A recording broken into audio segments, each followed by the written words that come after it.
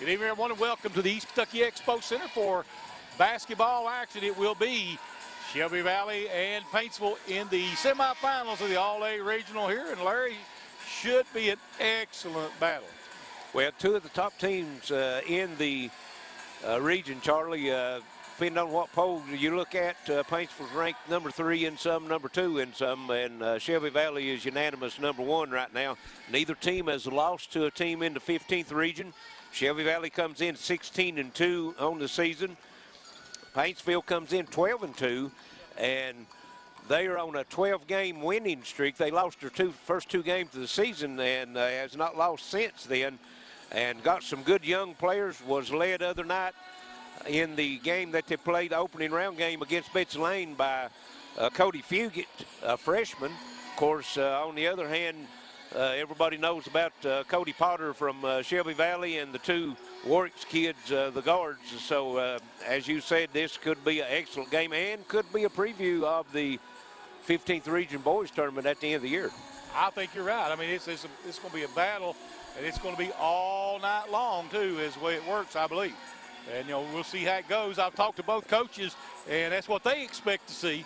You know, you're looking at it, and the strategy is going to be a big part of this game today.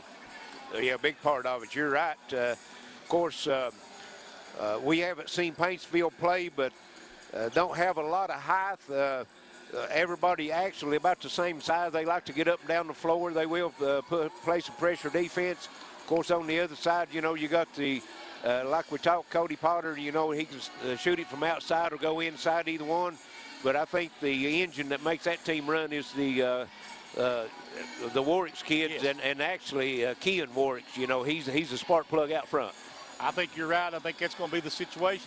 And, you know, we watched some teams play Shelby Valley and how they've guarded Potter, and that may make a difference, too, on how they do that.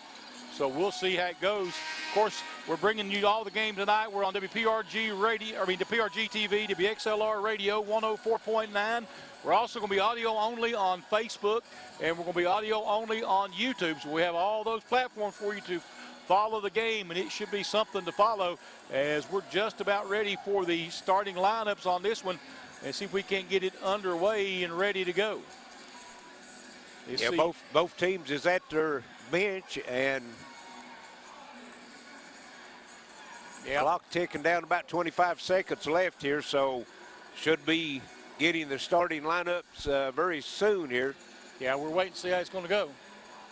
See how it's going to be. Got a veteran officiating crew out there, looks like. Yes, I think you're right. We'll see which one, how it works here as we're waiting on everybody to get set, ready to get it underway. And we'll wait for the starting lineups over here. And we'll try to get the starting lineups as they come to us. And you want to bring them to us? Yeah, I'll get them.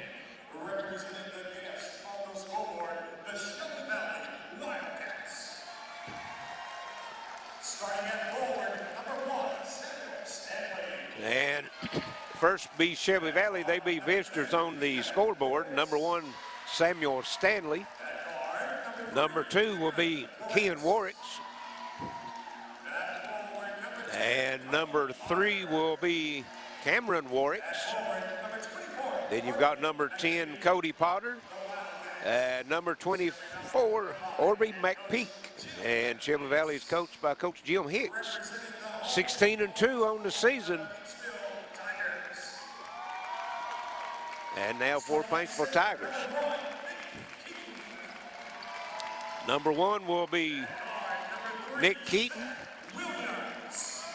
And number 3, Seth Williams. And number 4 will be Braxton Tharp. Yep. Number 12, Cody Fugit. And number 55, Brady Dingus. Paintsville comes in 12-2 on the season. They also have not lost to a 15th region team, and they're coached by Landon Sloan. Again, a good matchup here. These two teams match up well, and we'll see who makes the difference, because it's going to take a difference maker here tonight, I think, to give one team or the other a win. You're exactly right. Both of these teams, like you say, they'll get up and down the floor when the opportunity presents itself, but they also have a good half-court offense. And, of course, the defense will have a lot to do with it. We could see a low-scoring game if it turns out to be a defensive struggle. You're right, it could be. We'll see how it goes. It'll be Potter jumping center against Keaton. And Mike Hall getting set to throw it up and get us underway. And everybody's checked in. We're waiting on something. Make sure we're getting all the jerseys tucked in, and here we go. It'll be on the way down, so they'll have to they'll re-tip it. Both players anticipating a lot of energy going up here, and it'll be controlled by Shelby Valley. It'll be Kean Warwicks bringing it up the floor. And Paintsville coming out, and looks like it'll be a man-to-man or a box and one. Box and one looks like, Larry. Well, nope, now they're coming man-to-man. Man-to-man. But it's a matchup zone, actually, what it is. They're laying back into the paint. Kean Warwick shot no good. Rebound comes off to Nick Keaton. And here come the Tigers back up the floor quickly. And driving toward the basket, shot up on the reverse, no good. Rebound comes off to Kean Warwicks, and he'll bring it up the floor quickly. He'll take it all the way in. A little hook shot, good. Adjusted his shot with the defender coming at him and puts it off the glass and in. Yes. Good shot under pressure. Yep. Dingus into the front court with it. Gets it over to Fugit, back out front to Dingus now. Shelby Valley in the man-to-man. Dingus gives it up to Fugit. Deep three by Fugit is in and out. Potter can't get the rebound, but it'll be pulled down by Orby McPeak. Sorry, that was Samuel Stanley. There we go. They go underneath, ball turned over. Picked up by Keaton back the other way. There's a 15-footer that is no good. I think that's Seth Williams on the shot, and we're going to have a foul on the rebound. And that foul is going to go against Braxton Thorpe. His first, team's first. 6:35 to play here in the first quarter. Shelby Valley up 2-0. And it'll be Kean Warwicks bringing it up the floor. Warwicks, we'll have a timeout call. Is that what we got? Or a warning? Looks like we have a... I don't know if Coach Sloan said something to the official or was out of the box or whatever. We got a warning. Shot out of the corner by Potter, no good. Rebound put back up and a block, and there'll be a foul now on Paintsville. And that's going to go against Thorpe. That's going to be his second team foul. So at the free throw line will be Orby McPeak shooting 2. Free throw's no good.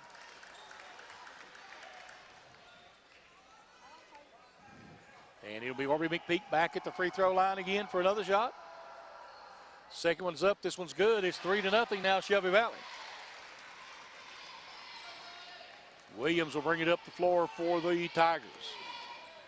Nice move by Williams, shot up, and it's short. Rebound comes off to Cameron Warwicks, and here comes Kean Warwicks bringing it up the floor. Kean Warwicks over on the right side. He'll go back and get the call from the coach, reset his offense. Just under 6 minutes to go here in the first quarter. Shelby Valley with the basketball. And we got a foul away from the ball. And it's going to go against Shelby Valley. That's going to go against Samuel Stanley working down inside, and that's his team's first. And it'll be Paintsville bringing it in the front court. And this time it'll be Dingus. Gets it over to Keaton. There's a drive and a pull-up, no good this time by Williams. We got a foul again. And that's going to go against Samuel Stanley also. So both teams with 2 team fouls, and both teams No, they called that one on Kean Warwicks too. Oh, 2. I thought he was holding up 1. Okay. Back out front with it is Fugit.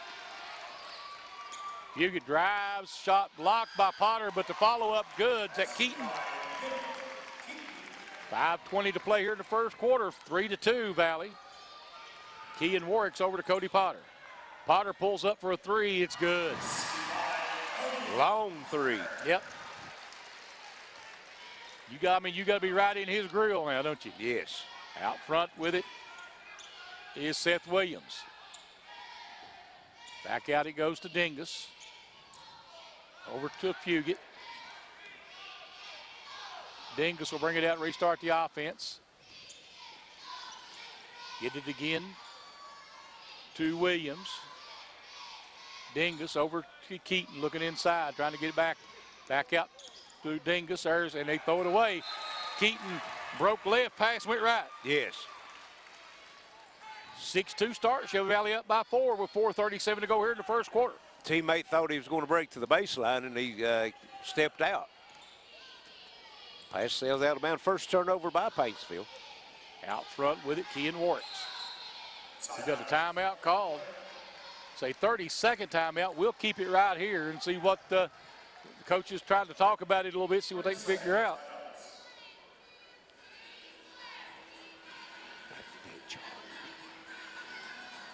And let's see, both coaches take their teams to the sideline. Right now, Shelby Valley winning the battle, Larry. We'll see how it turns out. Coach saw something he didn't like, trying to talk about it a little bit. Well, Shelby Valley with 2 turnovers, Paintsville with 1. Both teams with 2 team fouls. Shelby Valley right now winning the battle on the boards 5-3. Paintsville, out of their 3 rebounds, 2 of them has been off the offensive end. Back the other way now with Kean Warwick's at top. Puts it on the floor. He'll pull up just inside the 3-point line. Shot rolls in. And Kean Warwick's with 4, and it's 8-2 Shelby Valley. Yes.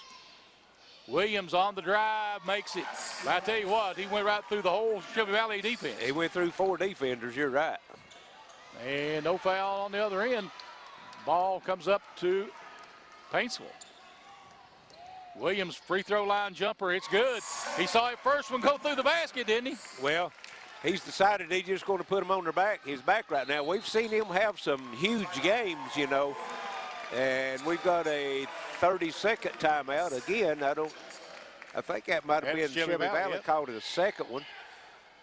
Come out of a timeout, and Paintsville went on a 4-0 run and cut a 8-2 lead to 8-6.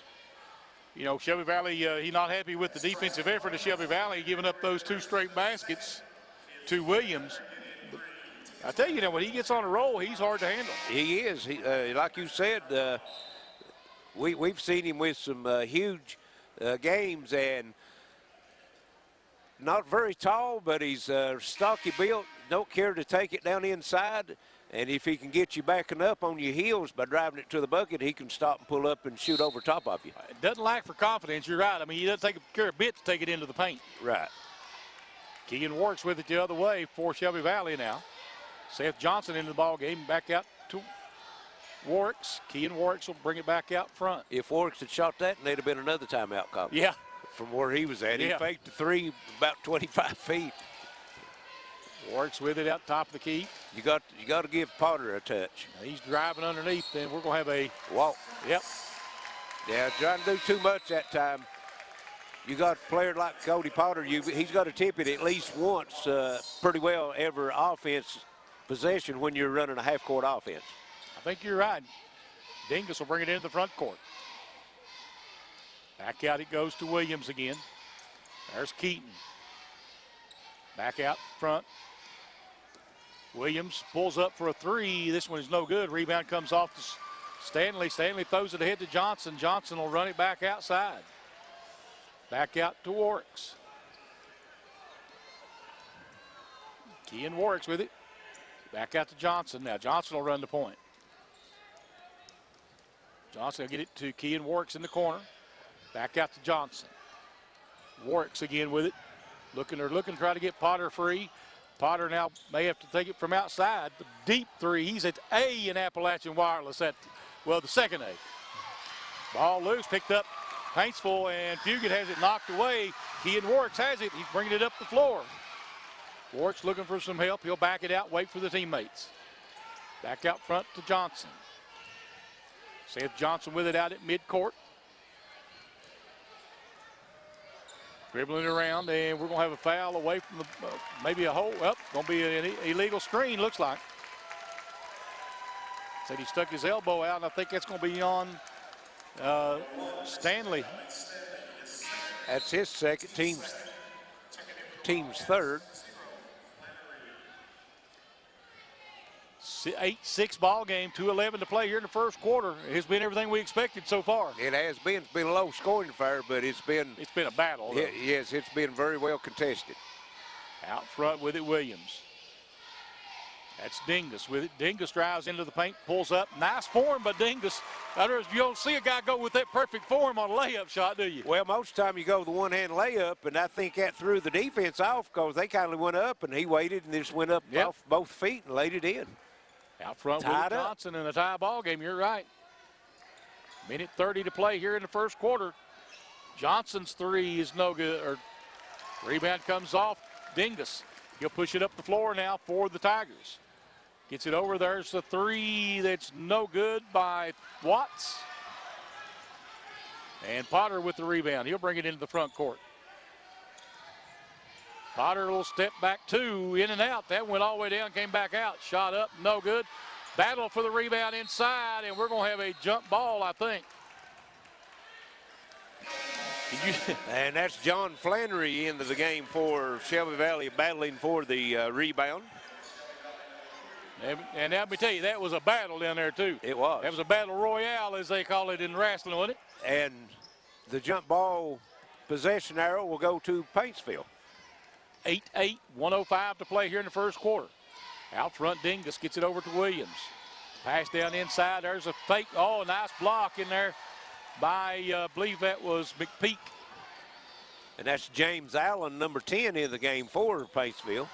Kean Warwick's on the drive, missed. Rebound comes off to Dingus.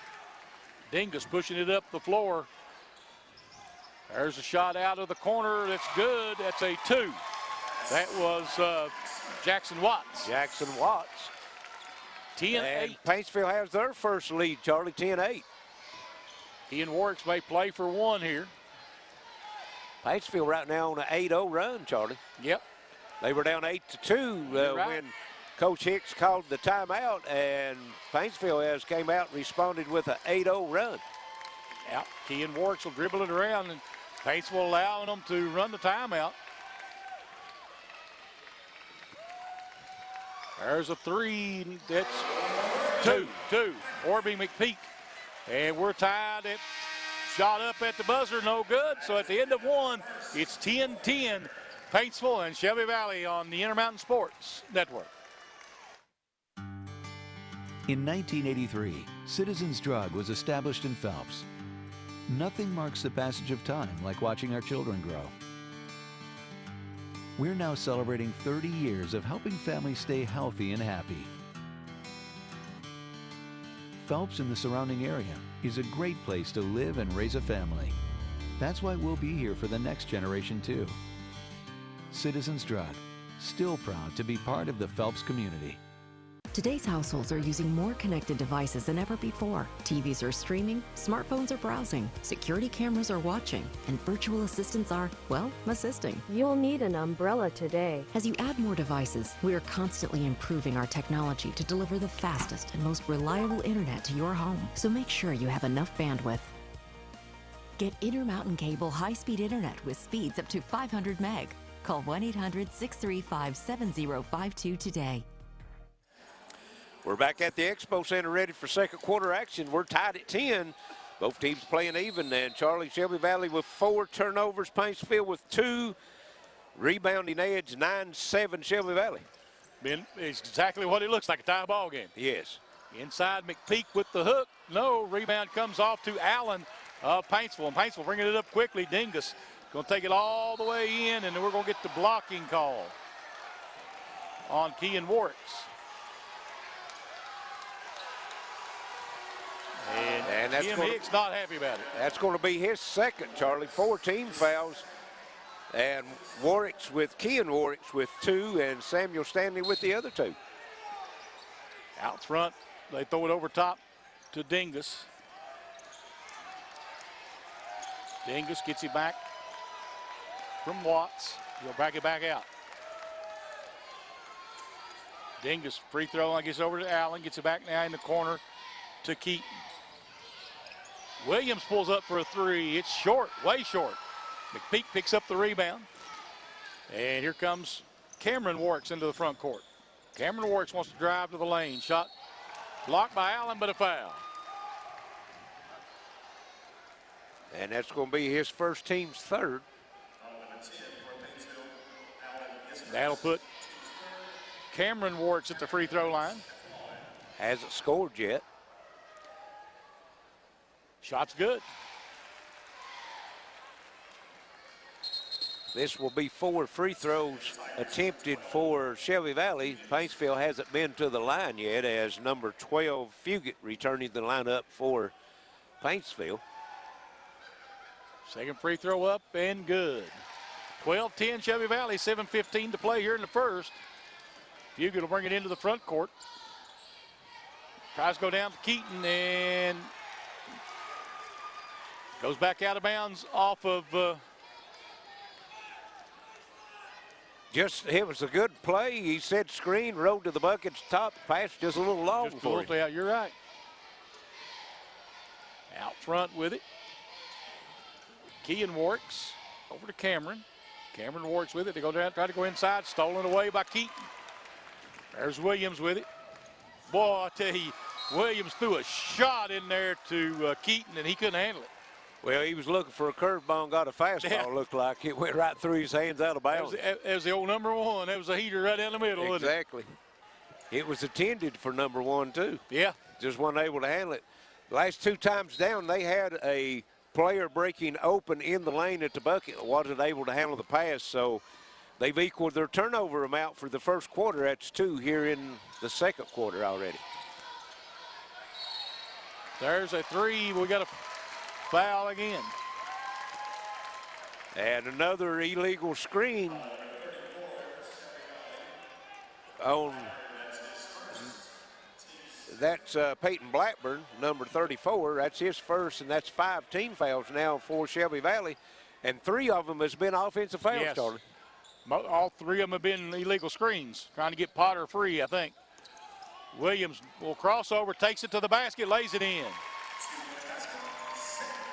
12-12, 6:12 to play here in the first half. You don't see Keaton Warwicks or Cameron Warwicks get beat on the dribble like that very often. No, that crossover was pretty devastating there, wasn't it? It was sweet. Kean Warwicks with it out front. Still out top of the key with it. Steps in, gives it back out there as Cameron Warwicks faking a 3. They'll get it back to Kean. This game has slowed down to a There's a 3 standstill. by Cameron Warwicks. It's no good. Rebound picked up. Williams takes it away. Williams takes it to the rack. Shot up and good. And another nice crossover, wasn't it? Yes, it was. Williams with 8 of the 14 points for Paintsville as they retake the lead, 14-12. 5:30 left here in the first half. Kean Warwicks over to Cameron. They try to go down inside to Potter. And ball knocked loose. Cameron Warwicks has it knocked away, but Kean Warwicks goes and gets it. Paintsville is getting a lot of tipped passes right now, Yes. Charlie. Not coming up with all of them, No. but they're really disrupting the offense right now. Well, I'll tell you what, they're all over Cody Potter. Yes. Kean Warwicks with it, pulls up for a 3, and it's no good. Rebound put back up by Orby McPeak. And we're tied at 14 with 4:50 to play here in the first half. In the front court with it again now is Fugit.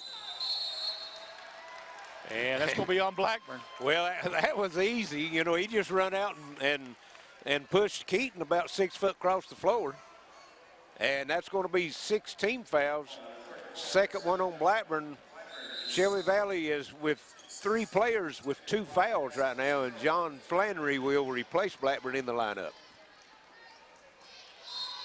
So it'll be Paintsville ball and tie ball game. 4:45 to play here in the first half. Blackburn might have thought he'd been on that front line in football, and he was blocking for the runner, wasn't he? Well, if Johnson was out there, he would have had all kinds of room to run.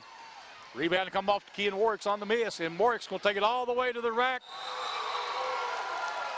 And a foul will be called on Fugit. I don't know about that one, Larry. Looked pretty sweet to me. Yep. It'll be Fugit, yep, his first, team's 4th. So at the free throw line, Kean Warwick's chance to give Shelby Valley the lead back, and does. Warwick's now with 5 points. Shelby Valley right now is 4 of 5 from the foul line, have 1 more coming. Second free throw's good, 16-14. Fugit bringing it up the floor. Little crossover of his own, has it knocked away, but it'll be a foul. I believe that'll be on Flannery. And that's going to be his first. That's 17 fouls, so it will be the 1-1. These will be the first free throws for Paintsville. Shelby Valley has 6 right now. At the free throw line is Fugit. Missed it. Rebound comes off to Cameron Warks. Kean Warks, top of the key with it. Backs it back out. 4 minutes to play here in the first half. 16-14 Shelby Valley. And they try to go inside. Flannery ball partially blocked by Fugit. He comes away with the rebound. He'll bring it down the floor on a 2-on-1 break. Takes it up, and he's going to be called for the walk. That's a good call. Yeah. That's a nice play that time by Warwick's, flashing in front of him, and he had to pick it up to keep it from being stolen and took the extra step. Might ought to give that one up. They had a 3-on-2. Yeah, as you should have given it up. You're right. Of course, he's a freshman, right? Right. Out front. But he's got some experience. Yeah. Out front with Played last year for him. Give it up to Cody Potter. Potter on the drive, and we'll get a foul. What we got? And Tharp will pick up the foul. That's going to be his 3rd. Team's 5th. And number 14, Jackson Watts, replacing him. Out front with it, Cameron Warks. And they're giving the Warks boys that 3 if they want it. Yes. When they played Pikeville, we was up at that game. In the first half, they backed off and gave him that, and he didn't Potter take tries it. to go down to McPeak. McPeak. Working hard. McPeak with the basket. Potter with the assist. Shelby Valley back before. Outscored Paintsville 8-4 so far here in this second quarter. Pull up shot, good. Out front by Dingus. Back the other way, Kean Warks. Kean Warks. Top gives it over now to Cameron Warks.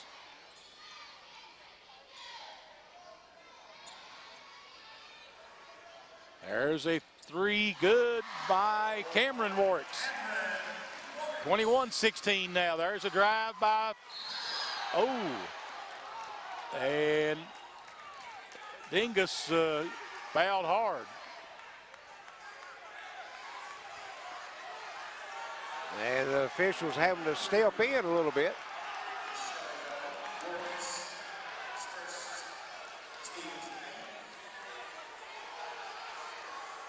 And that foul was going against Cameron Warwick. That's his first, team's 8th. Dingus will shoot 2. Free throw's good. He's got 1 more free throw coming. Number 30, Seth Johnson, returning lineup for Shelby Valley. Makes them both. 21-18 2:34 to play. In the front court, they give it now over to Cameron Warwicks, back out to Johnson.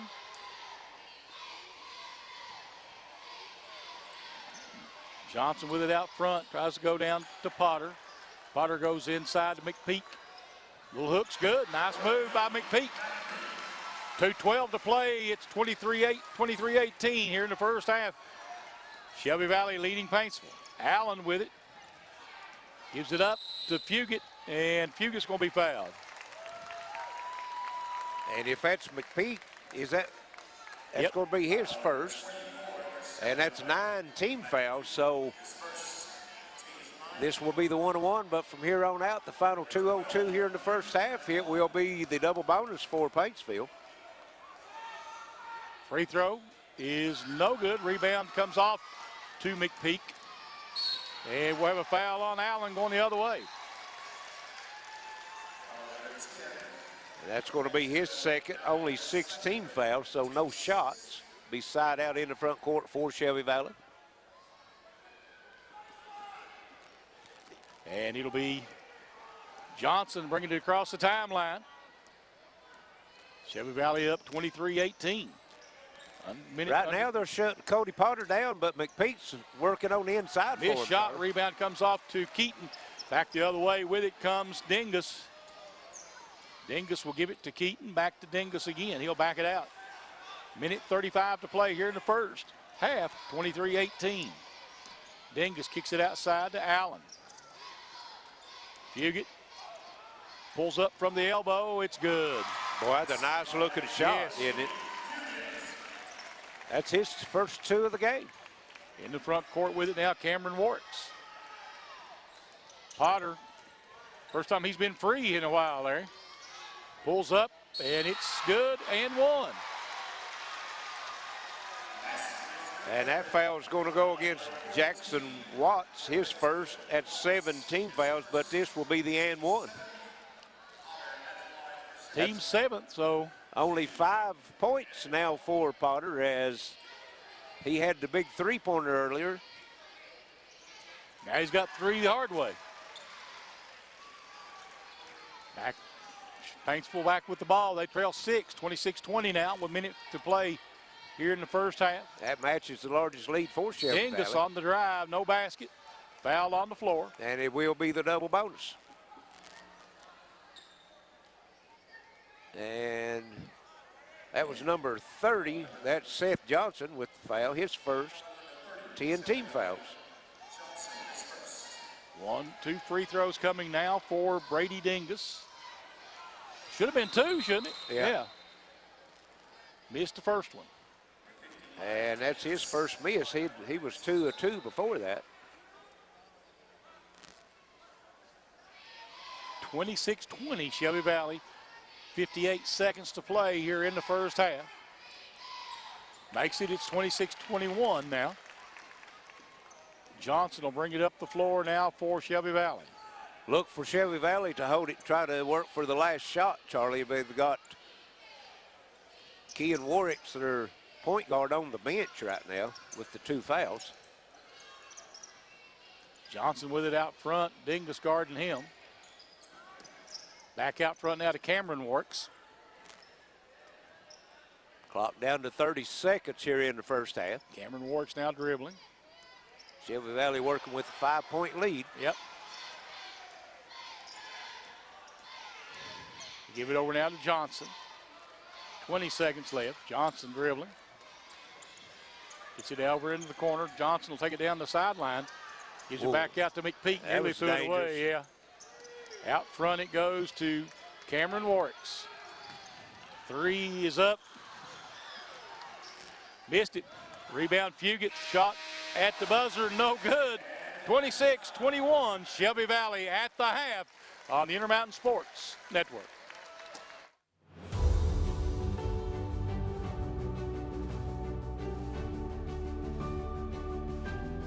Our mission, our goal, is to be the very best heart institute in the entire region. At Pikeville Medical Center, we have all the technology to do minimally invasive cardiac surgery. We took the busiest surgeon from Louisville, the busiest surgeon from Lexington, and the busiest surgeon from Charleston and combined them in a team to offer and deliver the best heart surgery care in the region, if not in the state.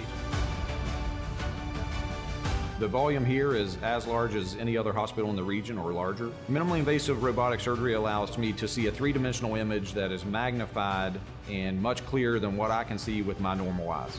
I helped someone and saved a life today. That's why I do heart surgery. We save lives. Together, we provide the most advanced heart care for the region. Let me introduce you to a pharmacy that doesn't need an introduction. See, Total Pharmacy Care might be new to you, but we've been in Eastern Kentucky since 1995. Filling prescriptions is all we do, so we get to know you and we answer your questions. Plus, you're in and out quick. And Total Pharmacy Care is locally owned and operated. So if Total Pharmacy Care is new to you, bring your prescriptions to one of our locations and meet an old friend. Total Pharmacy Care. It's not just a name, it's a promise. Business Internet just reached the tipping point. Tip your hat to the information age. Get a gig for business and upload robust files, complex videos, and compound reports at the same time, in real time, while saving time. For DISA and data, get a gig. Got it? Now get going.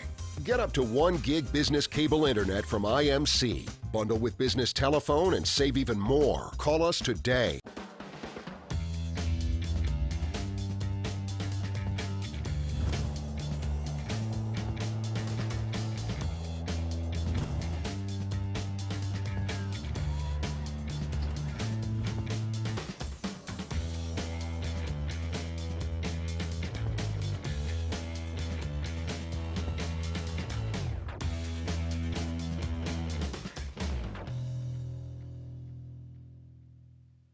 They say you spend about a third of your life waiting for something. Minutes just ticking by while life has you on hold. Total Pharmacy Care would like to give you a little of your life back. Now, we can't do anything about most of life's little delays, but you'll never have a long wait when you pick up your prescription because Total Pharmacy Care is more than a name. It's a promise. We're friendly, knowledgeable, and fast. Total Pharmacy Care, because you've waited long enough.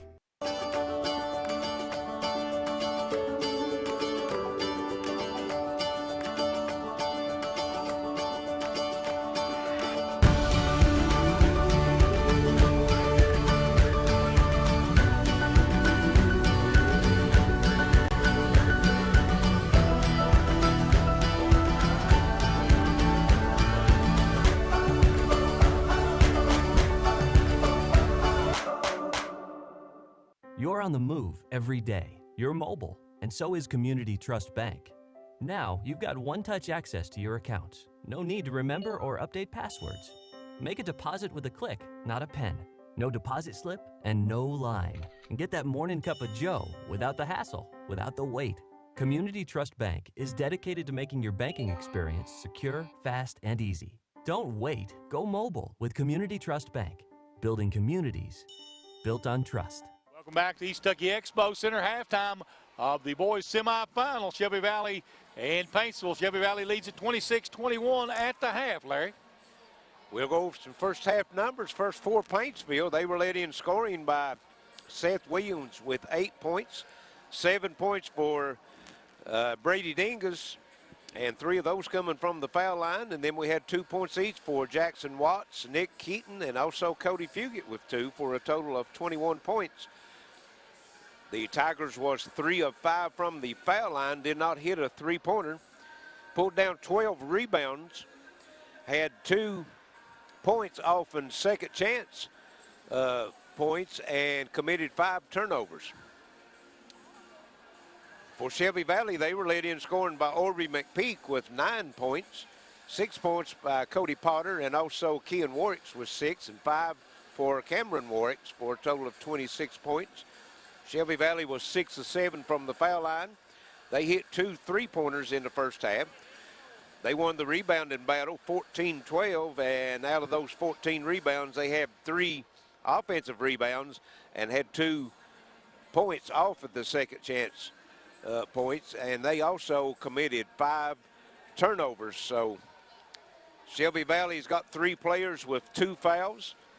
Paintsville has a starter, that's Braxton Thorpe with 3 fouls, and James Allen off the bench come in. He had 2 fouls. That's the foul trouble for both teams. So we're at the half, 26-21.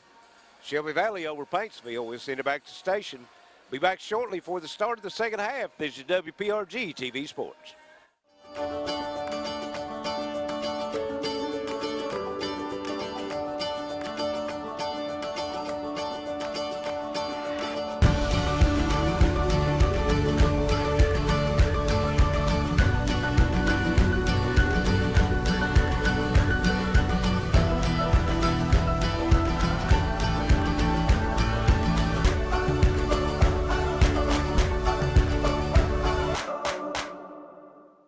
From the beginning, fast has been important. The volume here is as large as any other hospital in the region or larger. Minimally invasive robotic surgery allows me to see a 3-dimensional image that is magnified and much clearer than what I can see with my normal eyes. I helped someone and saved a life today. That's why I do heart surgery. We save lives. Together, we provide the most advanced heart care for the region.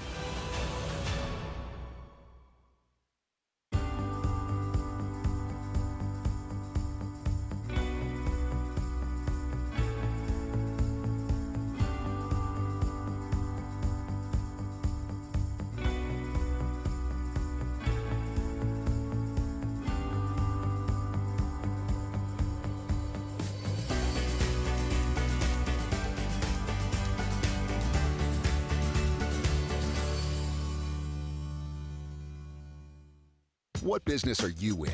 Building, growing, life-changing. Let us introduce ourselves. We're in the speed business. No, not that speed. 500 megabits per second speed. Enough speed for this, and this. Speed that delivers orders, big orders. Change your tax bracket orders. Ready for takeoff? Let's do some business. Get 500 meg cable internet from IMC Business Broadband for as low as $239 a month. Bundle with business telephone and save even more. In 1983, Citizens Drug was established in Phelps. Nothing marks the passage of time like watching our children grow. We're now celebrating 30 years of helping families stay healthy and happy. Phelps and the surrounding area is a great place to live and raise a family.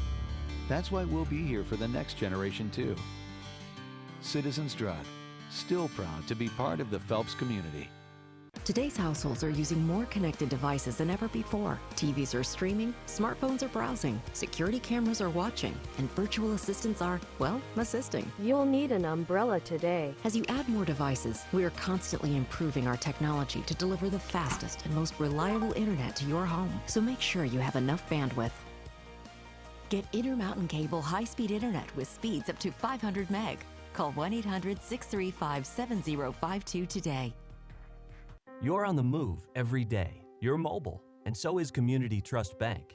Now, you've got one-touch access to your accounts. No need to remember or update passwords. Make a deposit with a click, not a pen. No deposit slip and no line. And get that morning cup of joe without the hassle, without the wait. Community Trust Bank is dedicated to making your banking experience secure, fast, and easy. Don't wait. Go mobile with Community Trust Bank. Building communities built on trust. Welcome back to the Expo Center. About ready for the second half action. And before we get started, I'd like to thank everyone for watching in on us on WPRG TV 105 HD and also Channel 5. Also streaming audio on WPRG Facebook and also YouTube and also WXLR 104.9. Appreciate everyone for watching and listening in to this very well played and heated game, Charlie, here in the first half. Two of the top teams, if not the 2 top teams in the region playing here in this semifinal, and the winner will move on to tomorrow for the championship game for the All-A Classic, and they'll play the winner of tonight's second game. That would be Pikeville and East Ridge, but very well played game here in the first half, Charlie. Only 5 turnovers for each team, and It's been a good defensive game on both sides, not letting their offense get started. You're exactly right. It's been a really well-played defensive game. I mean, both teams held well under their average. Shoot, both of them got players that are almost averaging that much. Yes. You know? Yes. So it should be in a good second half. This is it is a tournament, but this is big-time tournament atmosphere here tonight. Well, and as you know, neither one of these teams has lost to a 15th region team, so who comes out on the short end tonight will be their first loss in the region, and this could very well be a preview of a championship game at the end of the season. You're right. Keaton with a nice drop step, missed the shot. Rebound tipped back out by Potter. It'll be picked up by Shelby Valley. They need those. They do, yes. Kean Warwick's with it out front and the 5-point lead.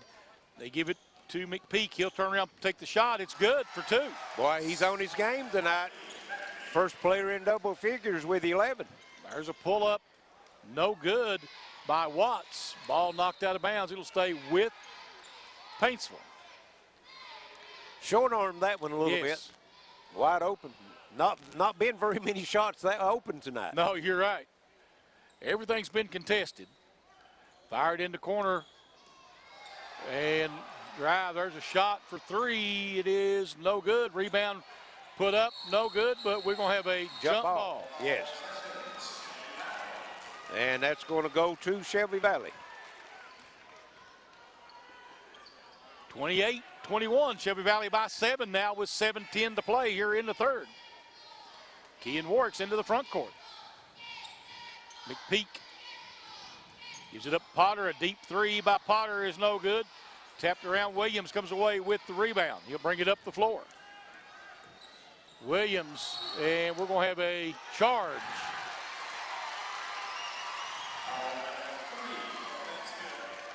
And that's going to be Williams first, team's first. And it'll be Kean Warwick's bringing it up the floor, 28-21, sorry. 7-point lead for Shelby Valley. There's Cameron Warwick's back out to Kean. They'll float it over to Potter in the corner for 3, and it's good. They got the pick, make it out. And that's the first double-digit lead by either team. Williams' free throw line jumper is in and out, no good. Rebound put back up, no good by Keaton, and the foul I think will be on Potter.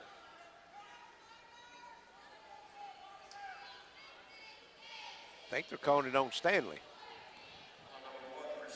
Okay. That's going to be his third. Team's first in the second half. Free throw good by Keaton.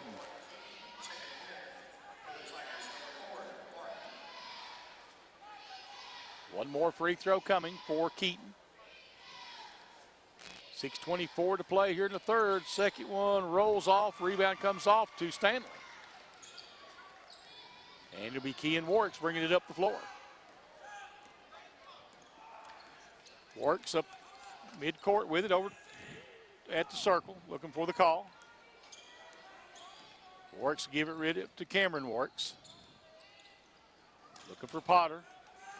Good defense that time by Tharp. McPeak working down low on Keaton, calling for the basketball. Yes. And they throw it a little bit too tall for Cameron Warwick's out of bounds. And that's the first turnover by either team here in the third quarter. 6 now for Shelby Valley for the game. Out front with it is Fugit. Gets it over down in the corner they go. There's Dingus on the drive, and he's going to be fouled.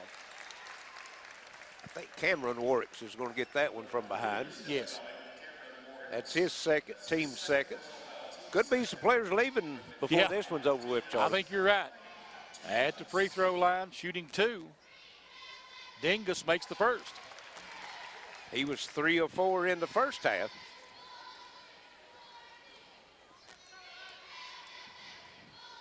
Second free throw by Dingus is no good. Rebound, Stanley. Cameron Warwick will bring it into the front court. Tries to go inside, throws it away. Keaton with a nice steal. Keaton will bring it up the floor. He's going to take it all the way to the rack. Missed it. Stanley with the rebound. and he'll give it up to Cameron Warwicks.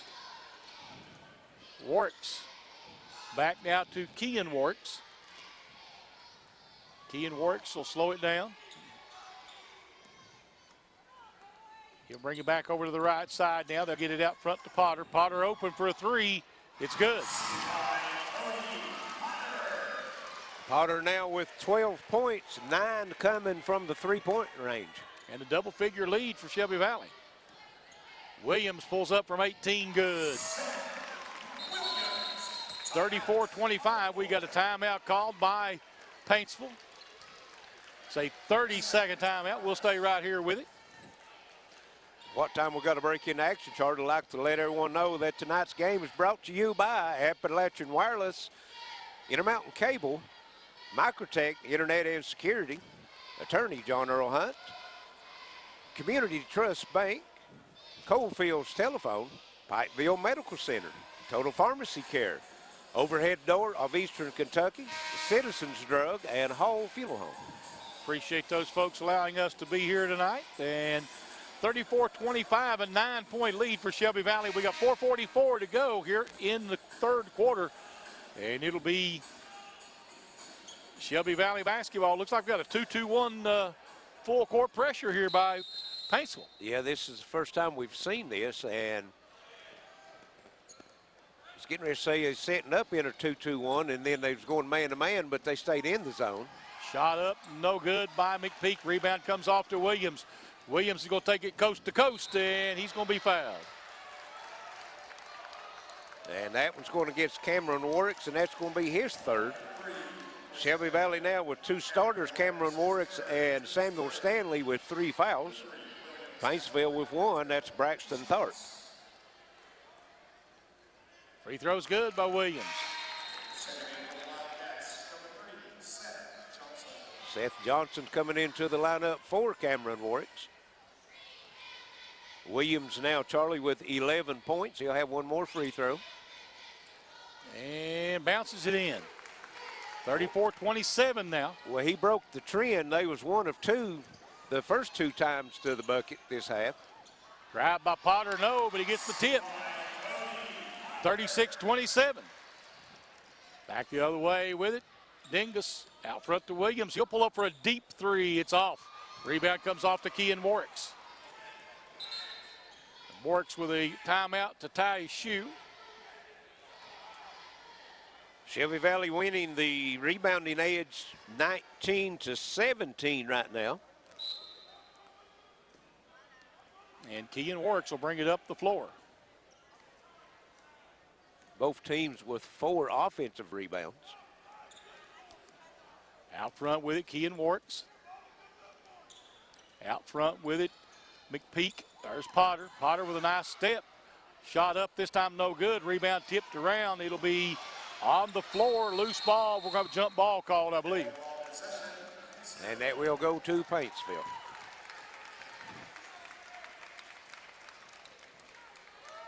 It's like the U-Pike Bears dropped one 88-78 to Lindsey Wilson tonight.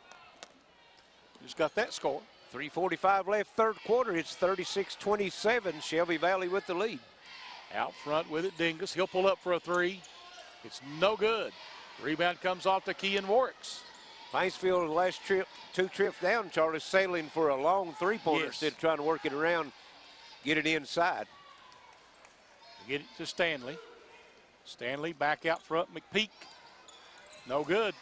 McPeak gets his own rebound underneath Stanley. They work it back out to Warwicks. Kean Warwicks with it. Warwicks top of the key. Gives it up to McPeak.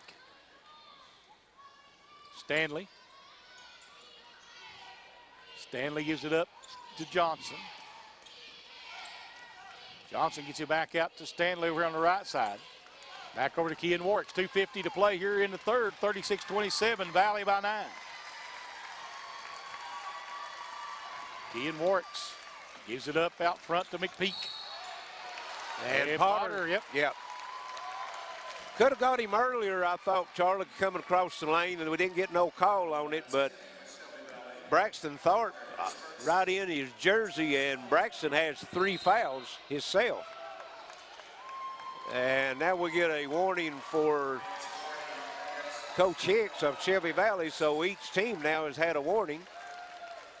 Next one will result in a technical.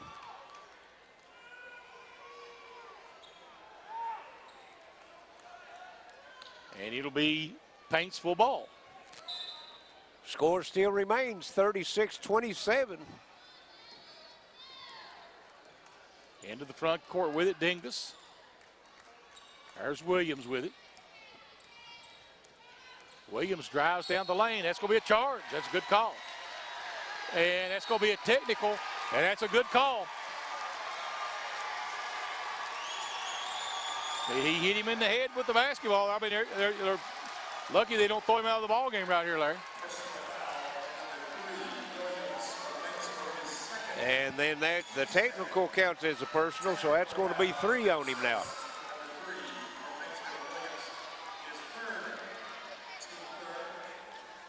So 2 shots coming for Cody Potter here from the technical foul.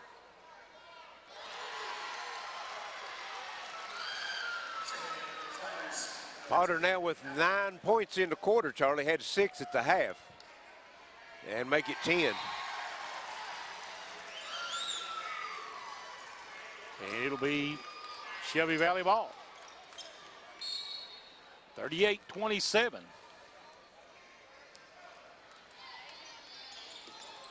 There's a near steal. Shot by Potter for 3 is good. Cody Potter lighting it up now, yes. Charlie. 13 points here in the quarter. Fugit with the drive, no. Rebound, and there's going to be a foul. That's going to be on McPeak or Potter 1. McPeek could have took your pick on that one, couldn't you? Yes, that's going to be 2 on McPeak. 5 team fouls. This will be 2. Free throw's good. 41-28. Keaton with the free throws.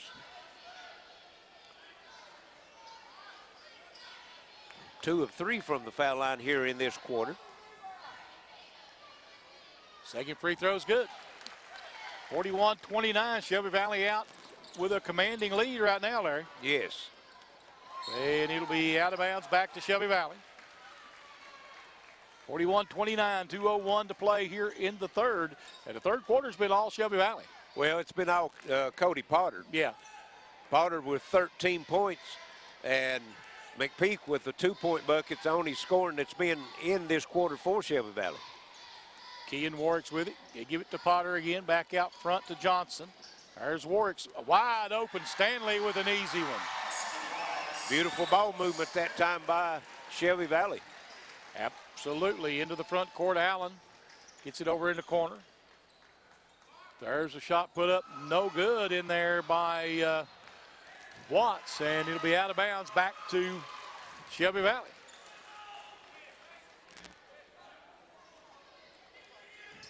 Johnson will give it back to Kean Warwick's. Warwick's into the front court. Back out at midcourt with it. He'll bring it over to the right side of it. Gives you back now to Johnson. Johnson, there's McPeak, shot in and out. Fight for the rebound. It'll be picked up by Paintsville, and there'll be a foul. Maybe, we'll see who they're going to call it on. I think it's going to be Stanley. Potter. Oh, Potter. Yeah. His second, team 6th. 43-29, Shelby Valley, 1:03 to go here in the third. And Dingus will bring it up the floor now for the Paintsville Tigers. Dingus takes it into the paint, kicks it into the corner to Allen. He'll shoot a 3, and it's no good. Fight for the rebound. It'll be picked up. Loose ball picked up over there by Kean Warwick's. And Warwick's will bring it into the front court. 40 seconds left here in the third. 30-second timeout so he can tie his shoe again. 43-29, 14-point lead for Shelby Valley. That's the largest of the game. There Warwick's breaks free. Little Euro step, no good. Rebound comes off in there to Nick Keaton. Allen will push it up the floor now for Paintsville. There's a deep three by Williams, way off. Rebound to Stanley.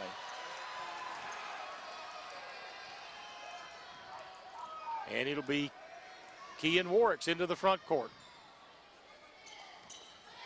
Shelby Valley going to work for the last shot. Charlie, it's down to 10.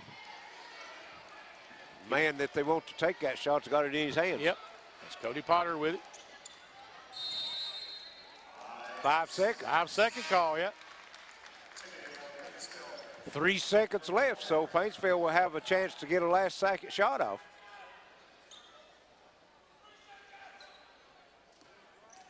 And it'll be Dingus bringing it into the front court, gets the shot off. It's going to be short. At the end of three, it's 43-29 Shelby Valley on the Intermountain Sports Network. It begins with a click. And no matter where you are, you have countless choices at your fingertips. On the road, on your break, even in your own backyard. A world of entertainment is just a click away. Simply go to imctv.com/watchtve to get started. Intermountain Cable, connecting you to everything that matters.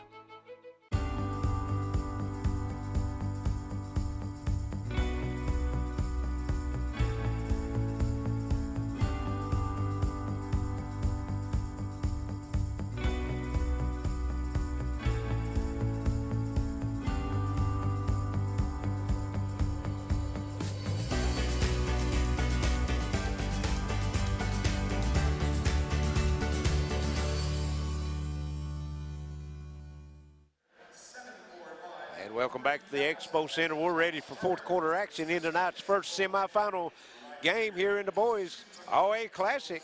And Shelby Valley has a 43-29 lead over Paintsville. And Shelby Valley will have the ball to start this fourth quarter, Charlie. And it'll be Kean Warwick's with it. He'll bring it into the front court now. Brings it over on the right side, and don't know the miscommunication there. I think he was looking for well, he Cameron thought Cameron was going to break to the bucket. You're right. 9 turnovers now for Shelby Valley. And it'll be a block on Warwick's. And that's going to be Kean Warwick's third. 17 fouls, so it will be the 1-1. Paintsville with only 3 team fouls right now, Charlie. Paintsville can be aggressive on the offensive end, try to go to the foul line, stop the clock, and score with it, not running, and try to get this lead cut down. Free throw's good. Yep, you're right. Big lead, though. 13 points right now for Shelby Valley. Second free throw's good. 43-31 now. Kean Warwick will bring it up the floor. Gives it up to McPeak. McPeak out front with it to Cameron Warwick. Fires it over to McPeak again. Orby McPeak takes it in the lane. He'll kick it back out to Kean Warwick. Gives it up now to Cameron Warwick. Cody Potter turn around into paint's good. Don't see him work down that low very often, but he can be effective. Yep, that was a smooth move right there. Back out front to Dingus. Three is short. Rebound, Keaton puts it back up and in. 45-33, Shelby Valley. Kean Warwick into the front court with it. Backs it out to midcourt. Gives it up now to Cameron Warwick. Cameron gives a little give and go back to Cody Potter. Potter puts it on the floor. We're going to get a foul on Watts. That's going to be his second. And the fourth team foul.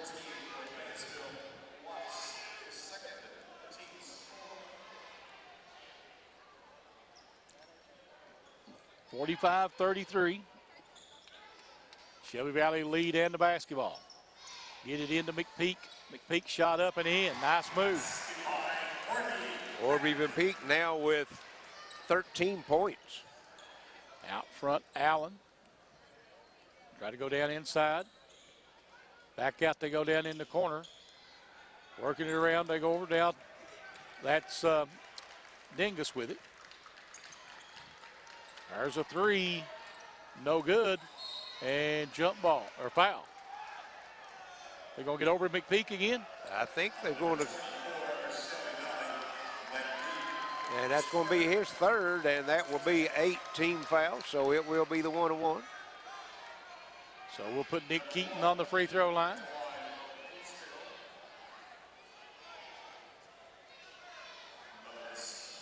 Keaton is 3 of 4 from the line. Free throw's good.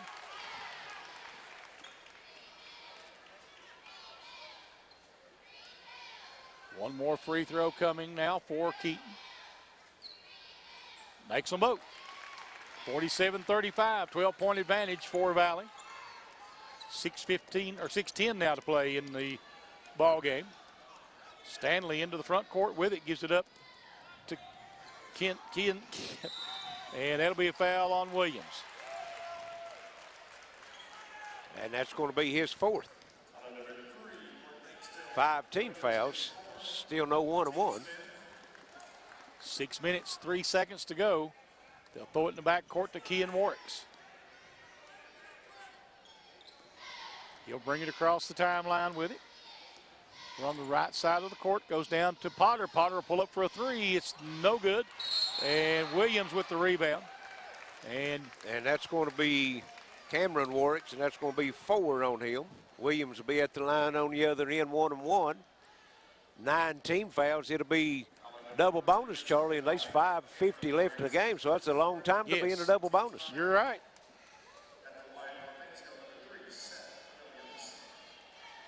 So Seth Williams at the line shooting 2 shots. Shelby Valley now with Cameron Warwicks with 4 fouls. Free throws no good. And they've got 3 players with 3 that's only fouls. 9 fouls there. Yes, that's what I said. You said it was 10, I'm sorry. Yes.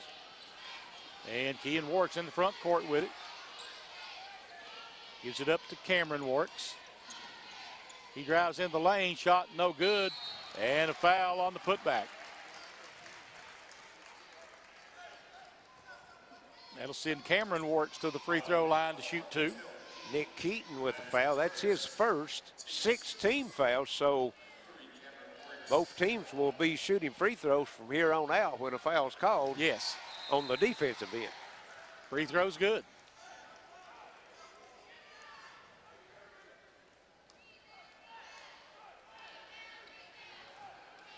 Second free throw up and no good. Rebound though, Potter, he puts it up, no good. Rebound, Keaton.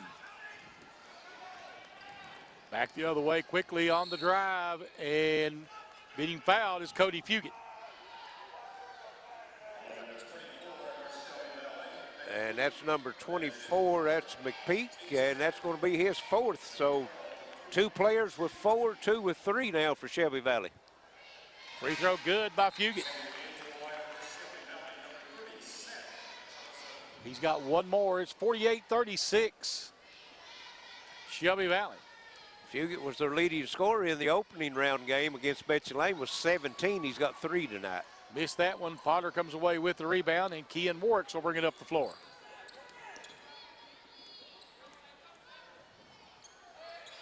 Warwicks picks up his dribble. He'll give it back to Johnson. They'll go inside. It'll be stolen away. Quickly back the other way. Too strong for Williams. He can't save it.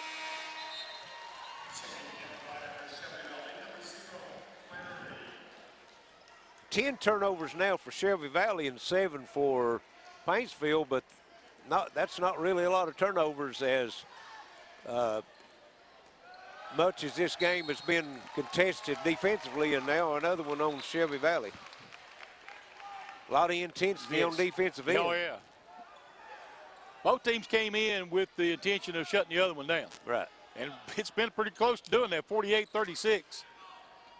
Well, both teams come in averaging in the 70s, and we're standing at 48-36 with 5 minutes to go. Fugit's 3 is no good, foul on the floor. And I believe that's going to go against Flannery. Flannery, that's going to be his second, and this will be the double bonus now for Paintsville. So Keaton will be shooting 2.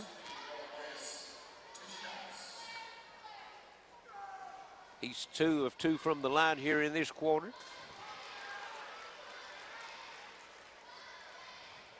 One more free throw coming after the first miss. This will be number 8 for him here in the game.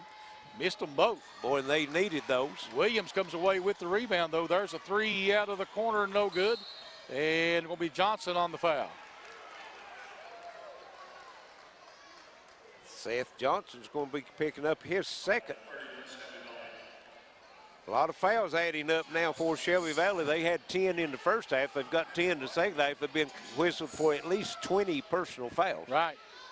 Keaton's free throw's good this time. 48-37 now, 4:51 to go.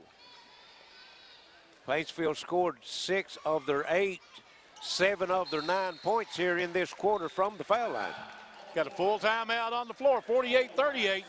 Shelby Valley with 4:51 to play. We'll be right back on the Intermountain Sports Network.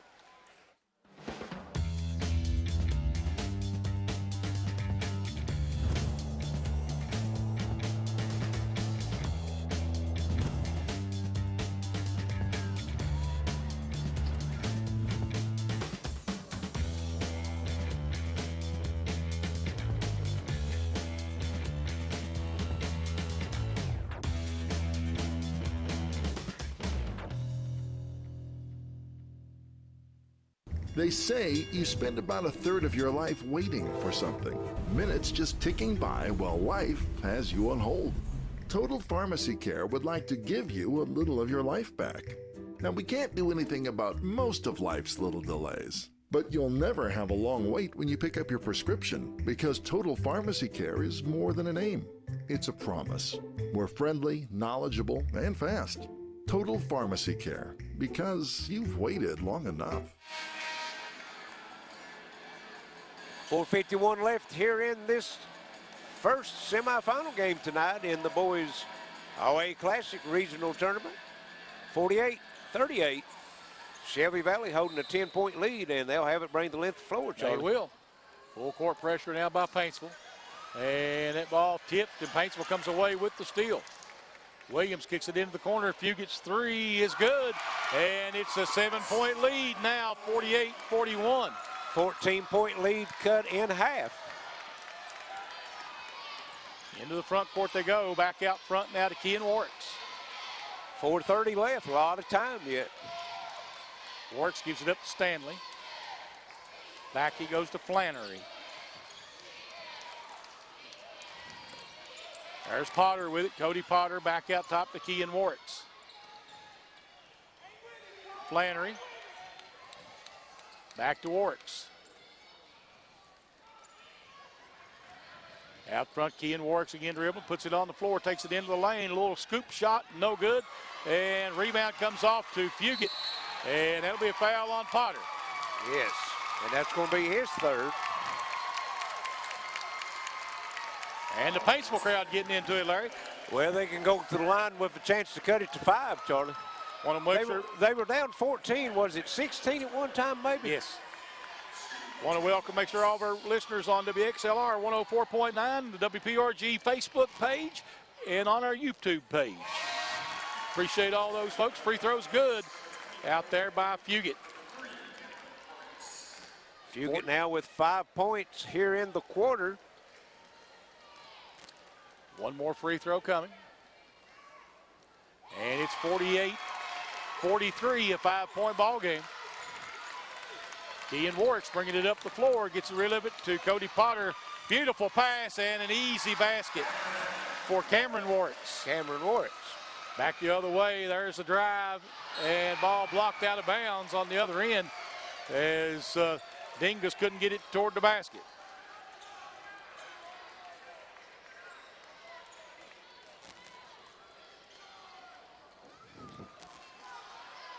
Out front with it, Dingus gives it up.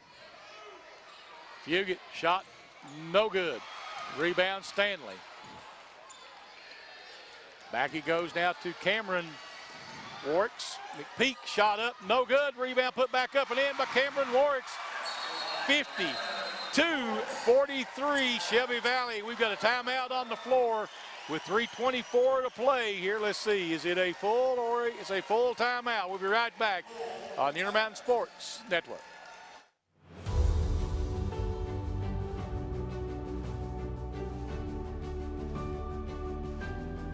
Our mission, our goal is to be the very best heart institute in the entire region.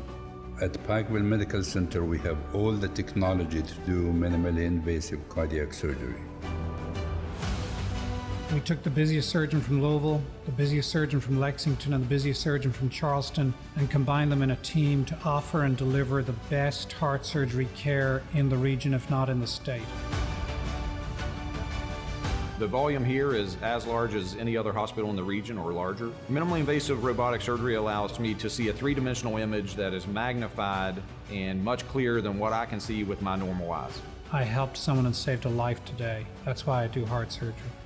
We save lives. Together, we provide the most advanced heart care for the region.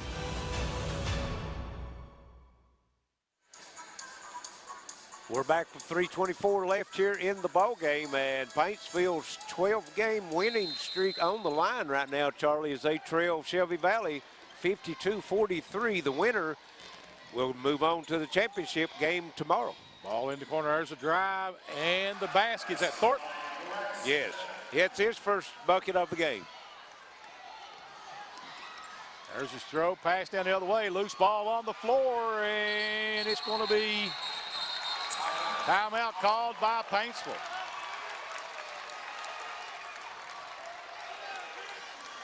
And that's going to be, it'll be Paintsville. Paul, let's see, is it a full timeout or a 30? I didn't pay attention. Yeah, 30 evidently. Okay, they're standing up. I just watching the show. Yeah, I understand. And let's see, it'll be Paintsville will get possession. Yeah, they made the steal and then called timeout. A great job by Paintsville's coaching staff to get that timeout. Well, Coach Hicks was wanting to know how they could call timeout, and by them giving the timeout, he actually probably saved the foul. Yeah. From one of his players. Yeah, I think so. I think you're about ready to have a whistle blown on the foul. So yeah, it'll be both teams with 2 timeouts left. Charlie Fugit gives it up in the front court. He'll get it back out to Tharp. There's Williams. Williams drives into the lane. A little scoop shot's good. You don't know where it's coming from when you do it. No, you don't. Cody Potter, 3, and it's good. Rose in. 55-47, 2:40 to go. Williams back the other way. He's going to drive in the lane, a little runner again, and there's going to be a blocking on Shelby Valley. And count the bucket. And that's going to be 4 on Samuel Stanley. Yep.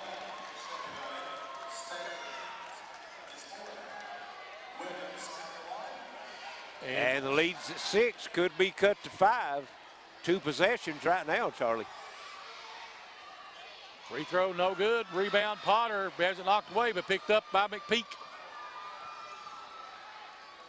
Kean Warwicks will bring it up the floor.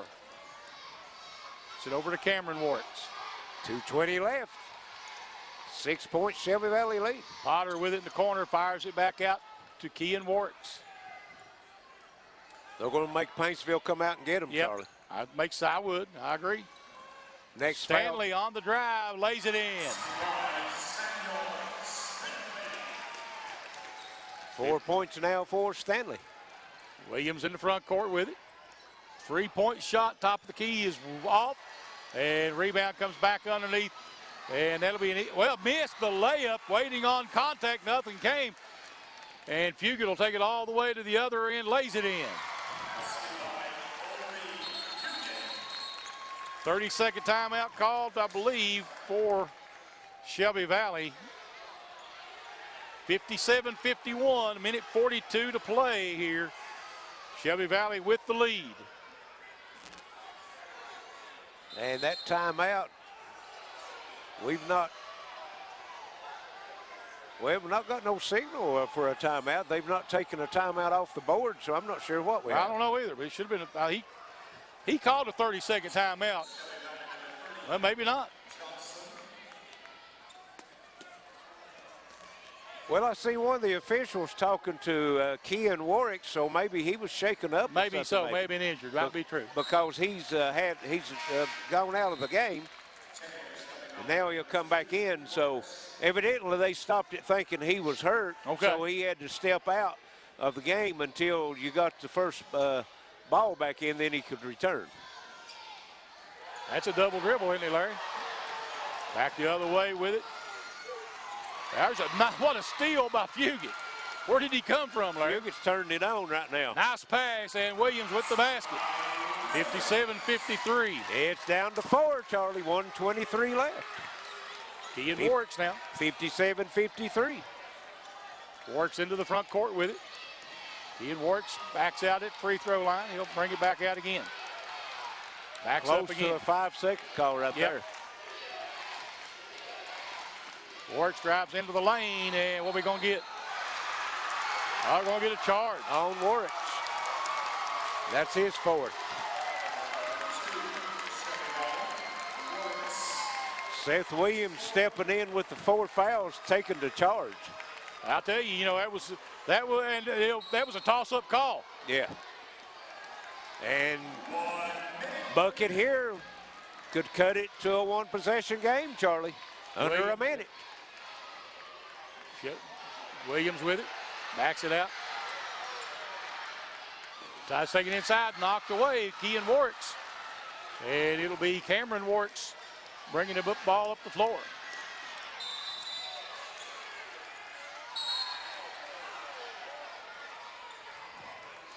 Cameron Warwick's will be fouled. Fugit will pick up the foul. That's going to be his second. That will be the 1-1. Clock stops with 42 seconds left. We have a 4-point game. Shelby Valley can hit their free throws, Larry. They can probably hold on.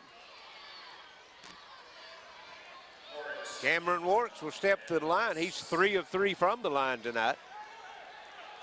Has 10 points. Takes his time, puts the first one up. It's good. 58-53 now, 42 ticks left in this one. Even with a make here, Charlie, it's still 2-possession game, but it just takes 2 threes. But you hit your free throws down the stretch in this one. I think you can hang on to it. Yes. And you're right, it's a 6-point game. Fugit will bring it up the floor. Fugit will try to drive it in the lane, missed. Thorpe picks it up, puts it in. Timeout on the floor, a 30-second timeout. Full timeout, 59-55. Shelby Valley with 30 seconds left. We'll be right back on WPRG TV. Today's households are using more connected devices than ever before. TVs are streaming, smartphones are browsing, security cameras are watching, and virtual assistants are, well, assisting. You'll need an umbrella today. As you add more devices, we are constantly improving our technology to deliver the fastest and most reliable internet to your home. So make sure you have enough bandwidth. Get Intermountain Cable high-speed internet with speeds up to 500 meg. Call 1-800-635-7052 today.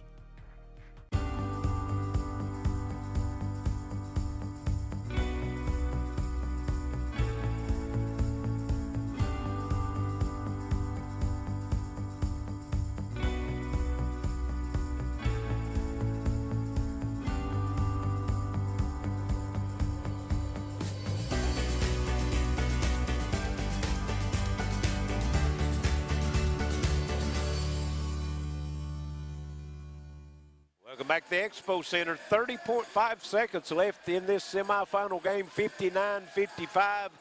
Shelby Valley with the lead. They'll have it bring the length of the floor. And Paintsville with 1 timeout left, Charlie. Both teams shooting free throws, 1-1 for Shelby Valley, double bonus for Paintsville. And a throw out up ahead to Kean Warwick, and he'll wisely bring it back out. And we'll have a foul on Tharp. And really, that's what he needed to do. I get it, because you got to get the ball back. Yeah. Take your chances at the free throw line. Right. And he's still the 1-1 right now for Shelby Valley. That's 18 fouls. Warwick has been there tonight for 2 free throws, made both of them. Cameron Warwick stepped up the last trip down and knocked the double, two big the 1-1 ones, down. Kean does the same thing on the first one. Holding the Tigers at bay right now from the free throw line. Paintsville has put 26 points on the board here in this fourth quarter, Charlie. Makes them both. 61-55. We got a full timeout on the floor. We'll stay right here with it. 24.6 left, Larry.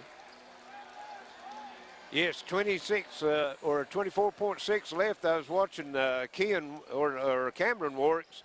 One of the coaches had to come out and get him. Maybe still a little jawing going on between him and one of the Paintsville players, but they've got him over at the bench now. A 6-point lead, 61-55. Paintsville will have it. They'll have to bring it to the length of the floor. And something tonight, Charlie, that usually you see the Paintsville players do that we've not had tonight. They've only had one 3-point shot made here in this game tonight, and that was made by Fugit here in this fourth quarter. And they've taken several of them, just haven't been able to connect. Now on the other end, Shelby Valley has knocked 6 down. And right now, that's the difference in the ball game, Larry. Well, that and rebounding. Shelby Valley 31-27 edge on the rebounding, but right now they have 9 extra chance points on those offensive rebounds. Paintsville only with 4. Only with they've got 5. But free throw shooting is a big thing right now. Shelby Valley is really making their free throws. Fugit out top, pulls up for a 3. It's no good. And rebound Stanley. Williams with the steal, though, gets it back out there. Fugit for 3, no. And that will be tipped away and run down by McPeak. And he'll be fouled. And that will do it, Larry. 7.4 seconds. I don't think there's enough time for Paintsville to come back here. No. 61-55. If he hits the 2 free throws, then that makes it a 3-possession ball game. Well, if he just makes one of them, it's a 3-possession ball game. Yeah, but it's still the 1-and-1. And he missed it. Williams will have it, bring it back the other way. Deep 3, nope. And Potter with the rebound, and that'll do it. 61-55. The Shelby Valley Wildcats will advance to the championship game against the winner of our second game tonight between Pikeville and Eastridge. We'll take a break and be back in just a few moments on the Intermountain Sports Network. You're on the move every day. You're mobile, and so is Community Trust Bank. Now, you've got one-touch access to your accounts. No need to remember or update passwords. Make a deposit with a click, not a pen. No deposit slip and no line. And get that morning cup of joe without the hassle, without the wait. Community Trust Bank is dedicated to making your banking experience secure, fast, and easy. Don't wait. Go mobile with Community Trust Bank. Building communities built on trust. Hot new titles available on demand. I gotta get my GED. Well, welcome to night school. Why are we in a ring? What's the square root of 81? What? My work here is done. Gnomes. They're so cute. This will be the first manned mission to land on the moon. 3, 2, 1. Order on demand. In 1983, Citizens Drug was established in Phelps. Nothing marks the passage of time like watching our children grow. We're now celebrating 30 years of helping families stay healthy and happy. Phelps and the surrounding area is a great place to live and raise a family. That's why we'll be here for the next generation too. Citizens Drug, still proud to be part of the Phelps community. It begins with a click. And no matter where you are, you have countless choices at your fingertips. On the road, on your break, even in your own backyard. A world of entertainment is just a click away. Simply go to imctv.com/watchtve to get started. Intermountain Cable, connecting you to everything that matters.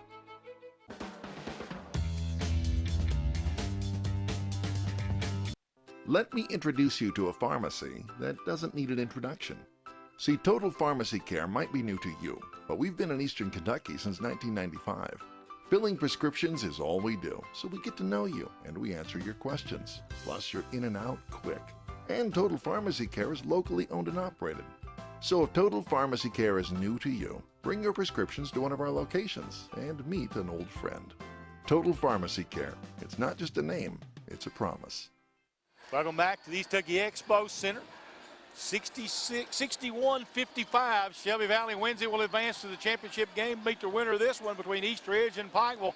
And Larry, I think you got some final numbers. I do, Charlie. First for Paintsville, they were led in scoring by Seth Williams with 18 points. 12 points for Brady Dingus. And out of those 12 points, 8 of those coming from the foul line for Dingus. Cody Fugit with 10 points, 9 points for Nick Keaton, 4 points for Braxton Tharp, and Jackson Watts with 2 points for a total of 55. Paintsville was 18 of 27 from the foul line, had 1 3-pointer, and Charlie, they put up 26 points in the fourth quarter on a valiant effort on a comeback. They come back from down 16, had it down to 4 points a couple times, but couldn't get any closer. Paintsville with 8 turnovers in the game. They had 28 rebounds, and off of those 28 rebounds, they had 5 second chance points. Now for Shelby Valley, they were led in scoring by Cody Potter. He was the leading scorer in the game with 24 points. Potter knocked down 5 3-pointers, had 12 points from Cameron Warwicks, 13 points from Orby McPeak, 9 of those coming in the first half. 4 points for Samuel Stanley and 8 for Kean Warwicks for a total of 61. Free throw shooting, Shelby Valley was 13 of 15. They had 6 3-pointers, as we said. Potter had 5 of those. They turned it over 14 times. They won the rebounding battle 33-28, and they had 9 second chance points on the offensive rebound. So Shelby Valley comes away with a big 61-55 win. They'll move on to the championship game tomorrow, scheduled for 2:30. Of course, talked to some of the tournament management before the game about the weather coming in, and they said that game would be played tomorrow some way or the other. The time could be moved if the weather comes in, but according to them, the championship game will be tomorrow. Right now, it's still scheduled for 2:30. They'll play the winner of tonight's second game between Paintsville and East Ridge. Oh, excuse me, Pikeville and East Ridge. Pikeville and East Ridge coming up right now in just a moment. That'll wrap it up for us here at the Expo. For Alex Baxter Radio Station, for Wayne Fugit, my partner Larry Cease, Charlie Pinson. We'll see you in just a few on the Intermountain Sports Network. Business Internet just reached the tipping point. Tip your hat to the information age. Get a gig for business and upload robust files, complex videos, and compound reports at the same time, in real time, while saving time. For DISA and data, get a gig. Got it? Now get going. Get up to 1 gig business cable internet from IMC. Bundle with business telephone and save even more. Call us today.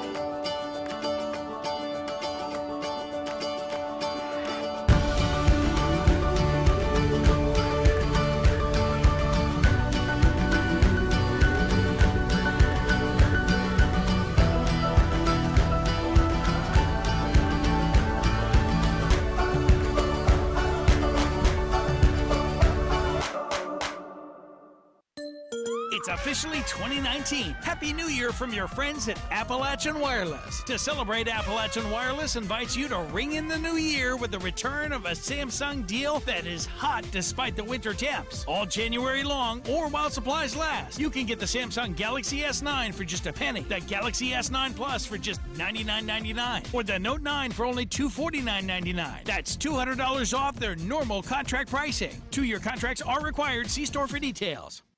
From the beginning, fast has been important. Today's world demands fast. Faster cars, faster planes, faster eaters. Whoa, that's too fast. So we know that your internet needs to be fast. Stay out of my way, fast. Surfing, streaming, downloading. You want fast, we got fast. At Intermountain Cable, we make sure your internet's fast. Up to 500 meg per second fast, because faster is better.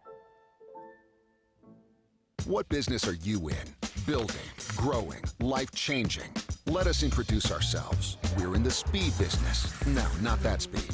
500 megabits per second speed. Enough speed for this, and this. Speed that delivers orders, big orders. Change your tax bracket orders. Ready for takeoff? Let's do some business. Get 500 meg cable internet from IMC Business Broadband for as low as $239 a month. Bundle with business telephone and save even more. Hot new titles available on demand. I gotta get my GED. Welcome to night school. Why we in the ring? What's the square root of 81? What? My work here is done.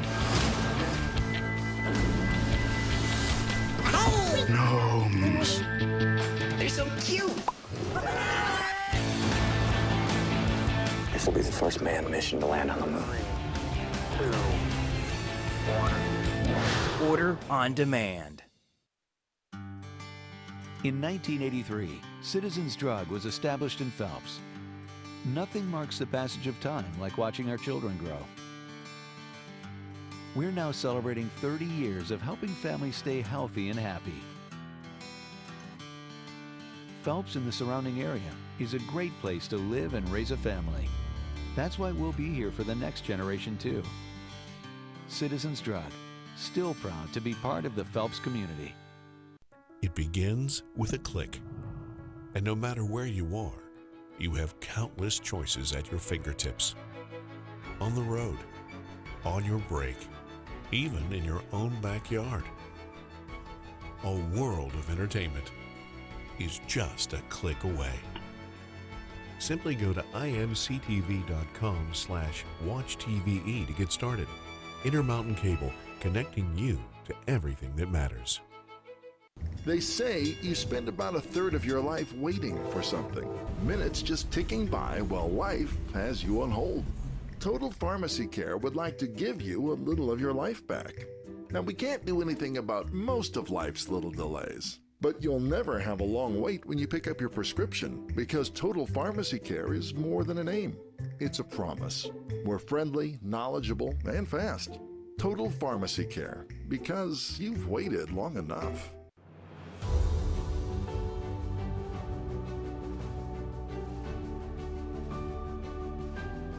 Our mission, our goal, is to be the very best heart institute in the entire region. At Pikeville Medical Center, we have all the technology to do minimally invasive cardiac surgery. We took the busiest surgeon from Louisville, the busiest surgeon from Lexington, and the busiest surgeon from Charleston and combined them in a team to offer and deliver the best heart surgery care in the region, if not in the state.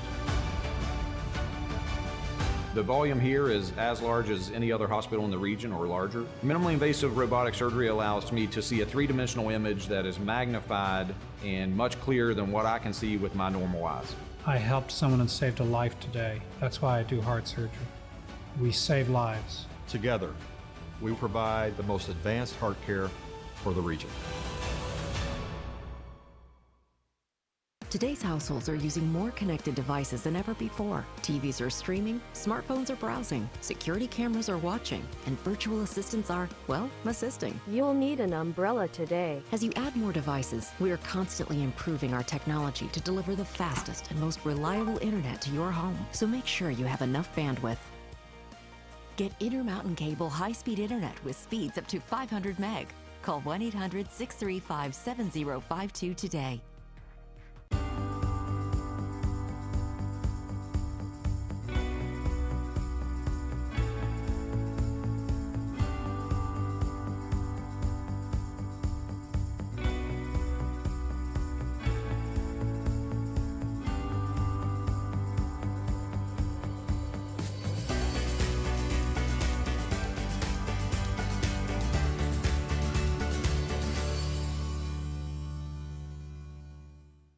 You're on the move every day. You're mobile, and so is Community Trust Bank.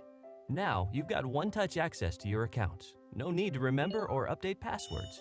Make a deposit with a click, not a pen. No deposit slip and no line.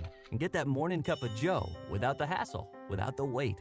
Community Trust Bank is dedicated to making your banking experience secure, fast, and easy. Don't wait. Go mobile with Community Trust Bank. Building communities built on trust.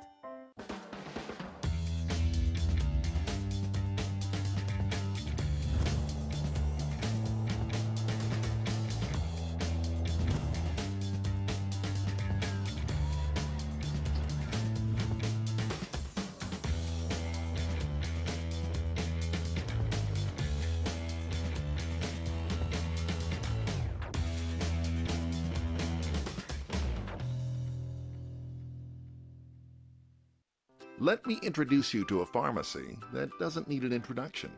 See, Total Pharmacy Care might be new to you, but we've been in Eastern Kentucky since 1995. Filling prescriptions is all we do, so we get to know you and we answer your questions. Plus, you're in and out quick. And Total Pharmacy Care is locally owned and operated. So if Total Pharmacy Care is new to you, bring your prescriptions to one of our locations and meet an old friend. Total Pharmacy Care. It's not just a name, it's a promise. Business Internet just reached the tipping point. Tip your hat to the information age. Get a gig for business and upload robust files, complex videos, and compound reports at the same time, in real time, while saving time. For DISA and data, get a gig. Got it? Now get going.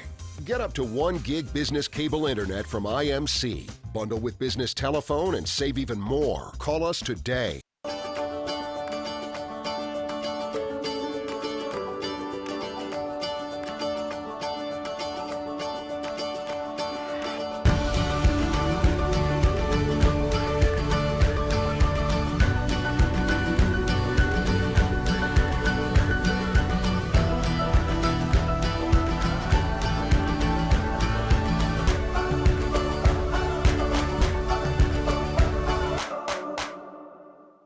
They say you spend about a third of your life waiting for something. Minutes just ticking by while life has you on hold. Total Pharmacy Care would like to give you a little of your life back. Now, we can't do anything about most of life's little delays, but you'll never have a long wait when you pick up your prescription because Total Pharmacy Care is more than a name. It's a promise. We're friendly, knowledgeable, and fast. Total Pharmacy Care, because you've waited long enough.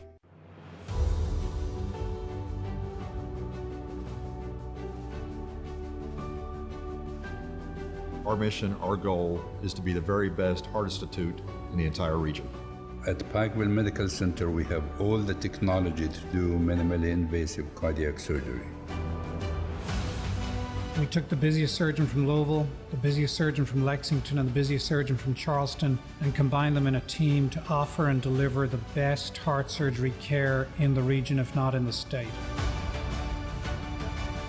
The volume here is as large as any other hospital in the region or larger. Minimally invasive robotic surgery allows me to see a three-dimensional image that is magnified and much clearer than what I can see with my normal eyes. I helped someone and saved a life today. That's why I do heart surgery. We save lives. Together, we provide the most advanced heart care for the region. Today's households are using more connected devices than ever before. TVs are streaming, smartphones are browsing, security cameras are watching, and virtual assistants are, well, assisting. You'll need an umbrella today. As you add more devices, we are constantly improving our technology to deliver the fastest and most reliable internet to your home. So make sure you have enough bandwidth. Get Intermountain Cable high-speed internet with speeds up to 500 meg. Call 1-800-635-7052 today.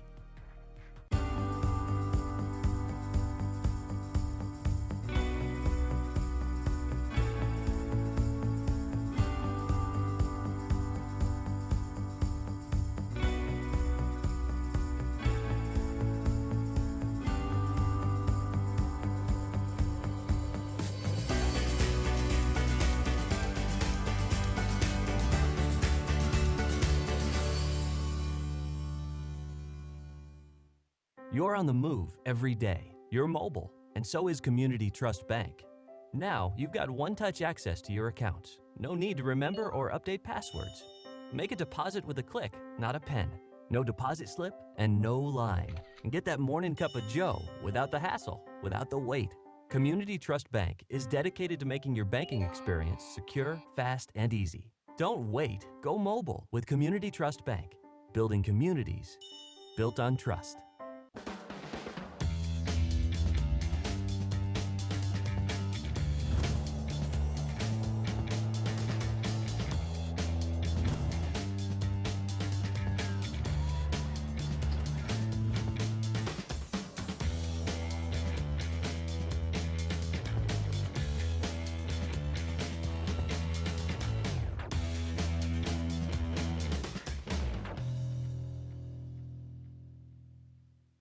Let me introduce you to a pharmacy that doesn't need an introduction. See, Total Pharmacy Care might be new to you, but we've been in Eastern Kentucky since 1995. Filling prescriptions is all we do, so we get to know you and we answer your questions. Plus, you're in and out quick. And Total Pharmacy Care is locally owned and operated. So if Total Pharmacy Care is new to you, bring your prescriptions to one of our locations and meet an old friend. Total Pharmacy Care. It's not just a name, it's a promise. Welcome back to the Expo Center. We're here ready for action in tonight's second game between Pikeville and East Ridge. The winner of this game will move on and play Shelby Valley as Valley defeats Paintsville in tonight's first game. And Pikeville comes in today's contest with a 10-6 record. They are 5-1 in the region. That one loss coming to Shelby Valley at Shelby Valley. And East Ridge comes into today's contest 6-10. They're 4-8 in the region right now. I tell you, should be an interesting matchup. Of course, Coach Randy McCoy back on the bench. Let everybody know that he had heart surgery here back earlier in the season and feeling good enough to come back and coach. Glad to see that out there, Larry. Want to get that out there first. Should be an interesting matchup coaching-wise. Coach McCoy's been around a long time, knows what he's doing. So, when he's back on the bench, that's going to make a difference out of this East Ridge team. Well, you're right. When Pikeville traveled to East Ridge and played them a couple weeks ago, we was over there, and that was Randy's first game back at the time. And like you said, we're glad to see him back. Pikeville with a win over at East Ridge. Of course, the girls won that same night, and East Ridge upset them in the girls' OA tournaments, but you never know what's going on.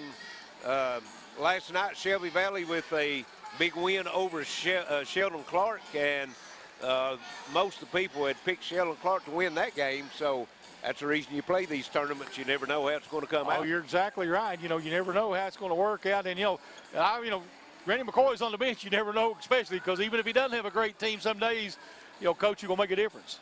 Well, talking to some of the fans that's here at that game last night said coaching made a difference in that game, they thought. And I said, well, that's not the first time Randy McCoy has out-coached another coach. Yeah. If that was the case, we wasn't here to see it. That's just talk, listen to somebody else talk that was here. Before we get started on the starting lineups, I'd like to let everyone know we're coming live to them on WPRG TV 105 HD, and also we're tape delayed on TV. We're live audio on WPRG Facebook and on the YouTube channel, and also on 104.9 radio. And there'll be the replay will come back Monday on these games. Not sure exactly time. I think maybe 7 o'clock. So you can turn on the TV and get the replay of these games as we're getting down ready to send it over to the PA announcer if he gets her mic this time. That's right. Last time he didn't get it, so we had to do it ourselves. But should be a good contest here in tonight's second game. I think so. I think these two teams will match up well. Pikeville probably the more talented team, but you never count out East Ridge. They're always going to fight back and be right in it. And they did over at East Ridge. They held them close for a while, and Pikeville ended up pulling away down the stretch. Well, they went into overtime last night, as we said, and come away with a win over Sheldon Clark. So.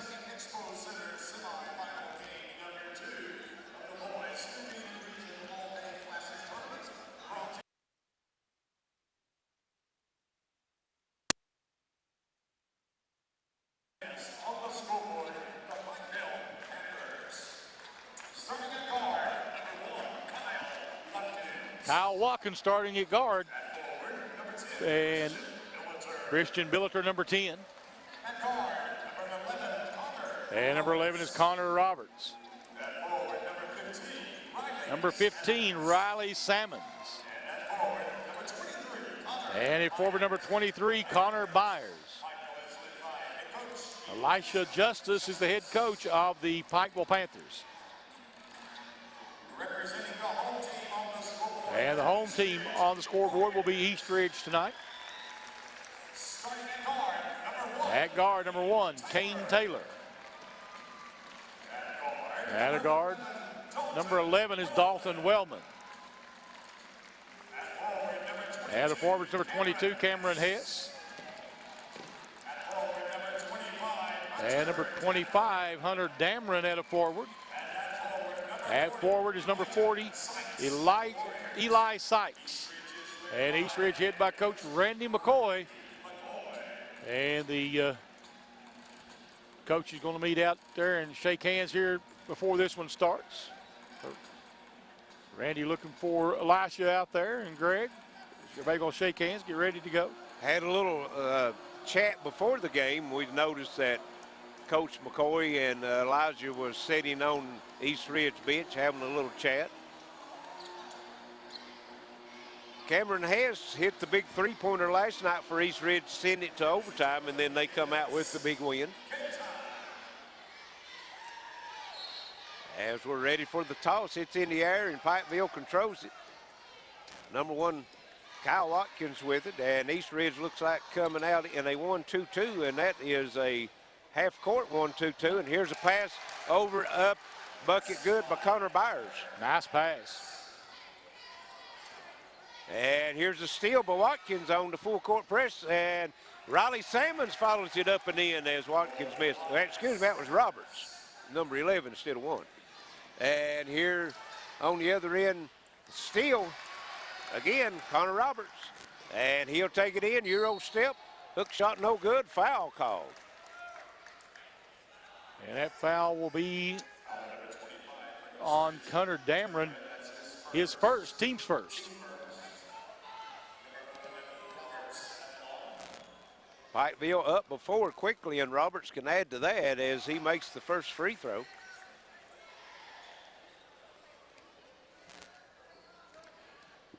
He'll have one more.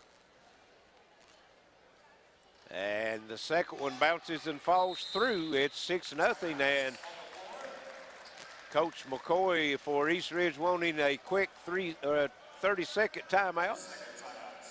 Trying to calm them down a little bit, Larry. I think they're trying to press a little bit too hard right now. Yeah, just less than a minute in, they always down by 6, and Pikeville could have been a little more than that. They've had a couple steals, putting a full court pressure on. That's kind of, indicative of what I think you'll see out of an Elijah Justice coach team. That's kind of his personality. Right. And the team's break huddle now. They're back on the floor, about ready to get back to action. Number 40, Eli Sykes, steps out of bounds. He'll trigger it in, and Pikeville in the full court man-to-man pressure. But they'll trap out of that as they've got East Ridge trapped over in the corner, and jump ball as Salmons took it away from East Ridge, but it will stay with the Warriors. That was number 25, Hunter Dameron, trapped in the corner. Sykes will look to get it in, gives it in to Dameron again, and now they get it into the front court. And here's a pass into the back court, over and back. Well, no, they're saying it's tipped. Now they're saying over and back. All three of the officials just looked at each other. Waiting on the other to call it, yeah. Right, they didn't know if it was tipped or not. Now they call over in the back, so it'll be a turnover East Ridge. Kyle Watkins with it for Pikeville into the front court.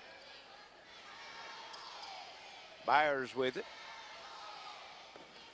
Puts it on the floor, gives it back over, and here's a three up by Watkins, and it's good. Kyle Watkins extends Pikeville's lead to a 9-0. And here's the pass up to Sykes. He goes in, reverse layup, up and good. Thought he might have been too far under the bucket, Charlie, but he was able to use good English to get that one in. And Riley Salmons, high arcing three, no good. Sykes with the rebound for East Ridge. And quickly in the front court, Wellman, and on the other end, laying it up and in is number 25, Hunter Dameron. So East Ridge with the defensive rebound and beats Pikeville down the floor for two. 9-4, 6:12 left here in the first quarter, just getting started. Here's Watkins down the lane. He's cut off, double team, gets it back out. Connor Roberts, three in the air, count it. That's 5 for Roberts now. 12-4, Pikeville with the lead. Shelby Valley gets in the front court. Taylor, inside it goes. Here's Sykes looking for a shot. Can't get it. Kicks it over. Shot no good. That was number 22. That was Hess. Pikeville with it in the front court. Roberts on the drive. A little scoop shot, no good. Gets his own rebound. Kicks it back out. Buildup 3. No good. Riley Salmons with the rebound. Puts it up and in. Impressive reverse by Riley Salmons. And Coach McCoy has been teed up.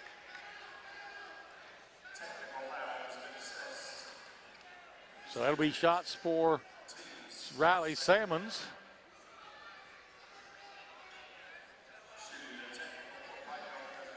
Riley Salmons will go shoot the 2 technical free throws.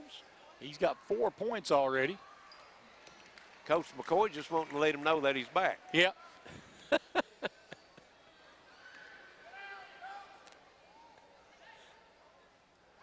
Free throw's good. Salmons makes the second free throw. 15-4, Pikeville with the 11-point lead. They'll have it at half court now on the after the technical free throws. Builder gets it into Watkins. Kyle Watkins with it, bounces it over to Connor Byers. Here's Roberts, and behind the back pass saved by Watkins, but it gets to Sykes, and then on the other end, Christian Builder with a big steal. Roberts, long baseball pass up the court. Watkins no good on the 3. Salmons with the rebound, and he's fouled. Riley Salmons working the boards hard here in this first quarter. Yes, he Charlie. is.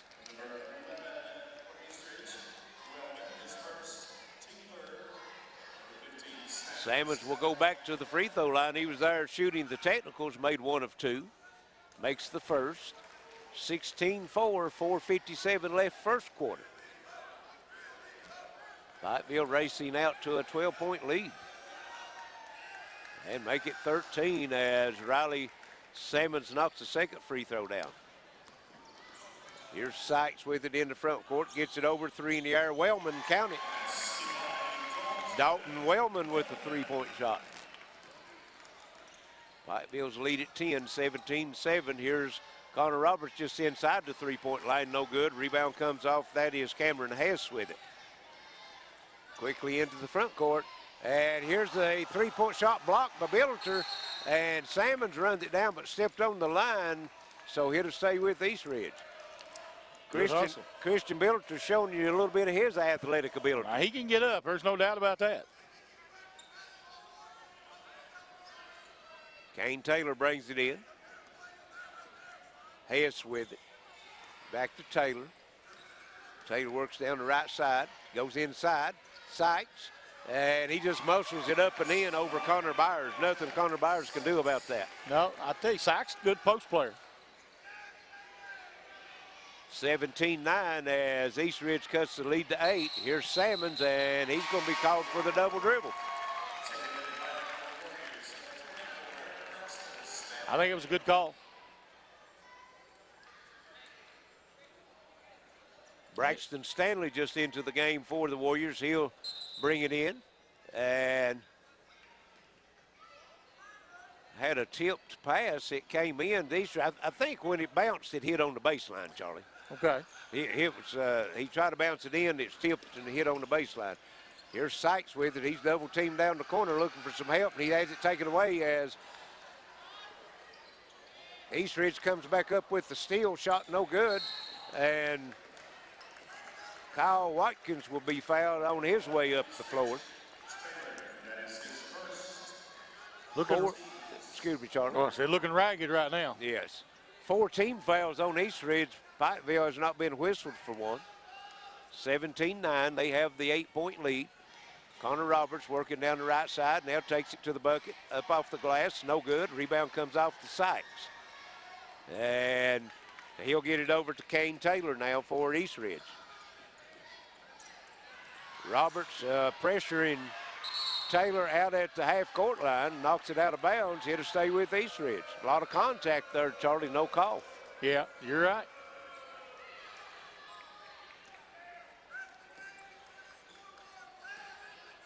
Taylor with it into the front court now.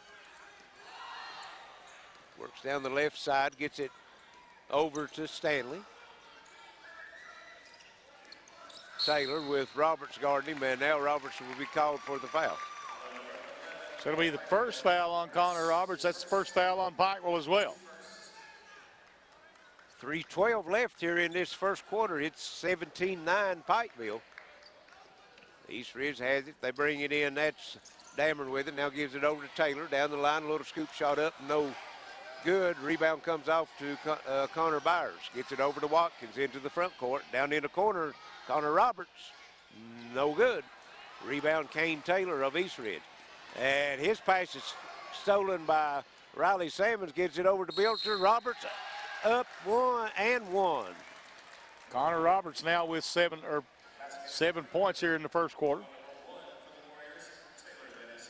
Taylor picks up his second foul, team's 5th. 19-9.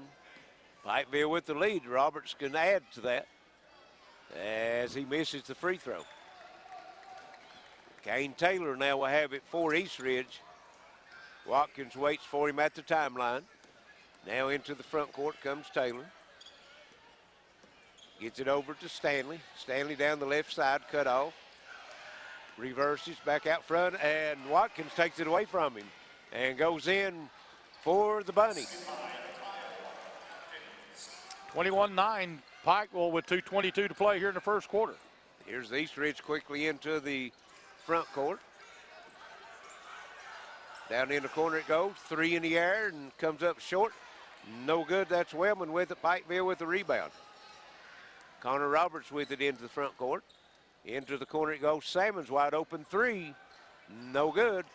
Rebound, Sykes. Gets it over to Taylor. Into the front court he comes. Gives it over to Sykes, free throw line, down the lane, splits the double team, puts it up, no good. Connor Byers with the rebound. And we've got a timeout, Pikeville. It's going to be a 30, so with 1:47 here in the first quarter, it's 21-9 Pikeville, Charlie. You know, Pikeville's defense right now has just been smothering on the East Ridge. They've not been able to get any kind of rhythm getting the ball up and down the floor. Had a couple nice trips down, hit a three-pointer and then a bucket in the lane, and then since then they've not got anything. You're right. I mean, you know, Pikeville's, I don't know how many steals they've got. East Ridge got 7 turnovers. I'm going to say there's probably 5 or 6 steals in that.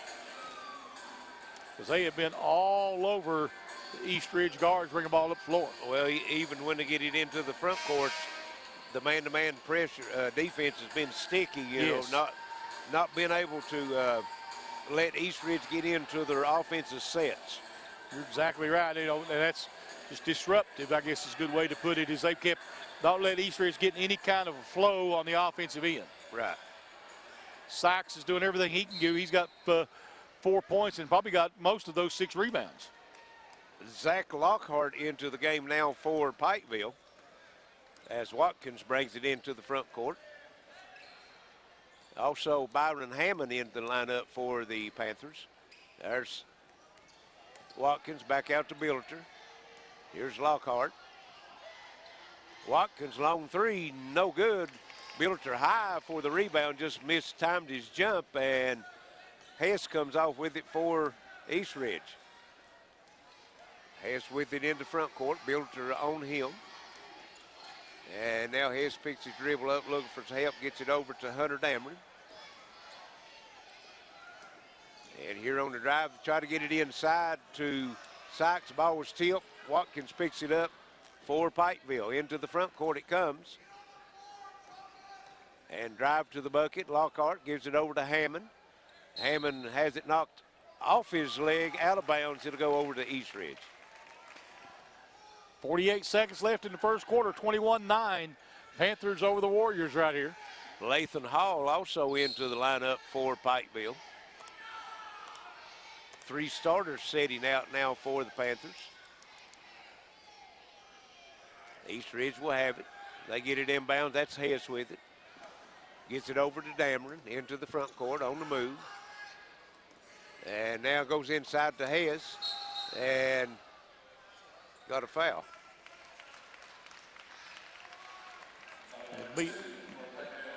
That'll be on Byron Hammonds, his first, team's second. And here's Hayes, steps inside the three-point line, trying to get it inside to Sykes, intercepted by Hammond. Another turnover, East Ridge, as Watkins walks it into the front court. 25 seconds all's left here in this first quarter as Pikeville spreads the floor. They're going to work for the last shot. Buildup just holding it on his hip out close to the timeline. Clock ticking down to 12 seconds now. Now we're under 10. Buildup puts it on the floor, 5 seconds, 4. Looks like he's going to go one-on-one. He takes it with Hess. Hess, good defensive pressure, knocks it out of his hands, and that's going to end the first quarter. It's 21-9, Pikeville over East Ridge. We'll send it to station, be right back. This is your Intermountain Sports Network. From the beginning, fast has been important. Today's world demands fast. Faster cars, faster planes, faster eaters. Whoa, that's too fast. So we know that your internet needs to be fast. Stay out of my way, fast. Surfing, streaming, downloading. You want fast, we got fast. At Intermountain Cable, we make sure your internet's fast. Up to 500 meg per second fast, because faster is better. It begins with a click. And no matter where you are, you have countless choices at your fingertips. On the road, on your break, even in your own backyard. A world of entertainment is just a click away. Simply go to imctv.com/watchtve to get started. Intermountain Cable, connecting you to everything that matters. Welcome back to the East Kentucky Expo Center, 21-9. Pikeville with the lead as we get ready to start the second quarter action here. Pikeville will have it to start the second half. And Lathan Hall will step out of bounds and trigger it into Connor Roberts. Roberts works, gets it back to Hall. He works it down the lane, outside Lockhart, open three, no good. Rebound, Lathan Hall. Gets it out to Roberts. Roberts looks to go inside of Hammond. Back to Roberts, into the corner it goes. Three in the air, Lockhart again, no good. Lathan Hall again with the rebound, just a repeat from the first shot, Charlie. Ball loose on the floor, scramble for it, and we're going to end up with a held ball, and it will go to East Ridge. A lot of scrapping going on that time under the basket. Yes, they was. 7:33 to go here in the second quarter, 21-9, Pikeville. Stanley brings it in to Wellman. And into the front court it comes to Sykes. Sykes, Hess broke open under bucket, didn't see him. Now long cross court pass goes to Dameron, too high out of bounds. Another turnover, East Ridge. Yep, I'm sure Randy McCoy not happy about that missed pass because he was wide open. Yes. So the Panthers will bring it into the front court now. Connor Roberts. Right down the lane to the bucket, up, rolls off, no good. Sykes comes with the rebound. Gets it over to Hess. Hess works it into the front court for the East Ridge Warriors, and Roberts nearly stole it. Hess got on the floor picking it back up. Come across with it, a three in the air, no good. That was Wellman. Rebound comes off to Pikeville. Zach Lockhart end to end, a lot of contact, nothing called, and he puts it in. 23-9 Pikeville. Quickly in the front court comes the Warriors. That's Dameron with it. Gets it back out to Hess. Cross court it comes to Wellman. Wellman now works it down inside to Sykes. Sykes working on Byers. Couldn't get nothing done. Number 12, that's Tate Walters in. Or excuse me, number 12 would be Connor Puckett for East Ridge. Looked at the wrong roster. Wellman with it. Long three in the air. No good. Rebound comes off to Connor Roberts. Here it comes up to Riley Salmons. Straight to the bucket. Left-handed shot up off the glass. Good. Riley Salmons, just a freshman, Charlie. He's going to be a good one, isn't he? 25-9 now as Pikeville extends their lead to 16. Dameron with it in the front court for the Warriors. And gets it over to Hess. Hess is on the move. Takes straight to bucket. Left-handed shot up, no good. Battle for rebound as Sykes comes up with it, and he's fouled on the putback. Going to be on the floor. No shot. Lockhart picks up his first, team's third. And Jackson Potter and number 24 is Braxton Stanley coming in for East Ridge. Potter will take it out of bounds. And he's looking to bring it in, still looking. Now he gets it in. That's Sykes with it.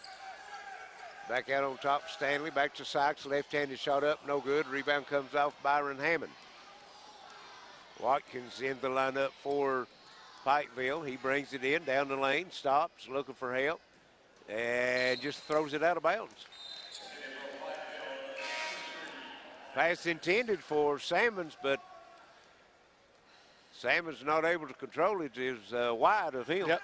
Connor Byers checking back into the ball game. East Ridge has it in the front court. That's Braxton Stanley with it. And ball knocked out of Jackson Potter's hands. It'll stay with East Ridge. 5:08 left first half. It's 25-9 Pikeville. East Ridge working it. Hess, top circle three, no good. Rebound, East Ridge, that's Jackson Potter, and he's fouled. I see foul is on Lathan Hall, his first, team's fourth. Sykes with shot, no good. Rebound comes off to Connor Roberts. He loses it. Salmons picks it up on the other end. Connor Byers, and he's fouled on the shot. Nice pass by Salmons. It looks like, I believe that foul will be on 12. Puckett. Connor Puckett's first, team sixth. And they're saying no shot. He was on the floor as Roberts shoots a three on the inbound pass, no good. Goes out of bounds over to East Ridge. Checking in for East Ridge is 33 Eli Rose. We'll get to see them all tonight. I'm sure, yeah. Here's the pass tipped out of bounds by Lathan Hall of Pikeville. It'll stay with East Ridge, side out in the backcourt.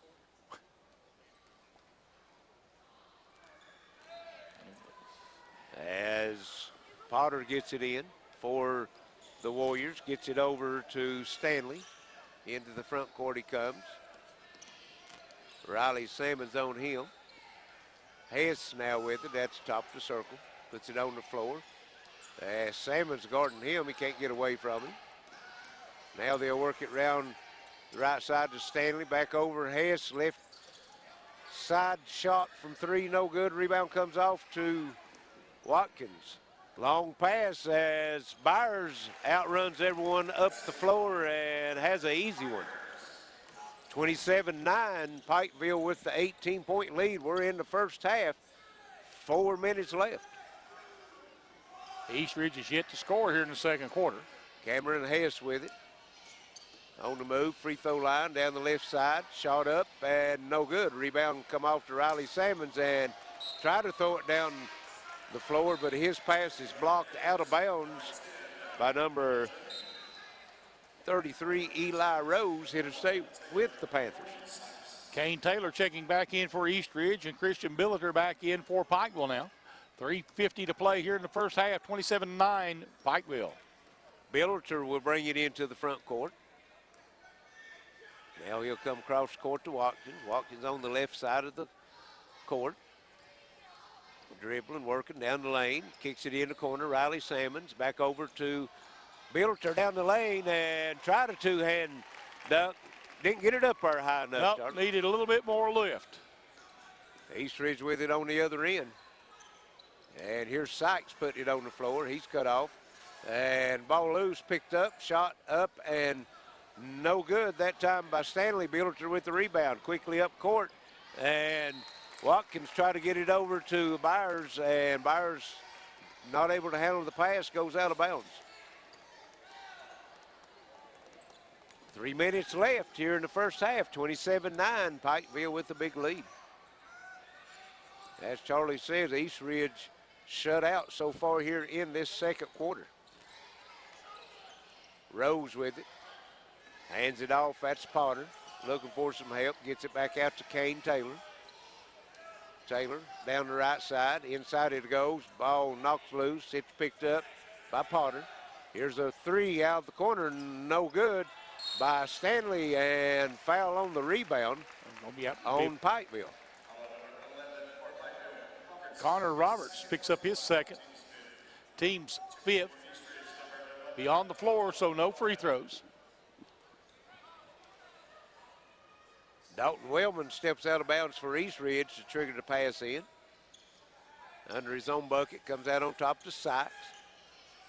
Sykes puts it on the floor, and he's going to be fouled by Connor Byers. That'll be the first on Connor Byers, team's number 6. Both teams now with 16 fouls, so it'll be the 1-on-1, the last 2:30 of the first half. Pass comes in, here's Wellman with it. And they try to go into Sykes, it's tipped up. And Byers finally controls it. He's triple teamed and he's fouled. So it'll be the 1-and-1 coming now for Byers. He will be at the line for the 1-and-1. Byers has not been to the free throw line tonight. 2:21 left here in this third quarter. As Pikeville's got 2 players coming in. That is Lockhart and Hall. And looks like Hammond at the scorer's table will be replacing Byers as Byers makes the first of the 1-and-1. 28-9, Pikeville with 2:21 to play here in this first half. And Byers' second free throw up and good, and he'll get a rest as Byron Hammond comes into the lineup. 29-9, Pikeville with the 20-point lead. Sykes with it in the backcourt for the Warriors. Nobody on him to see. Brings it into front court, still on the move. Down the right side to the baseline, kicks it inside. And nice pass, shot up and good by Eli Rose. First points of the second quarter for East Ridge. Watkins in front court working down the lane, and turnover.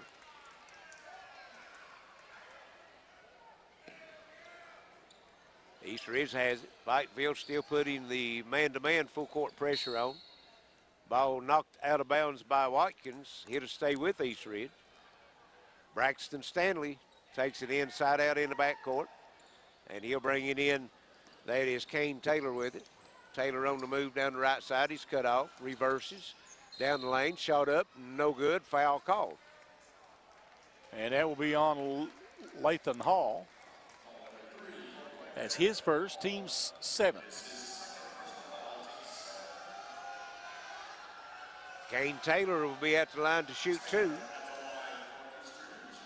29-11, Pikeville with the big 18-point lead. We've got 1:44 left here in the first half. Now the officials are getting together to see if it's a 2-shot foul or the 1-and-1. It will be 2 shots.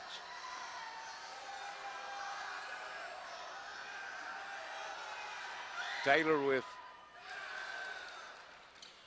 the free throw, no good. Hasn't scored tonight.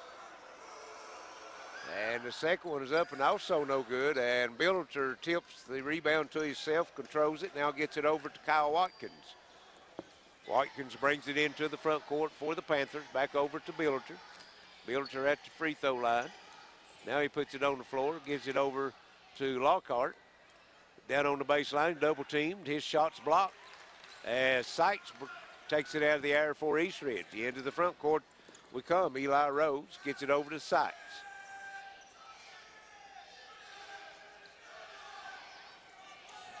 Kane Taylor with it now for East Ridge. Looking for some help. His pass is tipped, stolen by Byron Hammond, and a foul called on Wellman, I think. I think you're right. That'll be the second on Wellman.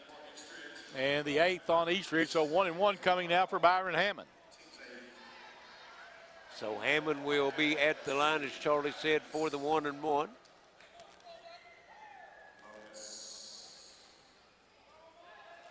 And his free throw's up and good. That's his first point of the night. 30-11 now. Pikeville make it 31-11 as Hammond makes both free throws. 1 minute left here in the first half. Eastridge has it into the front court. Dalton Wellman with it. He's working against Christian Billiter. And he kicks it back out to Sykes. Spin move in the lane, shot up, no good. Rebound run down in the corner by Pikeville. Kyle Watkins into the front court for the Panthers. Looking inside, trying to get it to Hammond. They got him double teamed, so Watkins pulls it back out to the timeline now. 35 seconds left. He looked over at the bench, and Coach Justice says, let's go for one, as Watkins at the jump circle at midcourt, just dribbling the basketball now. We're down to 20 seconds left. Pikeville with the big lead. Sorry, Charlie. That's right. Taking their time. Pikeville up, like I said, 31-11. 10 seconds left here in this first half. And we're under 10. Watkins puts it on the floor, drives the lane, kicks it back out. Billiter three, top the circle, no good. Hammond with the rebound, and he is fouled with 9/10 of a second left as he tried to put it back up. And the foul will be on Taylor. Just picked up his 4th personal foul here in the first half. And Hammond rows it in. He's 3 of 3 from the foul line now.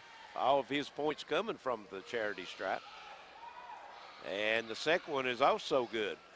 So Pikeville is going to go in to the halftime locker at 33-11, a big 22-point lead for the Panthers. So we'll send it back to the station. Be back shortly with some halftime stats and comments. It's your Intermountain Sports Network.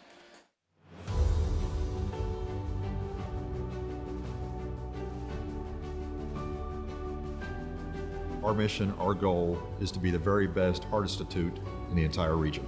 At Pikeville Medical Center, we have all the technology to do minimally invasive cardiac surgery. We took the busiest surgeon from Louisville, the busiest surgeon from Lexington, and the busiest surgeon from Charleston, and combined them in a team to offer and deliver the best heart surgery care in the region, if not in the state. The volume here is as large as any other hospital in the region or larger. Minimally invasive robotic surgery allows me to see a three-dimensional image that is magnified and much clearer than what I can see with my normal eyes. I helped someone and saved a life today. That's why I do heart surgery. We save lives. Together, we provide the most advanced heart care for the region. Business Internet just reached the tipping point. Tip your hat to the information age.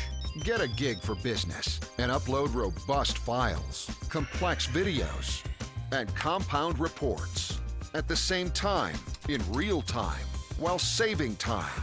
For DISA and data, get a gig. Got it? Now get going. Get up to 1 gig business cable internet from IMC. Bundle with business telephone and save even more. Call us today.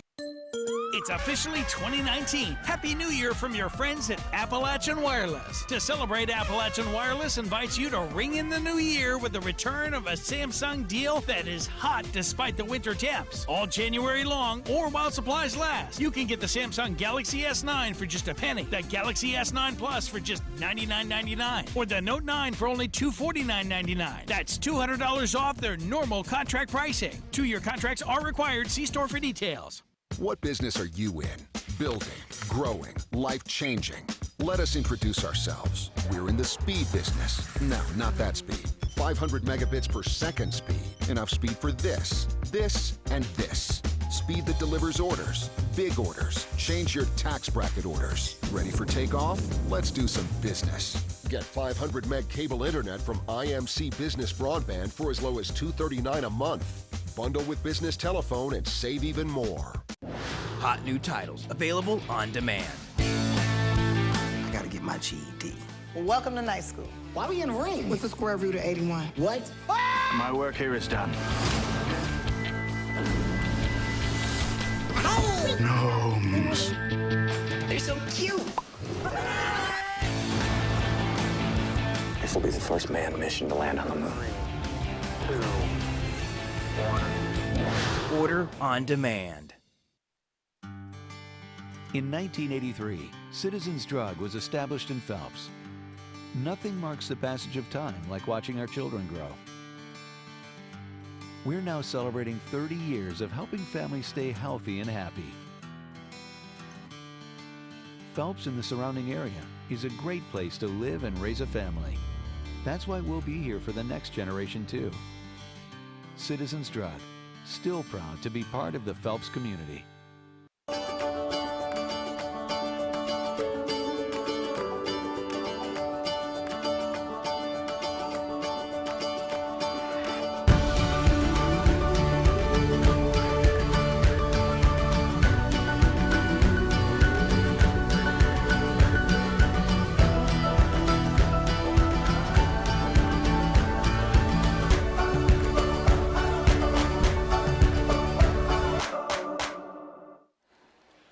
Welcome back to the Expo Center. We're at the half of tonight's second game as Pikeville and Eastridge doing battle, and Pikeville with the big lead at the half, 33-11, Charlie. First for the Pikeville Panthers, the leaders on the scoreboard. Let's see. Points-wise, Kyle Watkins with 5, 7 for Connor Roberts, 9 for Riley Salmons, 6 for Connor Byers, 4 for Byron Hammonds, and 2 for Zach Lockhart. They ended up with they won the rebounding battle 20-13 there in the first half. Pikeville turned the ball over 6 times, had 2 blocks, 9 steals, and 4 assists, Larry. They shot 38.5% from the free throw or from the floor, shot 16.7 from the three-point line, but they did shoot 84% from the charity stripe. For the Eastridge Warriors, let's see. They're scoring. So Elijah Sykes has 4, 3 for Wellman, 2 for Hunter Dameron, and 2 for Eli Rose. Like I said, they had 13 rebounds. They had 4 assists, 11 turnovers, 1 block, and 1 steal.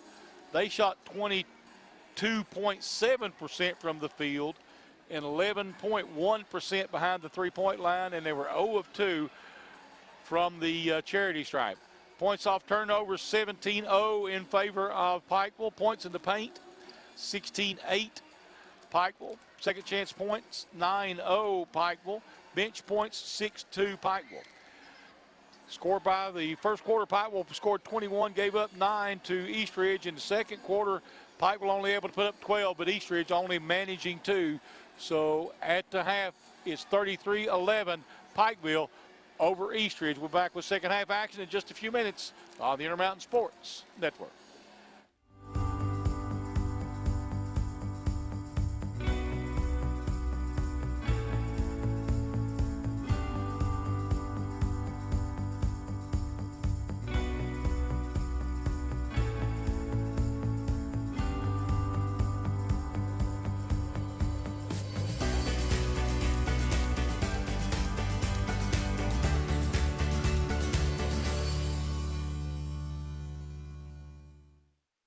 Let me introduce you to a pharmacy that doesn't need an introduction.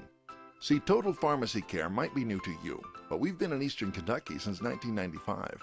Filling prescriptions is all we do, so we get to know you and we answer your questions. Plus, you're in and out quick. And Total Pharmacy Care is locally owned and operated. So if Total Pharmacy Care is new to you, bring your prescriptions to one of our locations and meet an old friend. Total Pharmacy Care. It's not just a name, it's a promise. From the beginning, fast has been important. Today's world demands fast. Faster cars, faster planes, faster eaters. Whoa, that's too fast. So we know that your internet needs to be fast. Stay out of my way, fast. Surfing, streaming, downloading. You want fast, we got fast. At Intermountain Cable, we make sure your internet's fast. Up to 500 meg per second fast, because faster is better. It begins with a click. And no matter where you are, you have countless choices at your fingertips. On the road, on your break, even in your own backyard. A world of entertainment is just a click away. Simply go to imctv.com/watchtve to get started. Intermountain Cable, connecting you to everything that matters.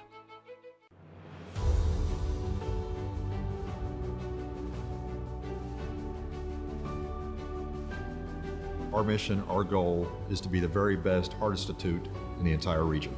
At Pikeville Medical Center, we have all the technology to do minimally invasive cardiac surgery. We took the busiest surgeon from Louisville, the busiest surgeon from Lexington, and the busiest surgeon from Charleston, and combined them in a team to offer and deliver the best heart surgery care in the region, if not in the state. The volume here is as large as any other hospital in the region or larger. Minimally invasive robotic surgery allows me to see a three-dimensional image that is magnified and much clearer than what I can see with my normal eyes. I helped someone and saved a life today. That's why I do heart surgery. We save lives. Together, we provide the most advanced heart care for the region.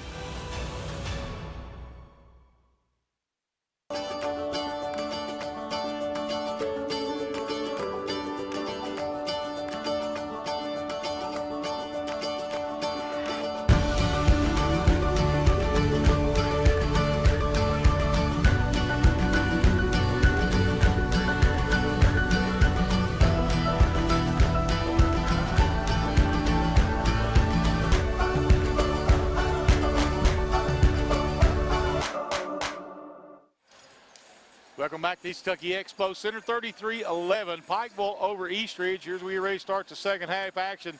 See what kind of adjustments the coaching staffs were able to make at halftime, Larry. Yeah, they're going to have to make some big adjustments, Charlie, as Pikeville come out on a big rush and quickly took a lead. I think it was 9-0 at one time, and never looked back from there.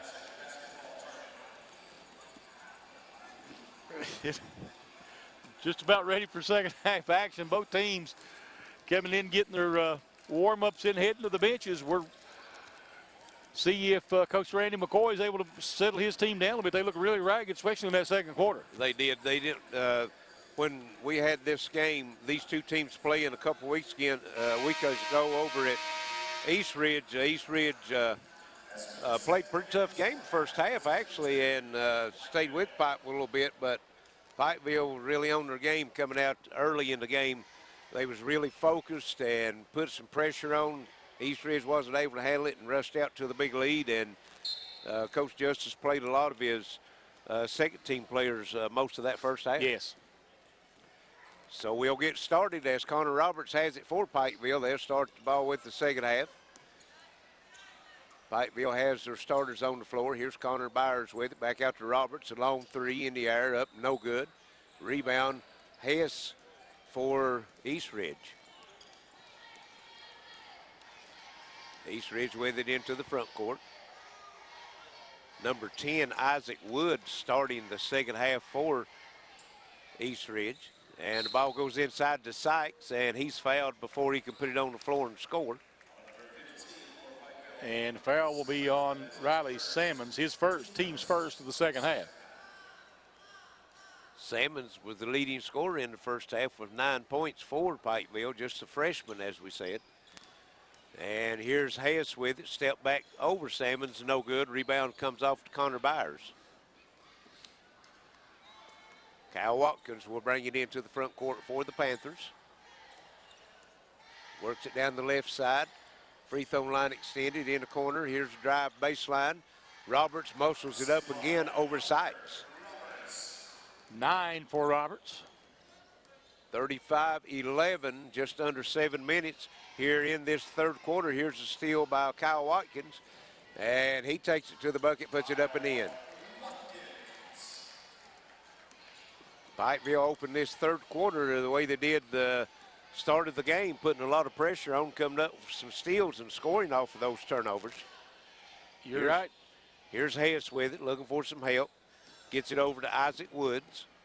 Woods back to Hess, top to circle, puts it on the floor, left-handed drive, shot no good. As a matter of fact, it was blocked by Byers and saved by Pikeville. Here is Billiter quickly in the front court as Watkins trying to get it out to Roberts. Pass tipped out of bounds by Eastridge. He should have shot that one, got a little too fancy. He was wanting that dime. Yeah. Get that assist, and here it comes inbounds. Try to get it into Byers, and it's tipped out of bounds by Sykes. So it will go back to the Panthers. Watkins gets it into Sammons. He fires up a three-pointer, count it. Riley Sammons. What's that make him, 2 or 3? 2. No, just 1. I thought he hit one the first Nope. half. Everything was 2s in the first half. Makes him 12 on the night as Pikeville extends their lead now to 40-11. East Ridge working with it. That's Dameron. Kicks it over. Long three-pointer up by Hess. No good, but he's fouled on the three-point shot. And Riley Sammons will pick up his second foul. It'll be the team's second. And that'll put East Ridge at the line. That will be Cameron Hess. And the first one's up and good.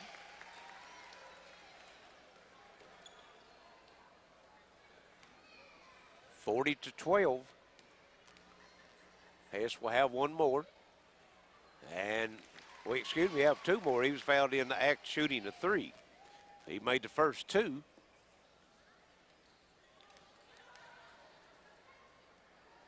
And the third one rattles and stays in, so he makes them pay, gets all 3 of them, and here on the other end is Pikeville throwing it out of bounds as Watkins couldn't handle the pass from Roberts. Pass a little bit high, and Watkins couldn't run it down. Isaac Woods with it, now gives it over to Dameron for East Ridge. Working against Roberts. Wellman with it. Back to Woods, in the corner it goes to Wellman. And here is Hess, free throw line jumper up and good. 5 for him here to start the third quarter. Cameron Hess knocks it down. It's 40-16. 5:15 left here in the third quarter as Watkins kicks it out to Connor Roberts. 3, count it. That's Roberts' second 3 of the night. Puts him in double figures with a dozen. Him and Sammons tied both right now with the scoring lead with 12. Woods works it, gets it over to Hess for East Ridge. Comes back cross court to Wellman. Here's a 3 put up and no good by Dameron. Rebound comes off to Riley Sammons. Into the front court. Here is Watkins, kicks it over to Roberts. 3 out of the corner, rattles out. And rebound saved inbounds by Billiter. Back to Billiter. Now he'll take it to the bucket. A little running hook, no good. As Byers' shot blocked. Eastridge comes off with it. Wellman into the front court, stops, 3-pointer in the air, comes up short. Sammons with it for Pikeville. Watkins quickly into the front court, on the move, down the lane, kicks it back over to Sammons. He takes it to the bucket, and he's fouled.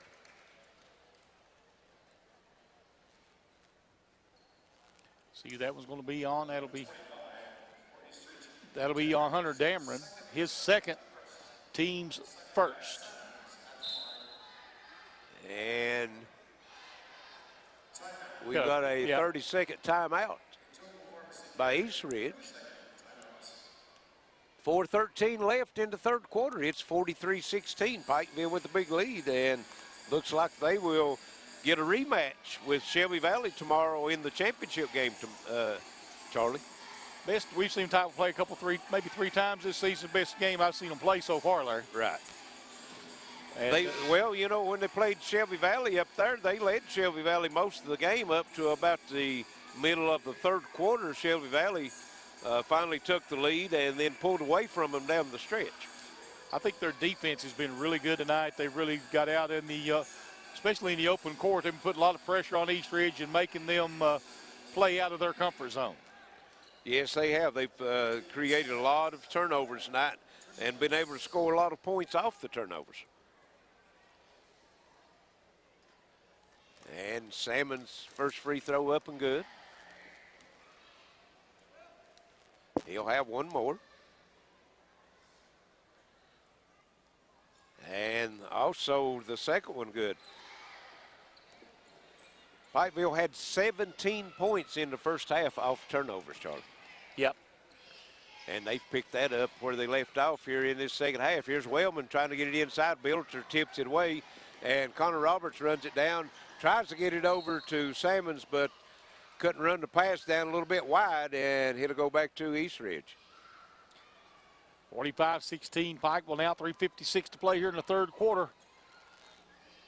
Eastridge will be bringing it up the floor. And that will be Stanley with it into the front court. He'll get it cross court to Dameron. Dameron pulls up for a three, comes up short, and it goes out of bounds as Builder lets it fall out of bounds. And looks like we have Lathan Hall and Zach Lockhart into the game for the Panthers.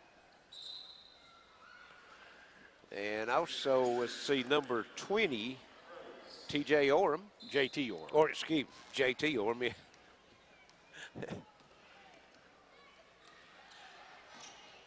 We get a little backwards sometimes. It's all right, it happens. And here's Orem with it. Down in the corner, looking for some help. Goes inside to Hammond. It's lost out of bounds, but it was tipped last by Eastridge. 3:24 to go here in the third. 45-16 Pikeville with the lead.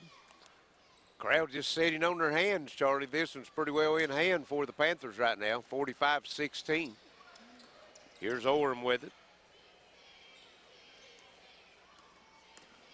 And driving around number 3, that would be Hall, Lathan Hall. Zach Lockhart goes inside to Hammond. Back to Lockhart, 3 in the air, count it. Zach Lockhart knocking the 3 down. 48-16. Hess with it in the front court for Eastridge. Pulls up, three-pointer in the air, no good. And rebound picked up off the floor by Hammond. Gets it off to Lockhart. Here's the 3 up and good. And Robinson. Yeah, Nick Robertson. Didn't see him come in the game. As the beat goes on for the Panthers. Wellman, three-pointer top the circle. It rattles off, no good. Rebound comes off. That's Hall with it. And he's going to be fouled. I think it'll be Wellman. That'll be his third. Team's second. We're down under 2 minutes to play here in the third, 51-16. Pikeville with the big lead. Yes, we have the running clock now in high school basketball. With a 35-point lead, you have the clock to run continuously except for timeouts, free throws, or injury, as Eastridge comes up with a steal. Wellman with it. Here's Hess. Top of the circle, 3 in the air, up, no good. That was Jackson Potter gets his own rebound as Wellman shoots a 3, no good. Rebound, Orem has it. Gets it over to Lockhart. Lockhart to Hammond. Orem out the corner, and he hits a 3, Charlie, as the bench has come down playing for Pikeville and knocking the 3s down. They got 3 threes here in the second half by the bench. We got 1 minute to go here in the third quarter. It's 54-16. As Eastridge off the glass, nice little running shot by Jackson Potter. 54-18, 45 seconds left, third quarter. Pikeville works it into the front court. Here's Lockhart with it, gets across the hall. Lathan Hall puts it on the floor. Down the baseline, Hammond, back to Hall. Just working it around. Now we've got 25 seconds left as Hall puts it on the floor. Tries to go into the corner to Orem. Pass out of bounds over to Eastridge.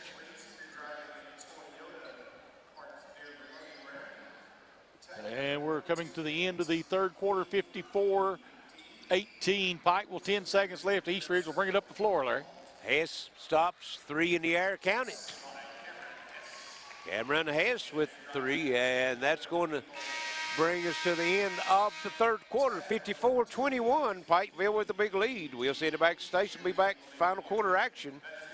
This is WPRG TV Sports.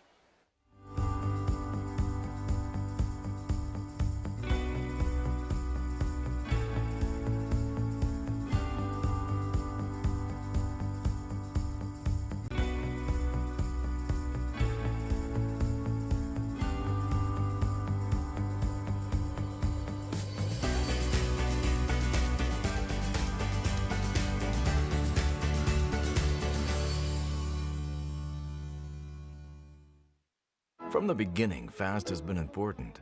Today's world demands fast. Faster cars, faster planes, faster eaters. Whoa, that's too fast. So we know that your internet needs to be fast. Stay out of my way, fast. Surfing, streaming, downloading. You want fast, we got fast. At Intermountain Cable, we make sure your internet's fast. Up to 500 meg per second fast, because faster is better.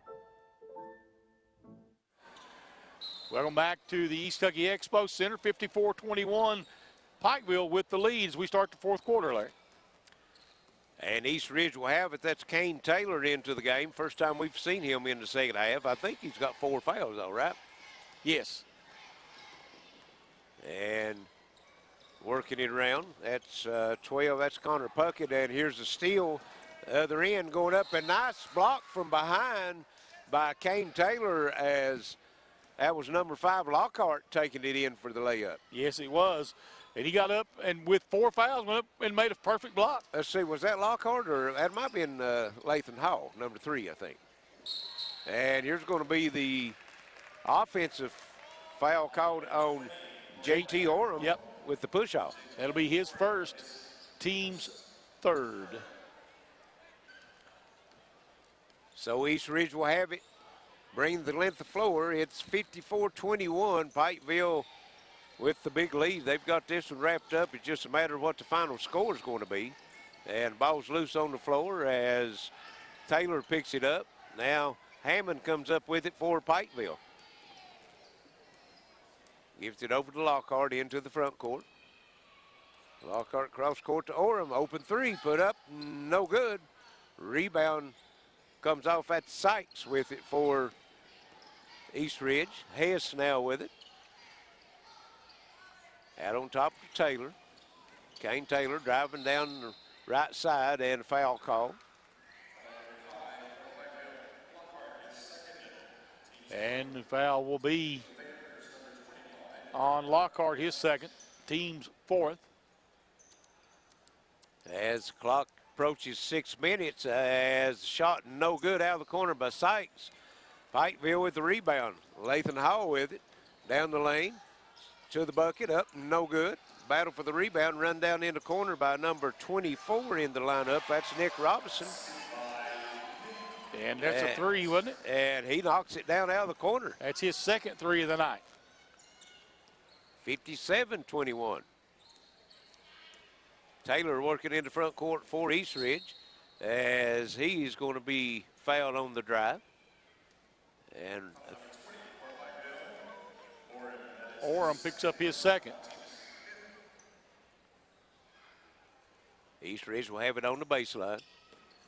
And they bring it in. That's Hess with it. Hess puts it on the floor, loses the dribble, picked up by Pikeville. Lockhart with it. Quickly down the floor, straight to the bucket, puts it up and in. Zach Lockhart with 7 points. Nice drive by Lockhart. They had showed a lot of speed on that drive, Charlie. 59-21, and here's Lockhart with a steal, taking it away from Taylor, and taking it in, puts it up, no good. Taylor knocks the rebound out, picked up by Potter. Potter in the front court now for the Warriors. He's looking for some help now, gets it over to Hess. Hess puts the ball on the floor, down the right side, pulls up, now gets it inside the Sykes, spin move, left-handed shot up, no good.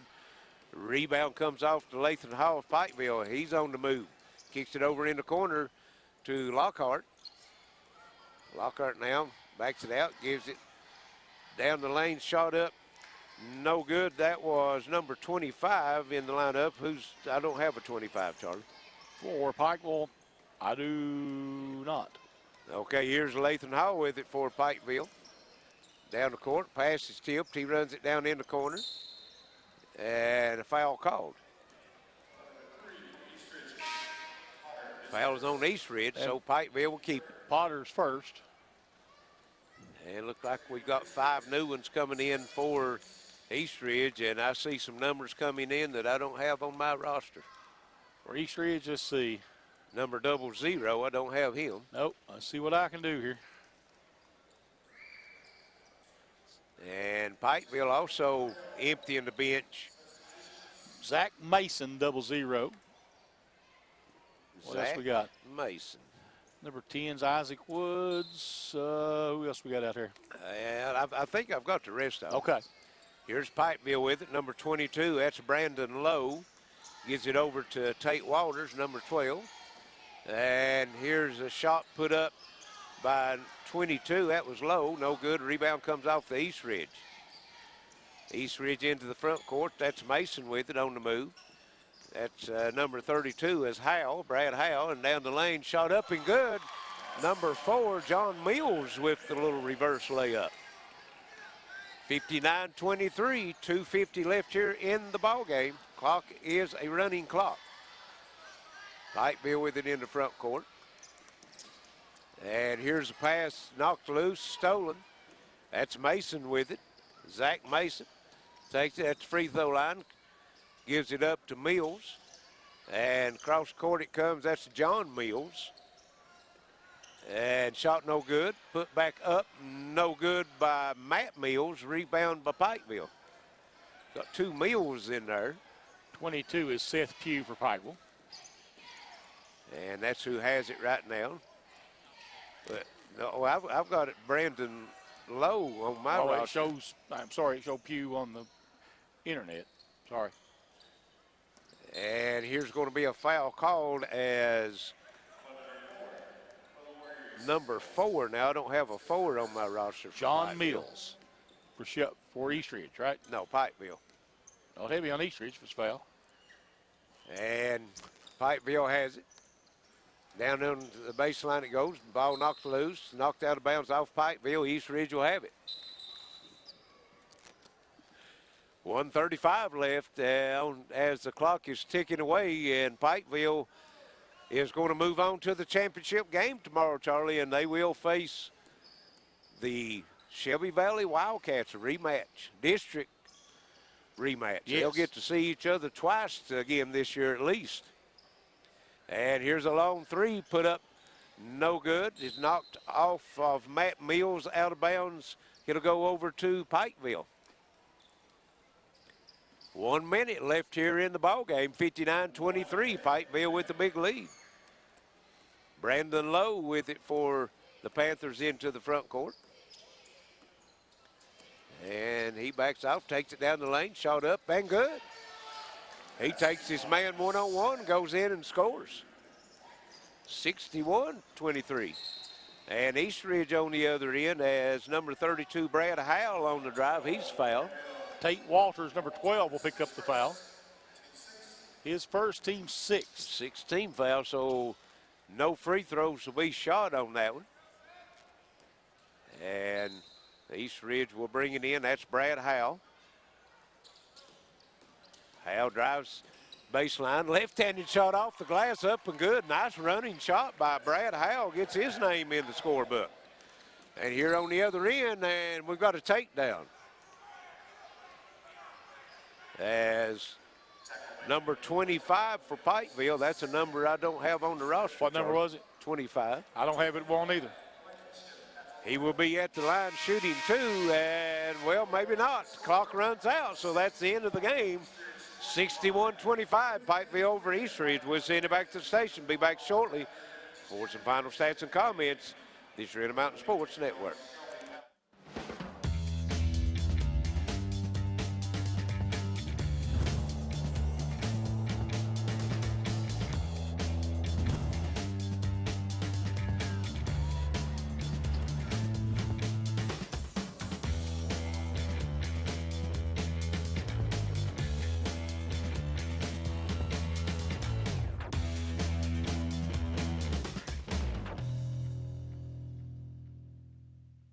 You're on the move every day. You're mobile, and so is Community Trust Bank.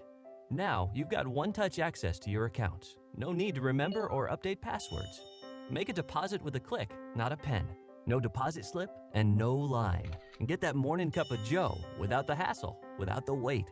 Community Trust Bank is dedicated to making your banking experience secure, fast, and easy. Don't wait. Go mobile with Community Trust Bank. Building communities built on trust. Let me introduce you to a pharmacy that doesn't need an introduction. See, Total Pharmacy Care might be new to you, but we've been in Eastern Kentucky since 1995. Filling prescriptions is all we do, so we get to know you and we answer your questions. Plus, you're in and out quick. And Total Pharmacy Care is locally owned and operated. So if Total Pharmacy Care is new to you, bring your prescriptions to one of our locations and meet an old friend.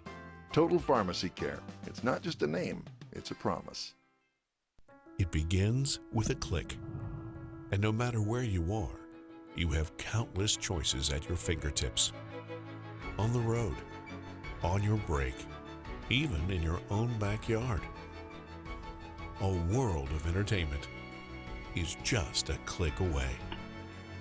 Simply go to imctv.com/watchtve to get started. Intermountain Cable, connecting you to everything that matters.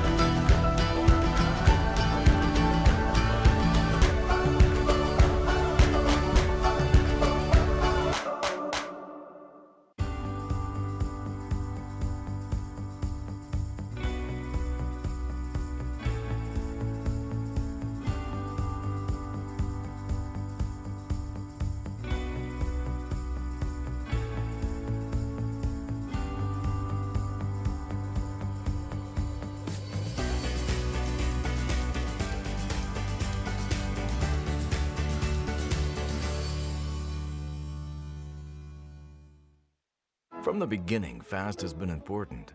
Today's world demands fast. Faster cars, faster planes, faster eaters. Whoa, that's too fast. So we know that your internet needs to be fast. Stay out of my way, fast. Surfing, streaming, downloading. You want fast, we got fast. At Intermountain Cable, we make sure your internet's fast. Up to 500 meg per second fast, because faster is better.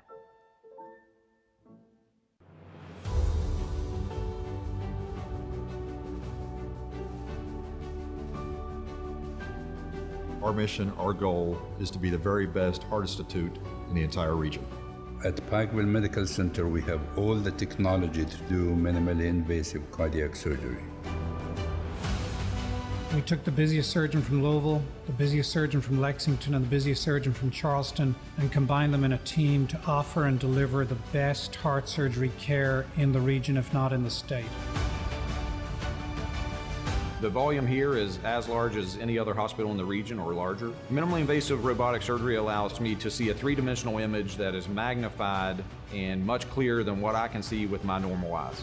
I helped someone and saved a life today. That's why I do heart surgery. We save lives. Together, we provide the most advanced heart care for the region. Welcome back to the Expo Center. We have a final in tonight's second semifinal game between Pikeville and East Ridge. 61-25 Pikeville with the easy win over East Ridge, and they'll move on to the championship game tomorrow to face Shelby Valley, and Charlie has some final stats. Now first for the Pikeville Panthers, a lot of scoring going on. There were 7 points for Kyle Watkins, 12 for Connor Roberts, 14 for Riley Salmon, 6 for Connor Byers, 4 for Byron Hammond, 7 for Zach Lockhart, 3 for JT Oram, 2 for Brandon Lowe, and 6 for Nick Robinson. They ended up with 34 rebounds versus 21 for the East Ridge Warriors. They had 9 assists. They had 11 turnovers, 3 blocks, and 15 steals. Pikeville shot 42.6 from the field, 36.4 behind the three-point line, and 86.7 from the charity stripe. for the East Ridge Warriors. Cameron Hess had 8 points, 4 points, 8 rebounds for Eli Sykes, 2 for Dalton Wellman, 2 for Jackson Potter, 2 for Jonathan Mills, 1 for Connor Puckett. Let's see. I'm sorry, that was wrong. It was 2 for Brad Howell and 2 for Eli Rose. Missed those 2 down through there. And let's see. They ended up again with 17 turnovers, 6 assists, 3 block shots, and 3 steals. East Ridge shot 23.8 from the field, 11.1 from the three-point line, and 60% from the free throw line. Let's see, fast break points, neither team had any. Points off turnover, 24-0 in favor of Pikeville. Points in the paint, 24-14 in favor of Pikeville. Second chance points, 12-0 in favor of Pikeville. Bench points, 22-8 in favor of Pikeville. And the Pikeville Panthers will move on to the championship game of the All-A tomorrow as they will take on Shelby Valley at 2:30, Larry. 2:30. As far as nothing's changed on the weather, we was told, as I said earlier, by tournament management that had to get this over with tomorrow sometime or the other. So said, it's possible it could be moved up, or back or whatever according to weather. But right now, as we'll leave the air, it's still scheduled for 2:30. Yes, sir. So that's going to wrap it up here for us at the Expo Center as Shelby Valley and Pikeville, as Charlie said, we'll do battle tomorrow in the championship game. So for Alex back to the station, Wayne Feud on camera, sidekick Charlie Benson, this is Larry Cecil saying so long, good night. And again, the final score, 61-25, Pikeville over East Ridge. This is Intermountain Sports Network.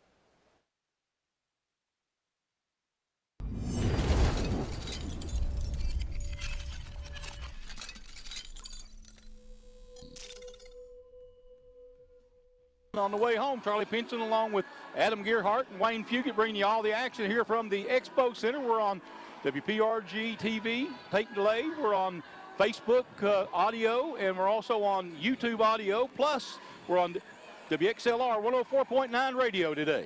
That we are, Charlie Pinson. Glad to be back in the saddle once again here on the Intermountain Sports Network for a big, big matchup here. A Pike County battle for the All-A championship. And Shelby Valley comes into today's game 17-2. Pikeville's record 11-6 on the season. And as you said, they faced each other one time so far, and it was a battle at Shelby Valley that we happened to got to witness here on the Intermountain Sports Network.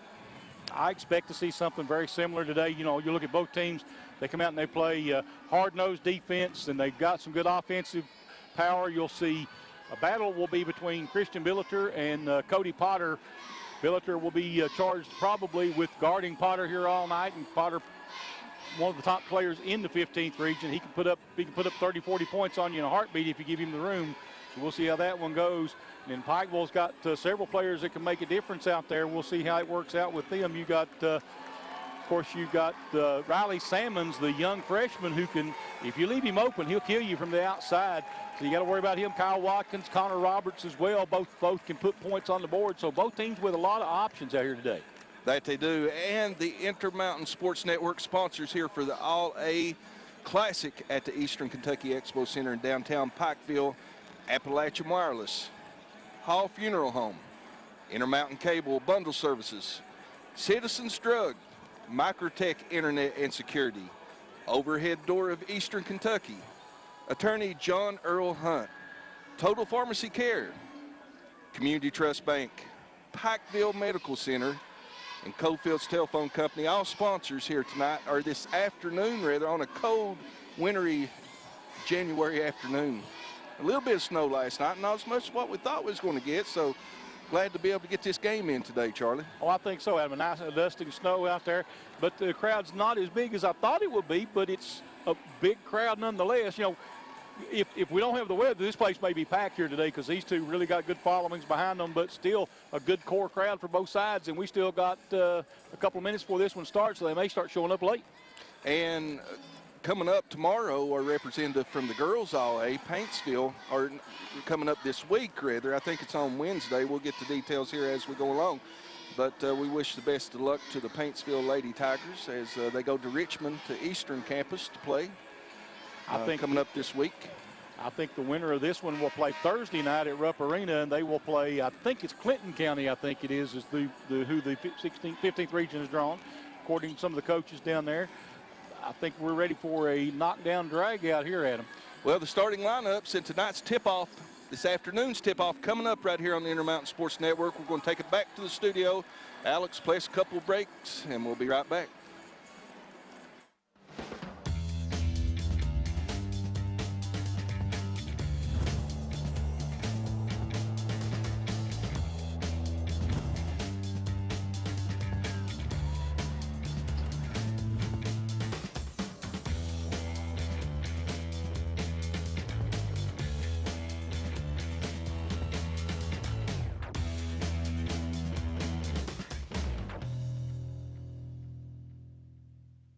You're on the move every day. You're mobile, and so is Community Trust Bank. Now, you've got one-touch access to your accounts. No need to remember or update passwords. Make a deposit with a click, not a pen. No deposit slip and no line. And get that morning cup of joe without the hassle, without the wait. Community Trust Bank is dedicated to making your banking experience secure, fast, and easy. Don't wait. Go mobile with Community Trust Bank. Building communities built on trust. Let me introduce you to a pharmacy that doesn't need an introduction. See, Total Pharmacy Care might be new to you, but we've been in Eastern Kentucky since 1995. Filling prescriptions is all we do, so we get to know you and we answer your questions. Plus, you're in and out quick. And Total Pharmacy Care is locally owned and operated. So if Total Pharmacy Care is new to you, bring your prescriptions to one of our locations and meet an old friend. Total Pharmacy Care. It's not just a name, it's a promise. From the beginning, fast has been important. Today's world demands fast. Faster cars, faster planes, faster eaters. Whoa, that's too fast. So we know that your internet needs to be fast. Stay out of my way, fast. Surfing, streaming, downloading. You want fast, we got fast. At Intermountain Cable, we make sure your internet's fast.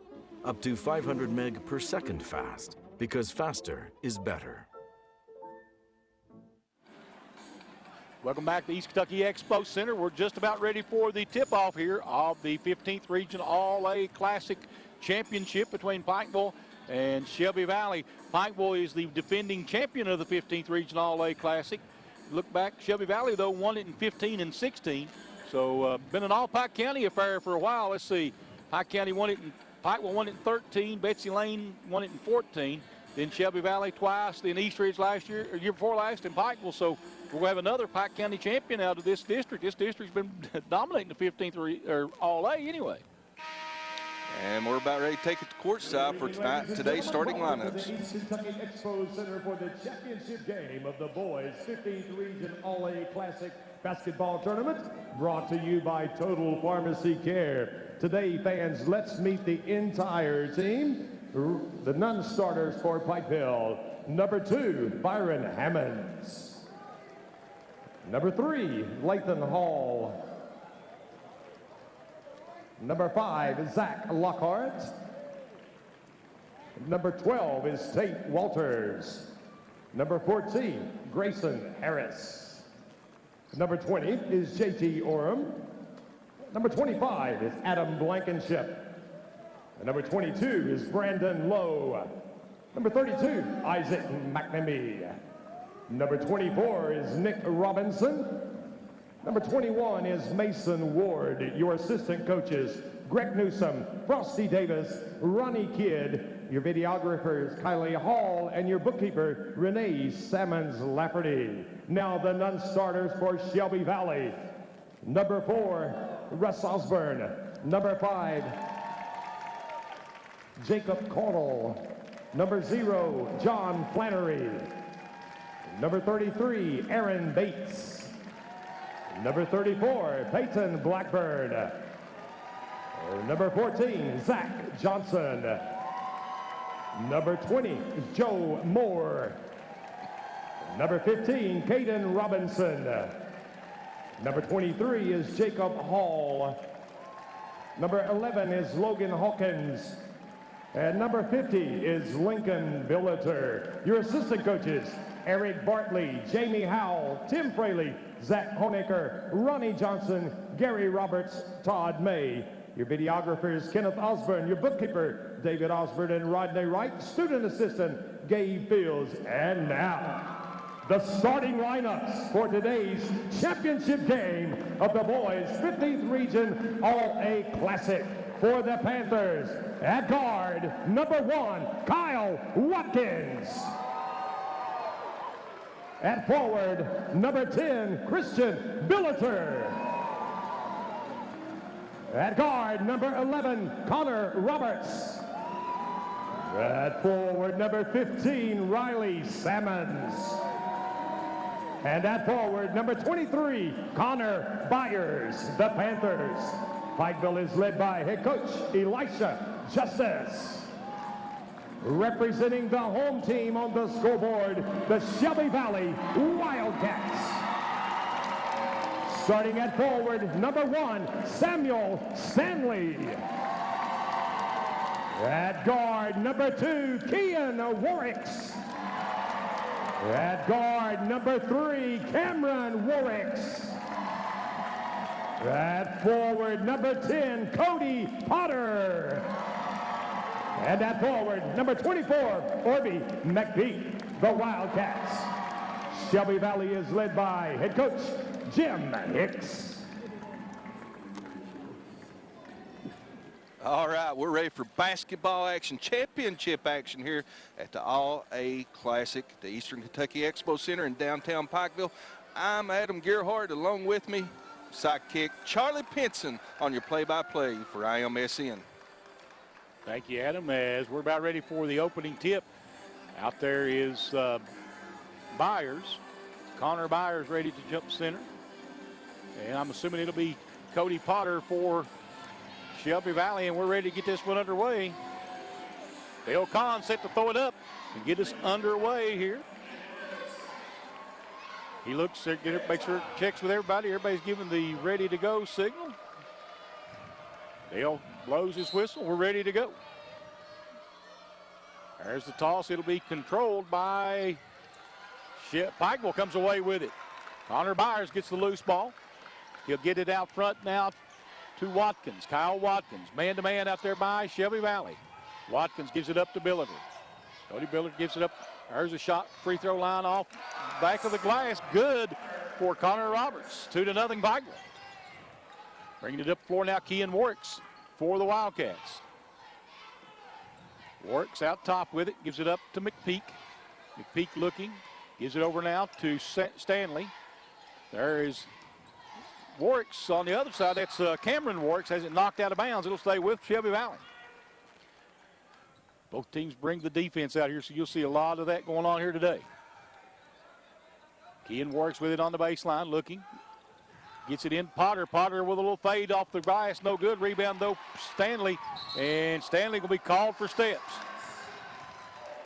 First turnover of the ball game will go against Shelby Valley.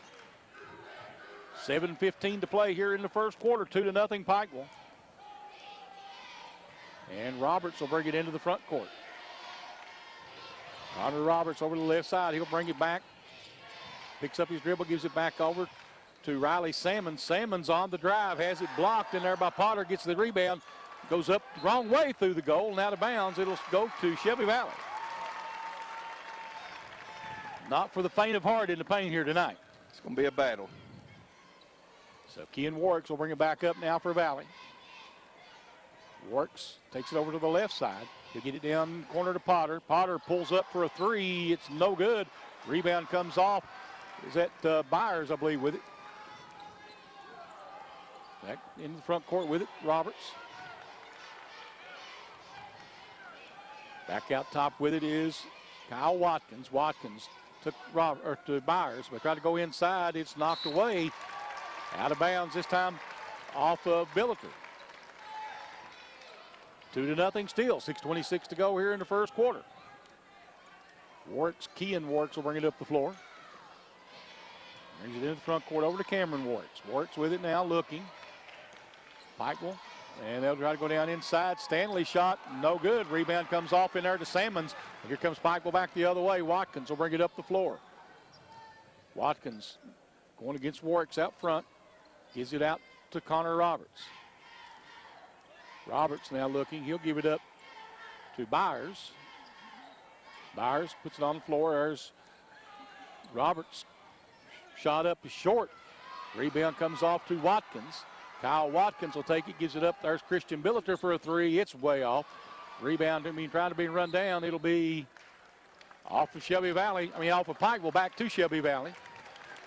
Cade Byers couldn't get to it. So it'll go out of bounds. Kean Warwick will bring it back up the floor. 5:35 to go here in the first quarter. 2-0, Pikeville. Cameron Warwick's with it. They're looking for Cody Potter. Billiter on him. There's Kean Warwick's back to Cameron Warwick's. Nice move. Cameron Warwick's takes it inside, and that's going to be a foul. Is that Byers?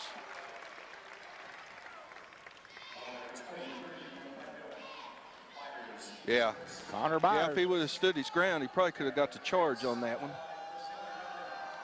So that'll put Cameron Warwick's at the free throw line, shooting shooting two, sorry. First one rolls in. 2-1 now. Pikeville holding on to the lead. Shelby Valley can tie it here with the Cameron Warwick's free throw. And he makes it. They're tied at 2. 5:24 to go here in the first quarter. We talked about it being a defensive battle, and it has been that. Yeah, both teams coming out a little tight here to start this game, trying to find the rhythm on offense. Billiter with it out front, over to Roberts. Roberts tries to go through the paint, has it knocked loose. Loose ball on the floor, picked up by Shelby Valley. Orby McPeak will take it up the floor and got his pocket picked. Yep. Watkins on the steal. Watkins brings it back in, takes it into the paint, and they throw it away. Well, let's see. Did he go off Shelby Valley as he saved it inbounds? It did. It'll stay with Pikeville. Roberts on the hustle play. Yep.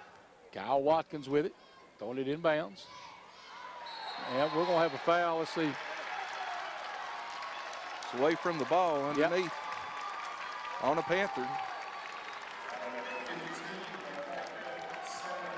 Salmons picks it up. His first, team second. And bring it in the front court again is Kean Warwick, still tied at 2. 4:43 to go here in the first quarter. They get it to Cody Potter. He gives it up now to Warwick's, Cameron Warwick's. Cody Potter works back out again to Cameron Warwick's. He'll put up the three off the drive, no good. And rebound Shelby Valley. They'll throw it away, though. Here comes Pikeville. Watkins tries a little Euro step. We'll have a blocking foul on Shelby Valley's Kean Warwick's. So that'll put Watkins on the free throw line, shooting 2 shots.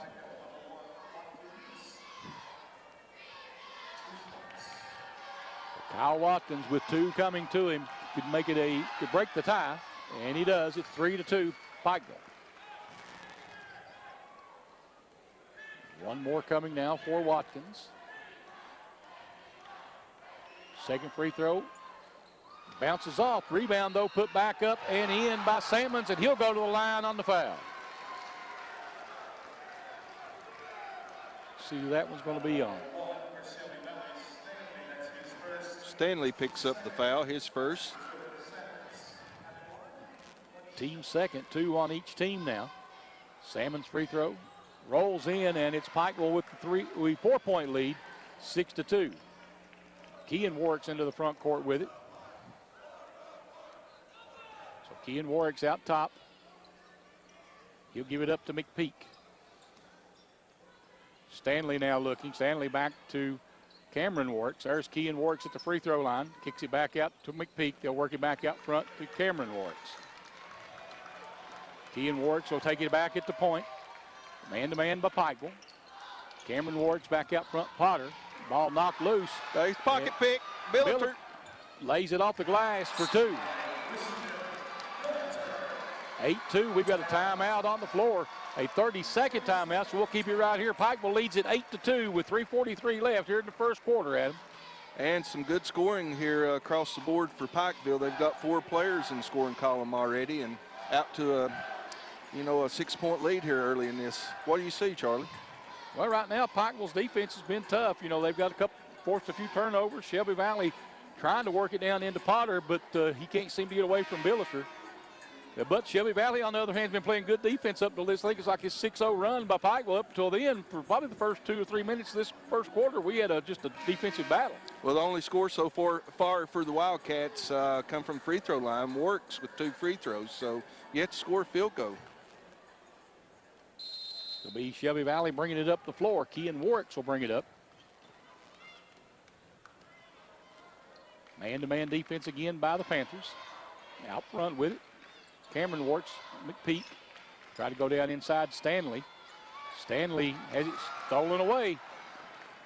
Roberts coming out with it. Gives it up out front to Salmons. Now they'll get it out front. Watkins will restart the offense. Billiter looking. Riley Salmons open for 3. This one is no good. Rebound though Stanley for Shelby Valley. Kean Warwicks now will bring it up the floor. We're approaching 3 minutes to go here in the first quarter. 8-2. Pikeville with the lead. Cameron Warwicks with it. Back over to Kean Warwicks. He'll back it back out. And everybody down in the double block down there for Shelby Valley. They're trying to get a pick for Potter. There's a 3. It's good by Kean Warwicks. Deep 3. 8-5 now. 2:36 to play here in the first quarter. Watkins gives it up to Salmons. Has it knocked away. Out front with it now, Connor Roberts. Roberts fires one down underneath the Byers, and we're going to have a jump ball.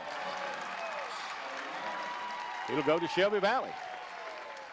Okay, it's congested on both sides down in the paint. Yeah, both of them really wanting to get it inside. You're right. So Kean Warwicks will bring it back up. Could tie it if they get 3 this trip down. 2:13 to play in the first quarter.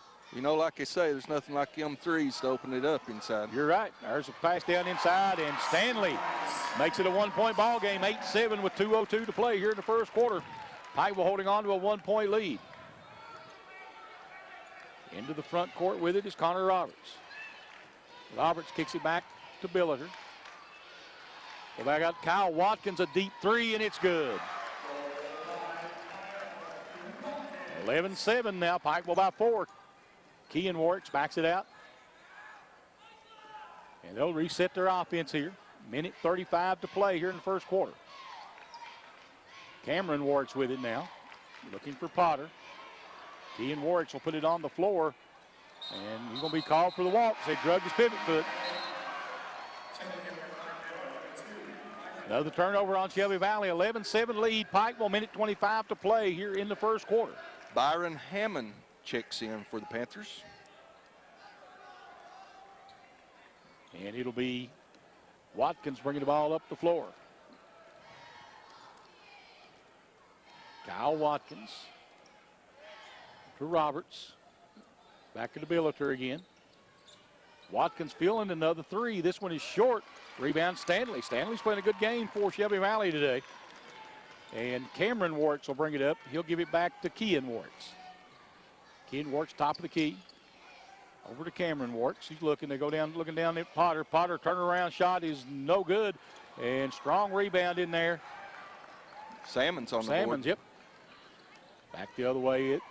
Watkins trying to go down into Hammonds. It's going to be stolen by Potter. And here comes Stanley, gives it up to Cameron Warwicks, and that'll be a foul on Billiter.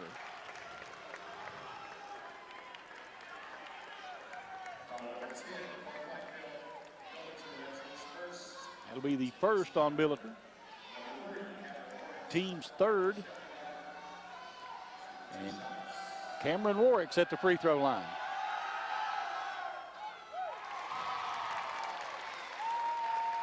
(11-8). Pikeville holding on to the lead. 35 seconds left here in this first quarter. Cameron Warwicks with one more free throw headed his way. Shots up and good, and it's 2-point game, 11-9. Pikeville holding on. And it'll be Pikeville walking it up for. They'll probably play for 1 here, I would imagine, as we'll see Ball comes into the front court. Kyle Watkins. And Shelby Valley ain't not putting any pressure out on them, so they'll let them hold it and go for one shot here. Watkins just dribbling it around, watching that clock tick down. Now we're down to 9 seconds. He'll put it in play. Watkins tries to go. We're going to have a foul. Let's see. Looks like it's going to be on Shelby Valley. And it'll be Stanley. Second foul on him. Team's third. And it'll be Pikeville with it on the baseline. 5.6 seconds left. They'll throw it over top to Billiter. He gives it up. Sammons pulls the trigger on a three. Is no good. And rebound Watkins, and that'll be the end of the first quarter. Pikeville 11, Shelby Valley 9. We'll be back on the Intermountain Sports Network.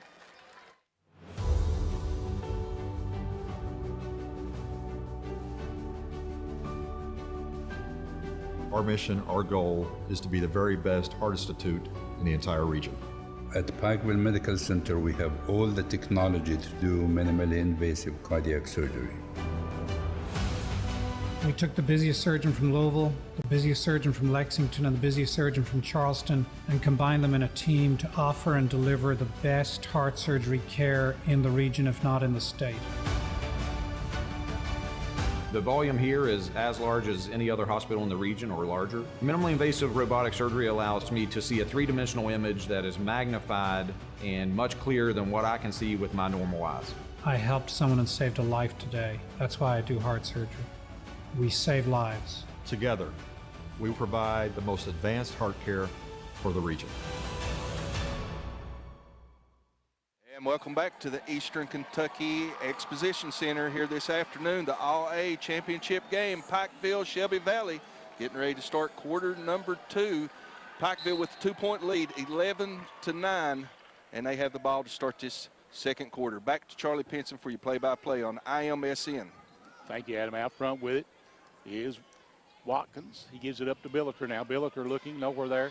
There's Roberts. Roberts tries to go inside. They'll go back to Watkins. Back out front to Billiter. Billiter will bring it out top. He tests it up to Connor Roberts. Roberts with a spin. Kicks it in the corner to Sammons. Pikeville being very patient this trip down. There's Watkins.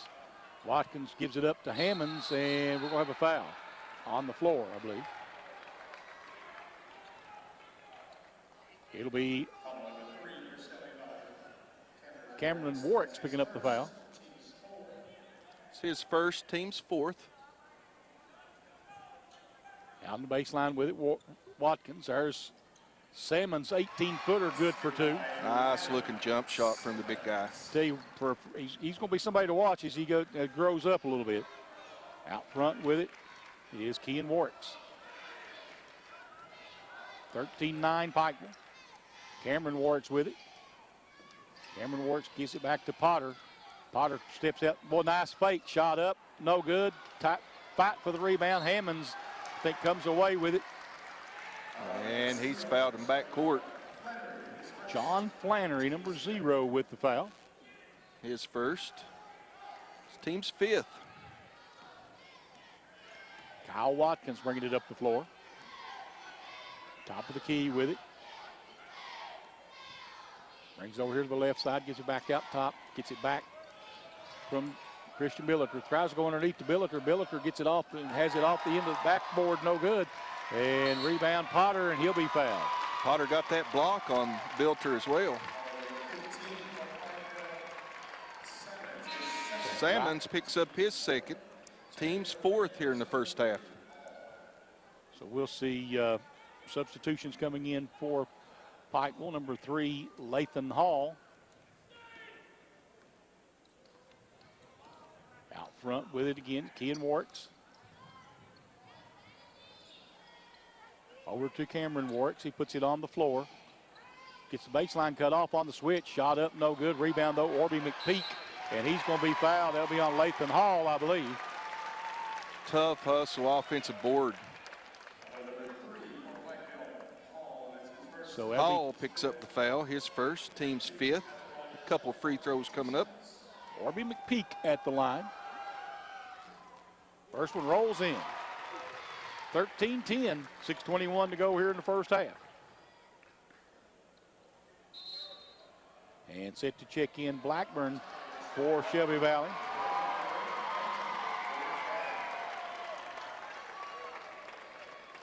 At the free throw line, Orby McPeak for his second one.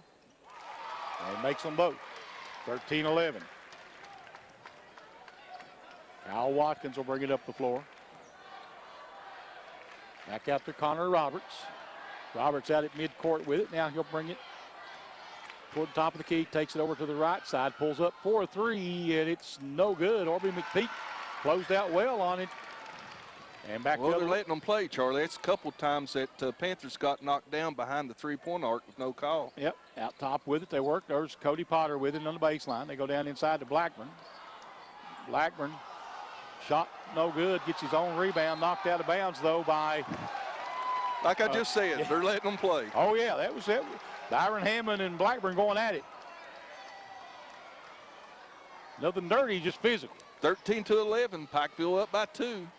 5:45 to go here in the first half. Cody Potter with it. Takes it down, pulls up with the shot. This one no good. Rebound comes off to Connor Roberts. He'll get it up quickly to Lathan Hall.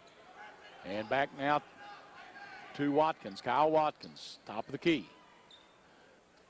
Gives it up to Roberts. Roberts swing it back out front. Roberts gives it back out. Give it again. Hall gives it up. Watkins wants to take it into the lane. And there's Byron Hammonds gets it.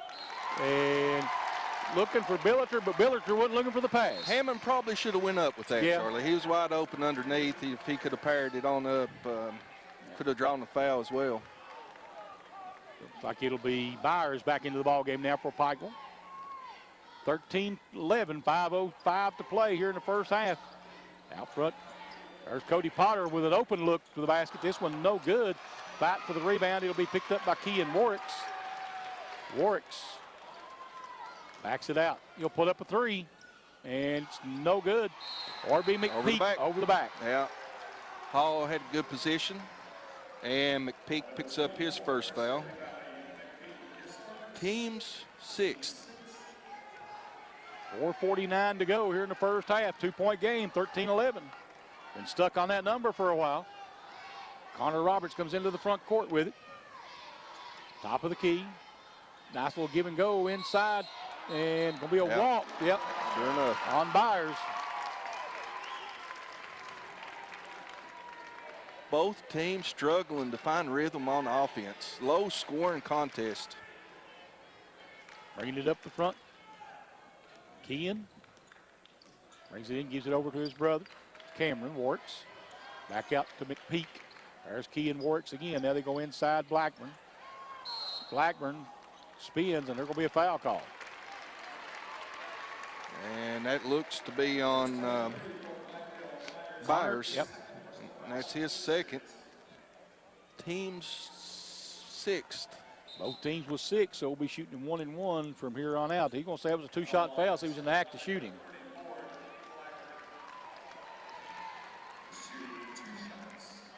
So Blackburn will be at the line for 2.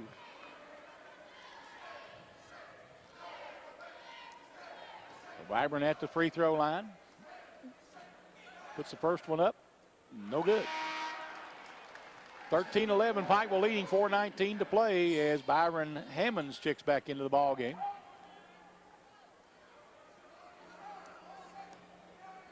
At the free throw line again is Peyton Blackburn. Shot up and no good. In and out. Rebound comes off to Billiter. Roberts will bring it up the floor. Gives it up to Watkins as Watkins will walk it across the timeline. Billiter. Roberts flashes inside, nothing there. They get it back out front to Hall, back over to Watkins. Watkins with it. He'll swing back out top of the key, gives it over now to Hall. Down it goes to Billiter, back out to Hall. Connor Roberts now at the point at top. Roberts gives it up to Watkins. And we'll have a blocking call on Kean Warwicks. That'll be his second foul. 7th team foul.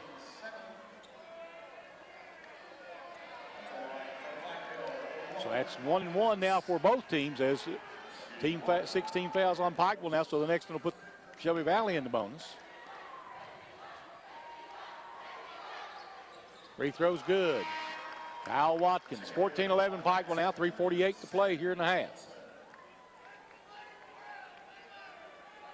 And Seth Johnson will check in for Kean Warwicks on the Shelby Valley side. Second free throw in and out. Rebound comes off to McPeak.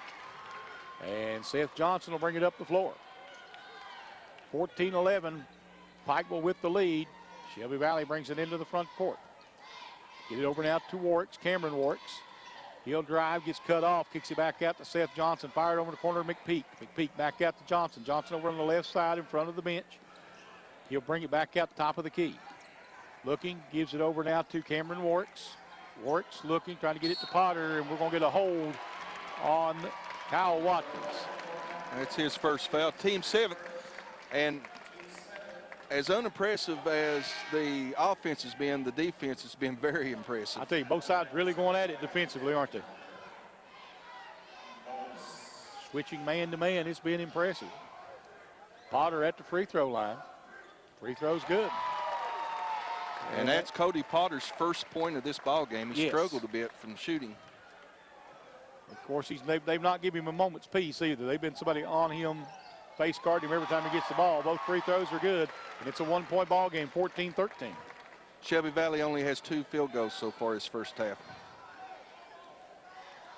In the front court, Kyle Watkins. Out front with it, Billiter now. Billiter takes it into the lane. Good move. Lays it in. Very athletic is Billiter. 16-13. Pikeville with the 3-point lead. Cameron Warwick's going to take it all the way. Runner is no good. Rebound comes off to Byron Hammonds, and he'll give it up to Kyle Watkins. Will bring it up the floor in a hurry. Watkins shot up. Good, but I don't think it's going to count. Yeah, it's before the shot, but he'll have bonus coming up. Seth Johnson picks up his first foul. Team's 8th. So Kyle Watkins gets the 1-and-1. And misses it. Rebound, though, comes off to Roberts. Back out to Watkins. Watkins will back it out. 2:35 to play here in the first half. Kyle Watkins with it now. Gives it up to Billiter.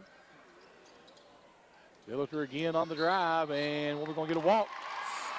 Turnover Pikeville. Potter was all over him, so good defense again from the Wildcats. 16-13 Pikeville, 2:25 left here in the first half. Check us out on Facebook at WPRG's Facebook page. Out top with it again, Shelby Valley. Blackburn at the elbow. He'll give it back out to Johnson.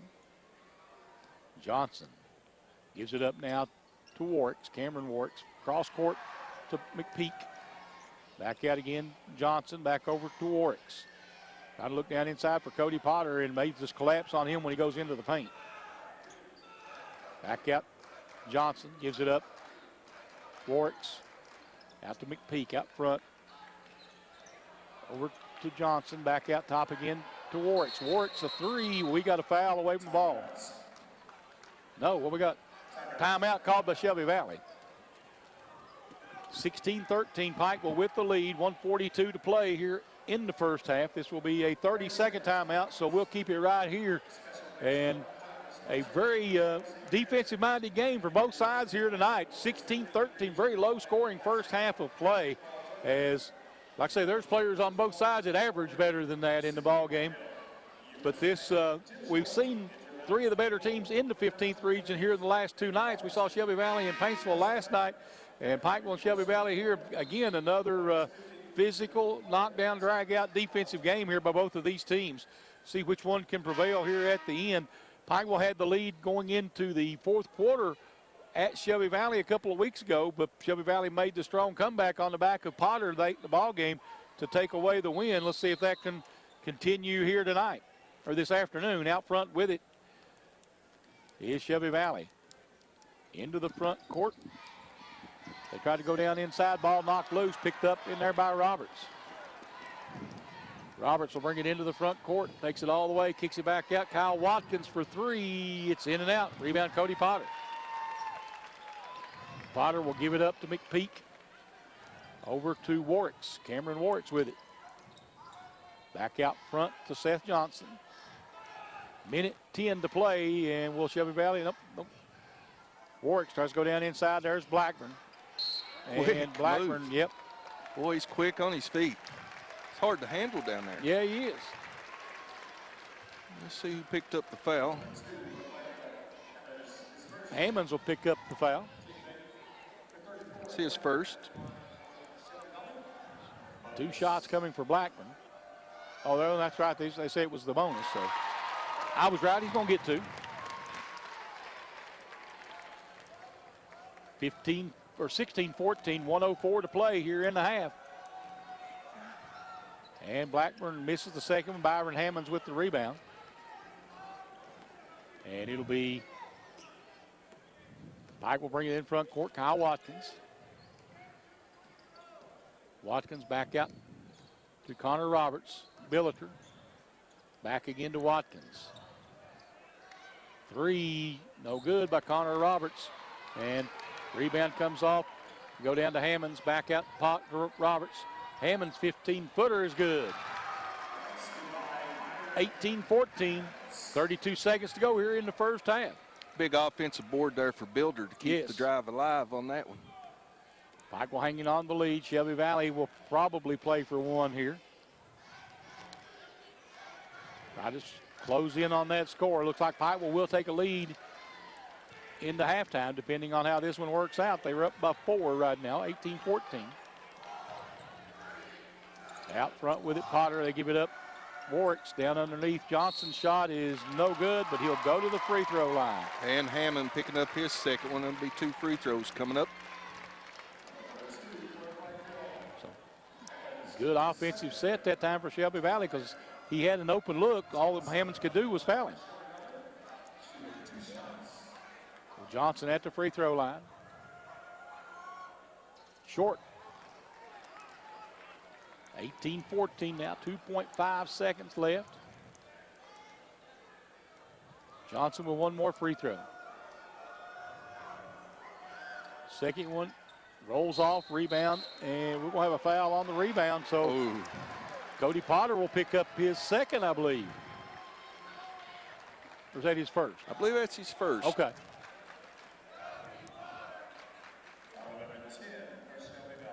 And it'll put Christian Billiter at the free throw line. Billiter will be shooting the 1-and-1. 1.7 seconds left here in this first half.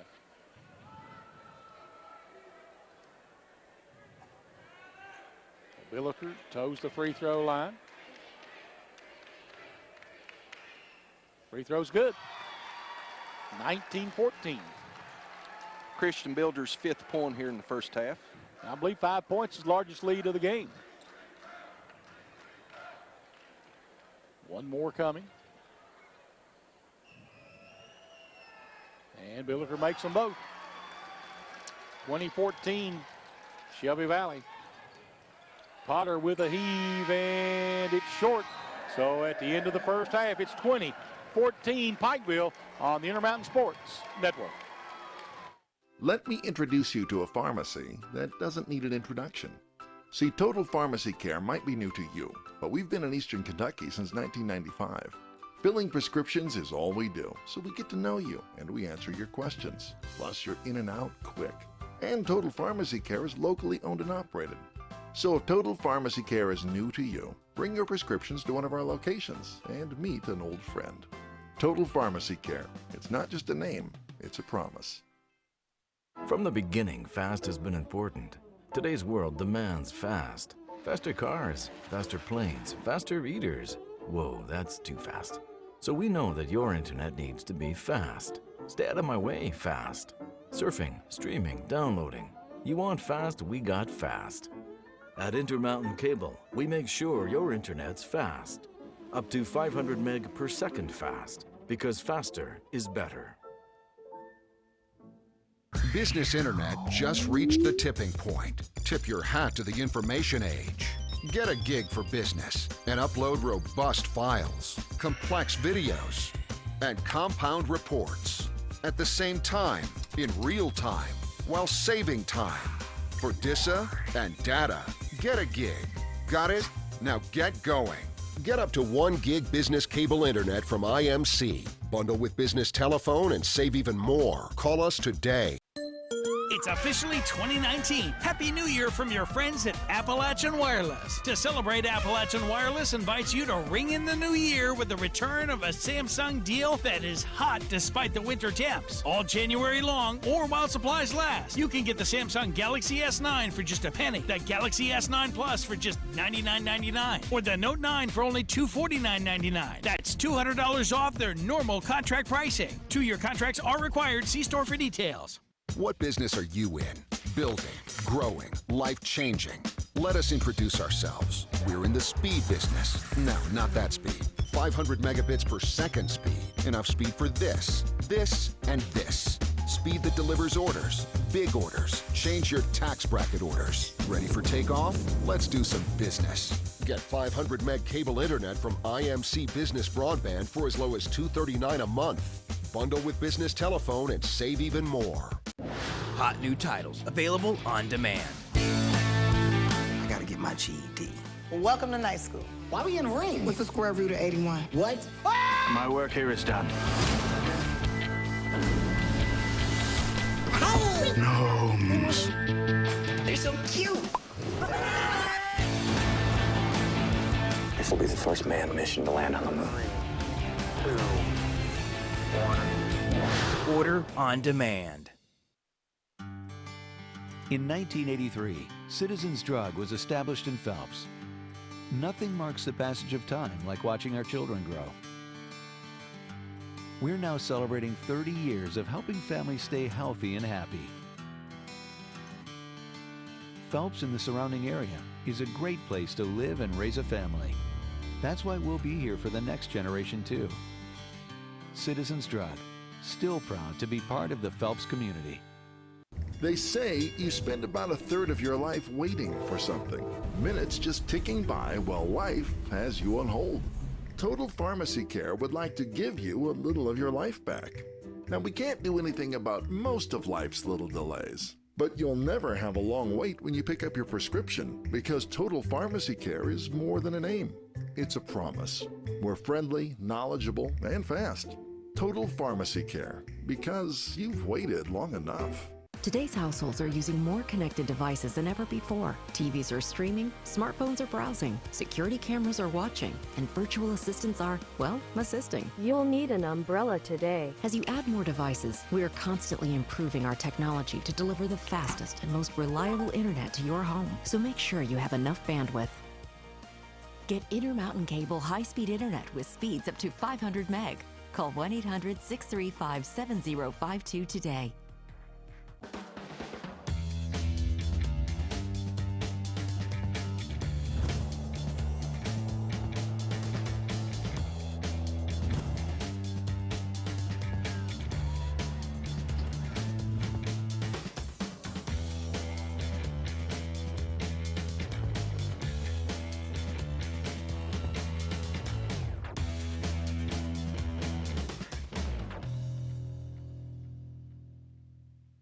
You're on the move every day. You're mobile, and so is Community Trust Bank. Now, you've got one-touch access to your accounts. No need to remember or update passwords. Make a deposit with a click, not a pen. No deposit slip and no line. And get that morning cup of joe without the hassle, without the wait. Community Trust Bank is dedicated to making your banking experience secure, fast, and easy. Don't wait. Go mobile with Community Trust Bank. Building communities built on trust. It begins with a click. And no matter where you are, you have countless choices at your fingertips. On the road, on your break, even in your own backyard. A world of entertainment is just a click away.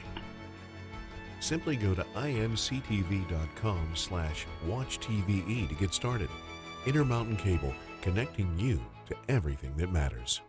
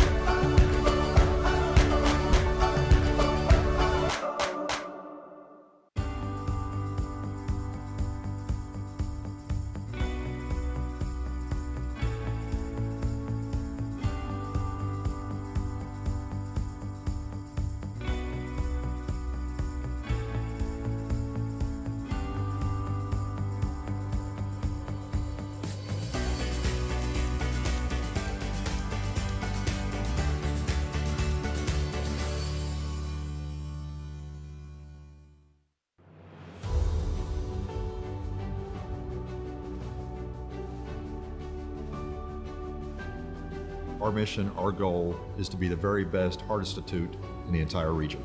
At Pikeville Medical Center, we have all the technology to do minimally invasive cardiac surgery. We took the busiest surgeon from Louisville, the busiest surgeon from Lexington, and the busiest surgeon from Charleston and combined them in a team to offer and deliver the best heart surgery care in the region, if not in the state. The volume here is as large as any other hospital in the region or larger. Minimally invasive robotic surgery allows me to see a three-dimensional image that is magnified and much clearer than what I can see with my normal eyes. I helped someone and saved a life today. That's why I do heart surgery. We save lives. Together, we provide the most advanced heart care for the region. Eastern Kentucky Expo Center here at the half. It's 2014. Pikeville leading Shelby Valley. And Adam, you got some stats for us? I do. Not a whole lot, but a few stats. A lot of defense played that first half.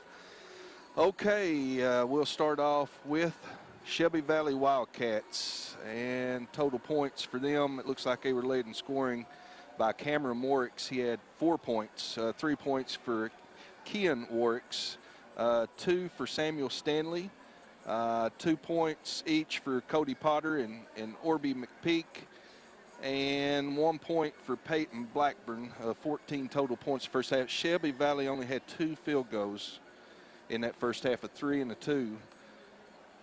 Bunch of free throws to keep them in this game at this point. Yes. But like we said, what a defensive battle. Also for the Shelby Valley Wildcats, had a total of 7 turnovers in the first half. And rebounds, had 10 rebounds, 1 of 6 from three-point line and 2 of 14 from the field. Again, 14 first half points here for the Wildcats. For the Pikeville Panthers in the first half, led in scoring by Christian Builder. He had 6, 5 points for Kyle Watkins, 2 for Connor Roberts. Riley Salmons, he had 5 points, 2 points for Byron Hammonds, and totals 20 points here in the first half for the Panthers. Turnover-wise, they had 8 turnovers. Rebounding, they're leading the rebounding battle right now, 15 to Shelby Valley's 10. 1 of 8 from three-point line and 7 of 18 field goals. So, again, your halftime score, the Pikeville Panthers 20, Shelby Valley Wildcats 14. Bunch of defense there in that first half. As I said, it was a smothering defense on both ends, and both teams struggling to find the rhythm on offense. What's your synopsis there after the first half, Well, Charlie? Shelby Valley really struggling from the field. I mean, I looked at that shooting percentage, 14% from the floor. That's going to be tough. They're going to have to do better than that. But now, you know, both teams are like two big prize fighters going at it, feeling each other out here in the first half. And we'll see what foul trouble will do down the stretch, too. Kean Warwicks with 2 had to set a bunch that first half. Both teams way too good on offense to keep this up. Yes. I have a feeling we're going to see a different style of ball here in the second half, as both teams vying for the All-A championship here in 2019 to represent the 15th region state tournament. And you said it's going to be at Rupp Arena this year. I think so, Is that what you're saying? Yeah, isn't it? No, they're not playing it at Rupp. I thought they were moving it to Rupp. All right, my bad. Okay, well, we'll somewhere in the state. We'll find out. But nevertheless, glad to have you along here on the Intermountain Sports Network. We're live on WXLR 104.9. Also live audio on WPRG's Facebook page. You can check it out there with the running scoreboard.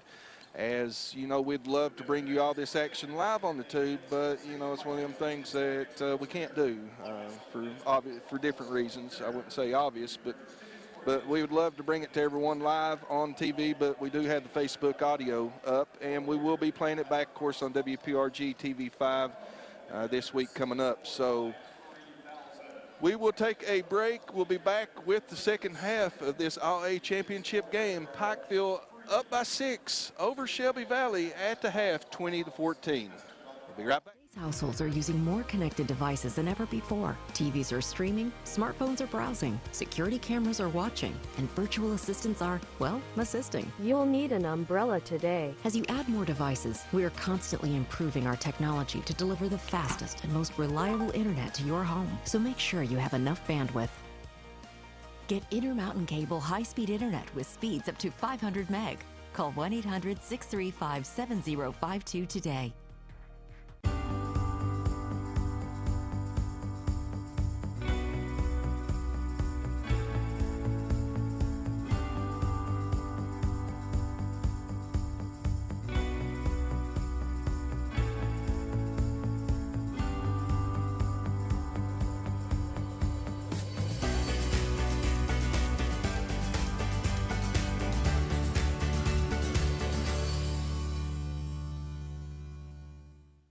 You're on the move every day. You're mobile, and so is Community Trust Bank.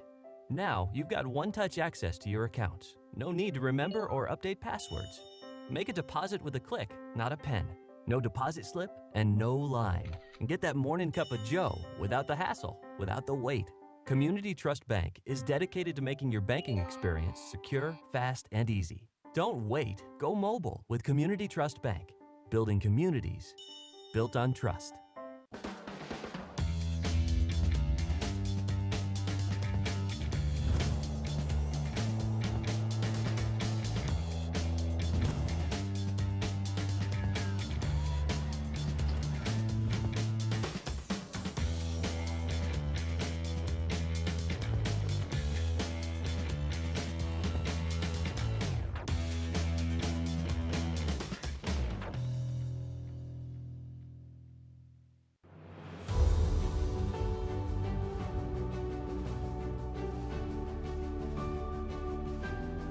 Our mission, our goal, is to be the very best heart institute in the entire region.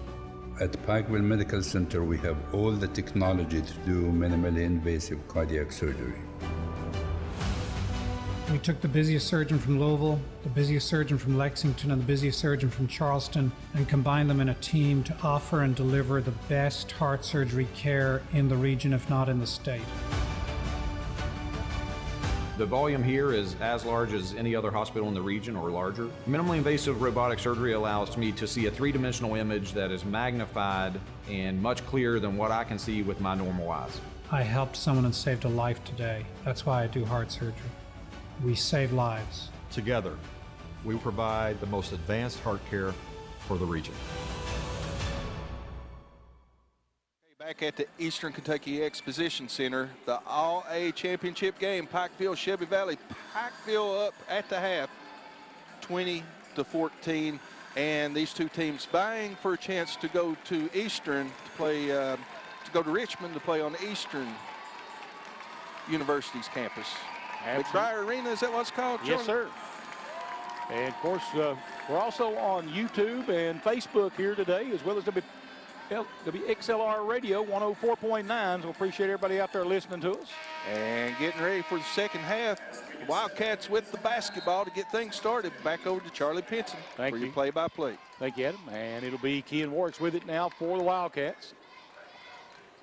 Warks, they'll try to get it to Potter.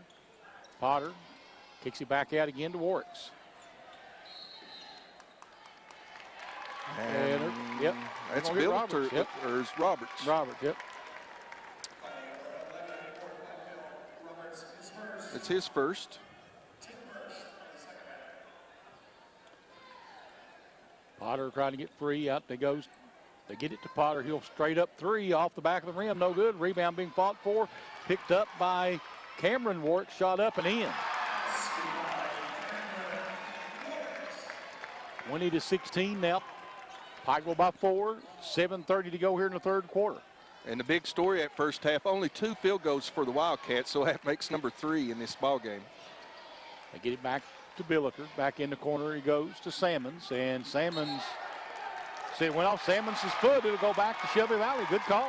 Very nice defense there from Cameron Works. And it'll be Kean Works bringing it up the floor. Top of the key, gives it over to Cameron Works. And Works will drive. Gets cut off on the baseline, steps out of bounds. It'll go the other way. You know, I'm not sure what they're going to have to do, but they need to get Cody Potter involved in the offense. I know he's been shooting a lot from outside. I need to start working him down lower. We'll see how it goes. And it'll be out front with it now. Watkins Watkins, nice drive, and missed easy. Wide open layup. Potter comes down with the rebound quickly. Kean Warwick's into the front court. Back to Potter. Deep three. That's the H in Appalachian Wireless, folks. Yeah, that's the NBA range. Stanley has it knocked away. Loose ball. Potter will be fouled. He'll be on Watkins, I believe. Yep. Watkins picks up his second. Team's second here in the second half. Shelby Valley ball. Kean Warwick's back to Potter. Running Potter off that pick and missed another one. Rebound comes off in there to Connor Roberts. Ice cold from outside Potter is. Down in the corner. They work it. Back out top it goes to Watkins. Salmon's trying to go inside, and Cameron Warwick's on him. Out top with it, Watkins. Billiter now with it. Connor Roberts. Billiter will pull up for a three. It's no good, and it'll be Pikeville ball. Knocked out of bounds by Cameron Warwick's.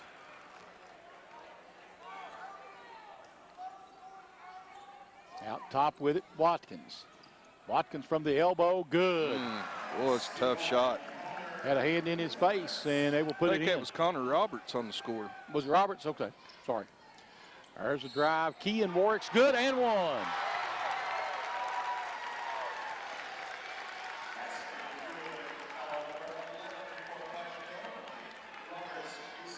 Roberts picks up his second foul, team's third. So Kean Warwick's at the free throw line, can make it a three-point ball game here, and does. 22-19 with 5:49 to play here in the third quarter. Watkins will bring it up the floor now. Kyle Watkins into the front court. Takes it over, gives it up now to Billiter. There's Roberts for a three. It's short. Rebound comes off in there to Kean Warwick's ball. Stolen away, Salmons, and we got a foul. Credit Byers on that hustle move to keep it on the Panthers' end.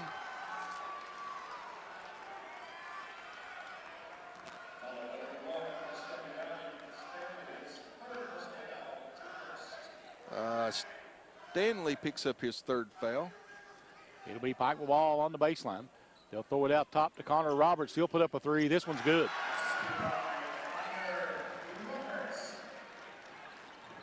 (25-19) Pikeville. Kean Warwick's trying to drive. Gets cut off. Gets it back out to Cameron Warwick. He'll shoot a three. It's no good. Loose ball picked up in there by Watkins, and we're going to get a walk. A lot of action. Yep. Both these teams want this win. They're leaving it all out on the floor out there right now. Kean Warwick's with it out front. 25-19 Pikeville, 5:05 to play here in the third. Potter out of the corner, back out top to Cameron Warwick's. Cameron Warwick's wants to drive, and we're going to get a illegal pick, I believe. Stanley. That's his fourth on the offensive foul. And here comes Pikeville into the front court. Kyle Watkins. Watkins gives it up to Billiter. Back out front. Pikeville with it. And Salmons has it stolen away by Stanley. Stanley gives it back up and gets it back. Shot up, no good. Warwick's with the rebound and one. So that'll put the Cameron Warwick's at the free throw line for the and one situation. Billiter picks up his second. Team's fourth here in the second half.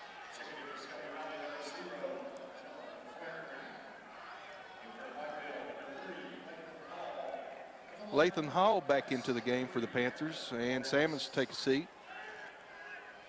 4:35 to play here in the third. And Warwick's makes it a three-point game, 25-22. Pikeville with the lead, 4:30 to go here in the third. In the front court with it, Roberts. Connor Roberts puts it on the floor, gets it over into the corner to Watkins. He'll put up a three. It's good.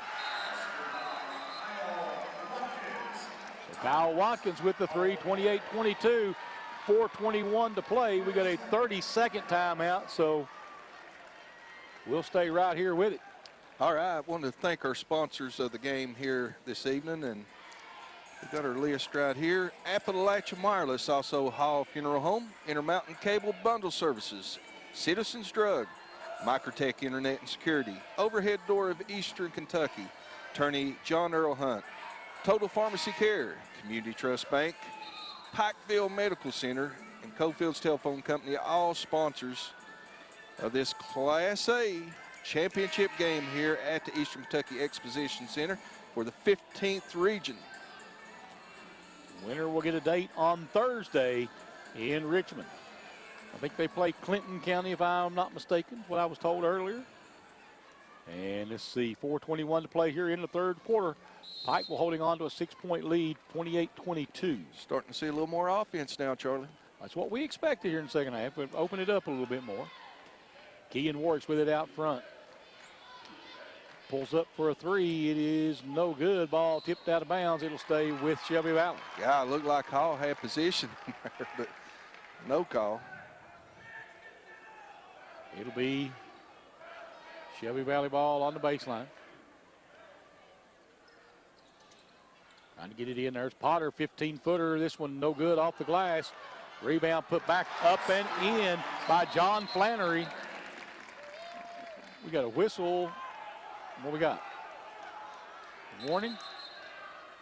Not for sure. He must have tipped the ball back out of bounds, I guess. And it'll be Pikeville bringing it up. It's a 4-point ball game, 28-24. Out top with it, Watkins. Watkins brings it top of the key. Swings it over now to Roberts. Back out to Watkins. Watkins again at top of the key with it, looking. Gets the pick and roll, trying to take it down inside. Nice pass, and that'll be a foul on Cameron Warwicks. It's his third. And that'll put Connor Byers at the free throw line. Actually, they're saying that was his second foul. You're probably thinking of his brother. It's hard to sometimes to get the two mixed up. It's easy to do. First free throw good from Byers. 29. His first score of the game.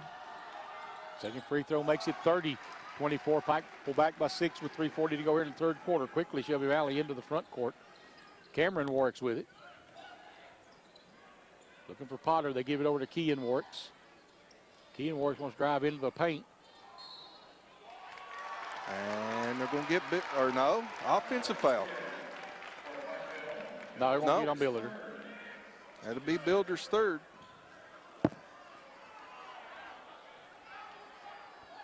Must have been a hand check, all I can say. Out top. With a lot of the non-calls, I'm not sure about that one. And back into the ball game now, Salmons. And they'll throw it over top to Flannery. He'll give it back now to Warwicks, Cameron Warwicks. Top of the key, Warwicks wants to drive, and we're going to get a foul. No basket on the floor, maybe on Watkins. That'll be his third. Team sixth. Shelby Valley trying to use that aggressive defense against them now, taking it right at them. Three, no good and Warwicks gets the ball back again. Shot up good and one. Yep. Boy, that was he earned that one. And he's going to the line for one. Yep. It's Cameron Warwicks. You can credit Flannery for keeping that one alive on the offensive end. Byers just picked up his third, and that's 17 fouls, so Shelby Valley in the bonus from here on out. Free throw, good. And it's a 3-point game, 30-27 Pikeville with 3:09 to play here in this third quarter. Into the front court with it, Roberts. Roberts gives it up. Hall with it out front. Watkins will pull up for a three. It's good. Off the wing. Good looking shot. Yep. It's his third three of the game. Back the other way, Warwicks. He'll get it back out to his brother. And we got something away from ball. I didn't see it. I just saw Potter go down. It's going to be an offensive foul on the Panther, I believe.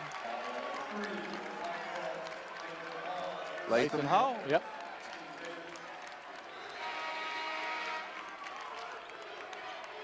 Let's see, Byers will go out as Hammond comes in.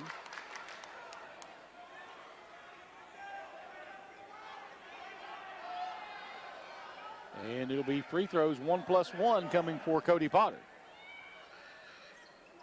Free throws good. Only 3 points tonight, this afternoon for Cody Potter. Makes the second one as well. And it's 33-29. Pikeville leading Shelby Valley. Into the front court with it. Roberts. Roberts gives it up. Nice pass inside Hammonds, and his shot blocked by Potter, but I believe that'll be a foul on Cody Potter. Be his second if I've got it right.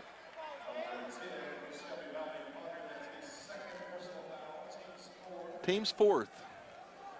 So 2 shots coming now for Hammond. Free throw's good. Byron Hammond's free throw's good. Got 1 more. Misses the second with no rebound. McPeak. Quickly Potter bringing it up the floor. He'll get it back now to Kyan Warks. Kyan Warks will back it back out. Restart his offense. They get it to Potter again. Potter gives it up to Cameron Warks. Potter shot up, no good. Ball fight for the ball, and hustle and strength put that one up for Orby McPeak. 34-31, 3-point ball game. 2 minutes to play here in the third quarter. Pikeville leading, and they have the basketball. Into the front court with it, Roberts. Roberts kicks it outside. There's another 3, and this one no good. McPeak with another rebound. And it'll be Cameron Warwick. He's going to bring it. He's going to take it all the way up. Shot no good. Rebound Potter. He'll throw it back out, but it goes out of bounds. It'll be Panthers ball. Yep, Pikeville ball. Yep. 34-31 with 1:38 to play here in the third quarter. Pikeville with the lead. Tell you, the Stripes is earning their pay this game. Yes. Into the front court. Hunter Roberts. Roberts gets it over to Watkins. Back to Roberts. Roberts turnaround shot, no good. Rebound comes off in there to Flannery. Quickly back the other way. There's a drive by Warwick's. Loose ball on the floor, and we're going to go. What we got? The Pikeville ball. Shelby Valley's bench tried their best to claim that one, but it will go back over to Panthers. 34-31. Panthers up by 3. 1:09 to go. 30-second timeout on the court. We'll keep it right here as these two teams vying for a championship here on this Sunday and a chance to go downstate and play on the campus of Eastern University at Richmond. We've had a battle here today. Very physical game on both sides. The officials letting them play. They're calling it evenly both ways. So, but letting them play, letting the players decide it. I always like to see when they let the players decide it. Now, some coaches will each coach will disagree with that at a different time when the call goes against their side. But, you know, from our standpoint up here, watching a good game is all what it's worth. You know, right now what I'm seeing is Cody Potter is yet to score a field goal for Shelby Valley, and that's a big story for the Wildcats. Is, you know, normally, you know, he's their horse that they go to, and he's got a lot of shots off, just not falling for him. Well, when they played the last time, he went to the fourth quarter. I think he put about 20 in the fourth quarter, though. So you never know. Once he gets going, he can be dangerous. Out front with it. Roberts over to Watkins. Watkins takes it down into the lane, kicks it out. There's a 3 by Salmons. It's good. Nice stroke from the big man. 37-31. Pikeville by 6. 50 seconds left here in this third quarter. And so 4-3 for the Panthers here in the third quarter. Cameron Warwick's back at the Kean Warwick. We got a foul away from the ball, I believe. Looks like Lathan Hogg will pick up the foul. He's got a tough job out there tonight trying to guard Potter here. That'd be his third foul. Team's ninth. Potter at the free throw line. Makes the first one. That's the 5th point for Potter, all from the free throw line. He'll have one more coming his way. And this one is good as well. It'll be Pikeville bringing it up the floor. 37-33 now, under 30 to play here in the third quarter. And it'll be Pikeville. They'll hold on to it, run for one shot here. Roberts with it out at midcourt. And McPeak going to come up, put some pressure on him to get it over and get it back to Roberts. Gets it over. They go down into the corner. Hall back out front to Watkins. Roberts tries to go inside. They throw it away. Stolen. That was Flannery with the interception. Kean Warwick's three is good at the buzzer. So 37-36 at the end of three. Pikeville with a 1-point lead on the Intermountain Sports Network. It begins with a click. And no matter where you are, you have countless choices at your fingertips. On the road, on your break, even in your own backyard. A world of entertainment is just a click away. Simply go to imctv.com/watchtve to get started. Intermountain Cable, connecting you to everything that matters.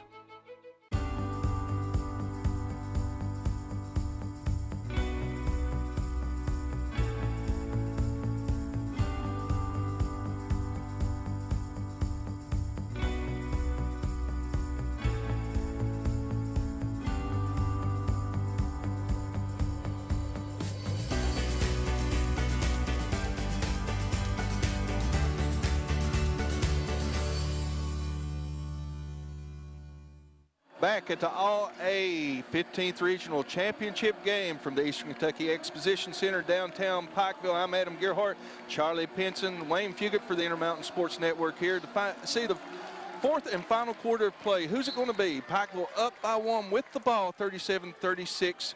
Charlie, take it away. Thank you, Adam. Out front with it. Watkins has it knocked away, but goes back and gets it. He'll get it back now to Roberts. Roberts kicks it back now to Watkins. You know, my observation is Coach Jim Hicks and Shelby Valley has to feel pretty good right now. Yeah. In this situation. Out front with it, Roberts. Considering. Yeah. Considering what's going on the offensive end. Trying to drive with it again. Pikeville gets it back out to Watkins. Watkins kicks it in the corner to Billiter. Billiter puts it on the floor. Back to Watkins. Three. And no good. Rebound, Cody Potter, and he's going to be fouled. Hammonds, rather. I believe that'd be his 3rd. Yep, 10th team foul. So that will put Shelby Valley in a double bonus throughout the 4th quarter. Pikeville Shelby Valley's only committed 4 fouls. Free throw's good. Potter with 7 now. And Shelby Valley takes their first lead, 38-37, with 7:16 to go here in the ball game. Connor Roberts with it out front. Roberts brings it over on the right side, gives it up to Watkins. Watkins back to Billiter. Billiter kicks it back out. There's a 3 by Roberts. It's way off. And we got a foul on the rebound again. Let's see who's going to be on. That'll be on Watkins. His 4th personal foul. Yep. 5th. What they saying? I believe they are. Let's see. I got.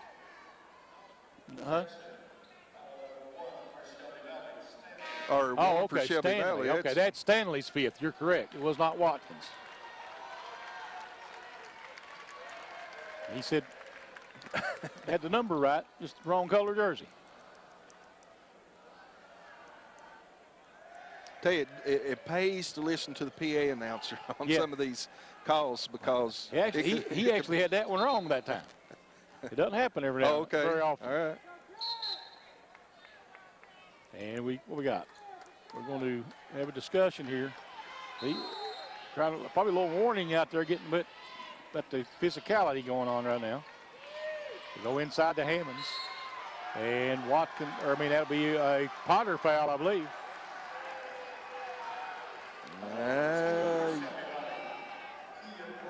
Kean Morris picks up the foul and hits his third. Out front with it. Pikeville has it. They give it up and back out top with it is Roberts.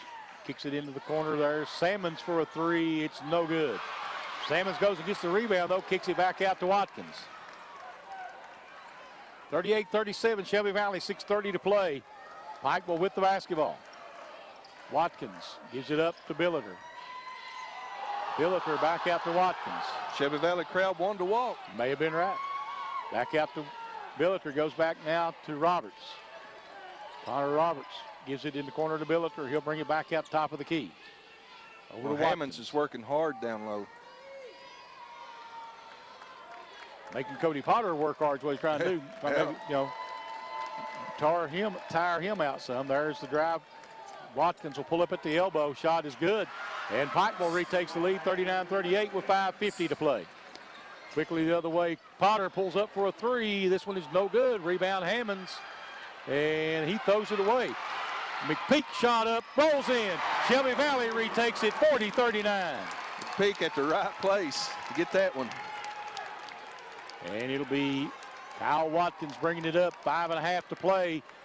1 point lead for Shelby Valley. Watkins kicks it back out. Salmons on the drive. Good reverse move. is good. Just a freshman. 41-40 Pikeville.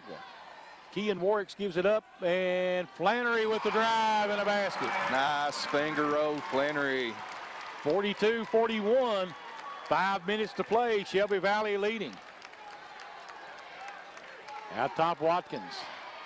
Watkins kicks it in the corner. Billiter for a three. Billiter shot off and put back no good by Roberts, but he's fouled. Boy, Roberts skied for that one. So 4:55 to play here in the ball game. 42-41, Shelby Valley. Roberts at the free throw line for Pikeville. Nearly tipped that in. The foul going against McPeak, his second. Team 7th. And we'll see Byers back in for Pikeville.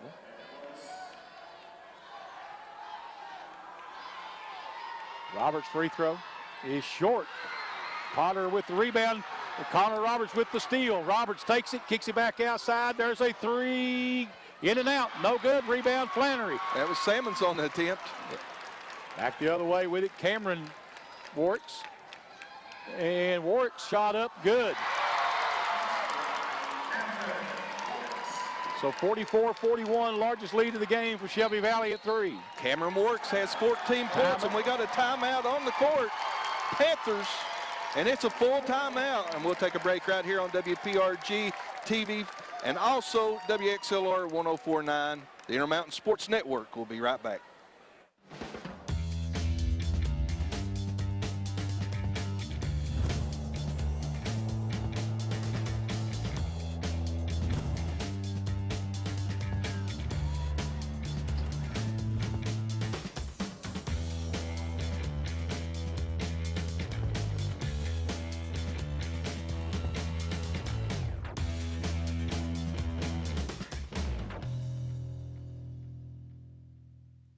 You're on the move every day. You're mobile, and so is Community Trust Bank.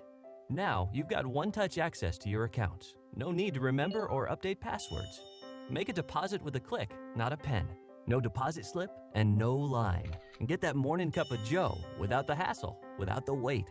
Community Trust Bank is dedicated to making your banking experience secure, fast, and easy. Don't wait. Go mobile with Community Trust Bank. Building communities built on trust. Okay, back at the Expo Center as we got a dandy, folks. Don't go anywhere. We're gonna call it right down to the end. Here's Charlie Pinson. Thank you. Had him into the front court with it. Roberts going to take it to the rack. Shot off the glass, no good. Rebound comes off to Potter, and they'll quickly get it up. And laying it in is Cameron Warts. 46-41, 5-point lead for Shelby Valley. 4:11 to play here in the ball game. Pikeville with the basketball. We'll get it up to Roberts.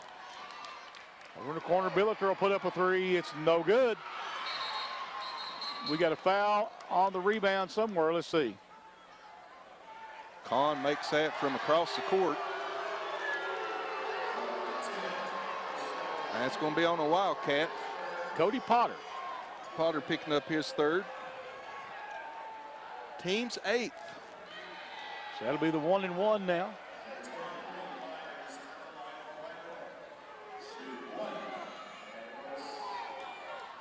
Hicks talking with Kahn over on the sideline.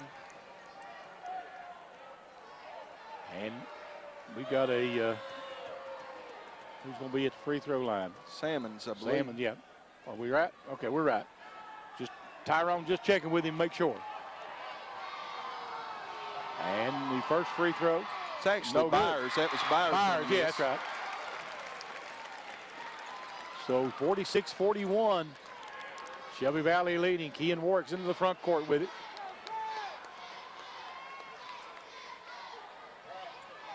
And Cameron Warwick shot up, no good.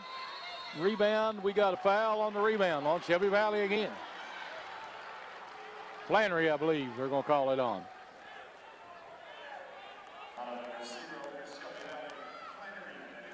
That'll be his second foul. That'll put Roberts on the free throw line, I believe. Nope, going to be Connor Byers again. So Connor Byers shooting a 1-and-1. This will be the last 1-and-1 of the ball game, because that's the 19th foul on Shelby Valley.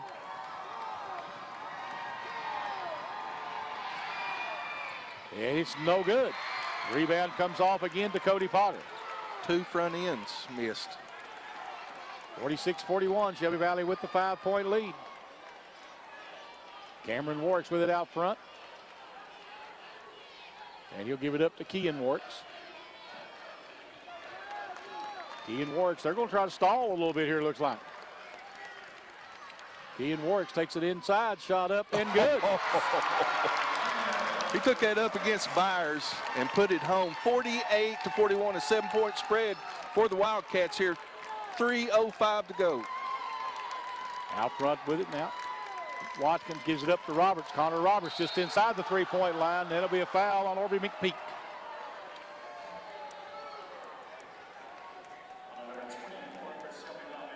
That's number 3 on McPeak. And this time we'll see Connor Roberts at the free throw line. 2 shots.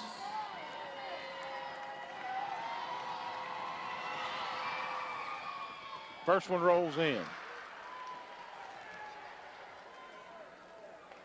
48-42, 6-point lead for Shelby Valley.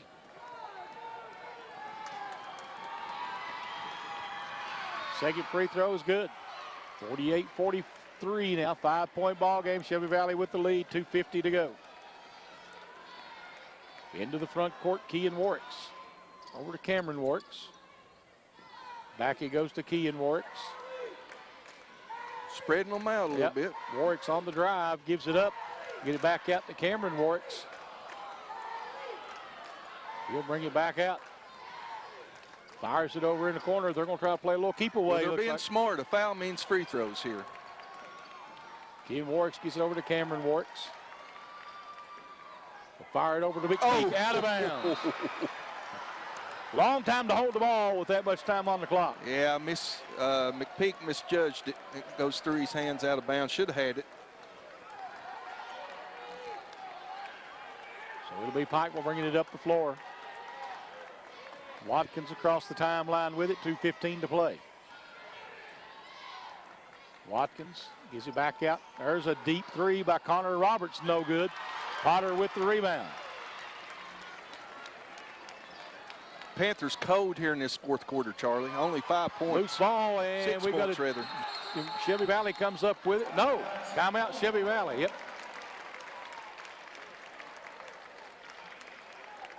Shelby Valley wasn't a foul there, and the say full timeout. 48-43. Shelby Valley leading Pikeville on the Intermountain Sports Network.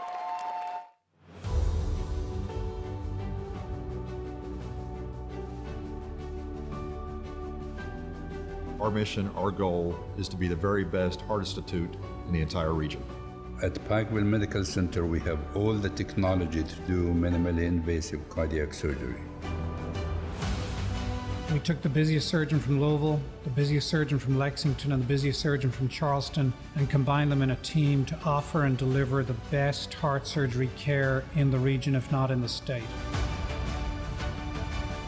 The volume here is as large as any other hospital in the region or larger. Minimally invasive robotic surgery allows me to see a three-dimensional image that is magnified and much clearer than what I can see with my normal eyes. I helped someone and saved a life today. That's why I do heart surgery. We save lives. Together, we provide the most advanced heart care for the region. Back to Eastern Kentucky Expo Center, 48-43. Shelby Valley leading Pikeville by 5. And the Wildcats will have the ball under their own basket here. We'll see several free throws down the stretch, yes. Charlie. And they'll throw it over top to Cameron Warwicks. They're going to get to go with the delay. They go down to McPeak. McPeak fires it back out to Cameron Warwicks. Back over to Kean Warwicks. Who do you want to shoot your free throws here? Panthers going to have to make a decision. Yep. And we're going to get a foul, and it'll be Cameron Warwicks going to the free throw line. And that's not the guy you want to foul. He has not missed a free throw tonight, this afternoon rather, 6 of 6.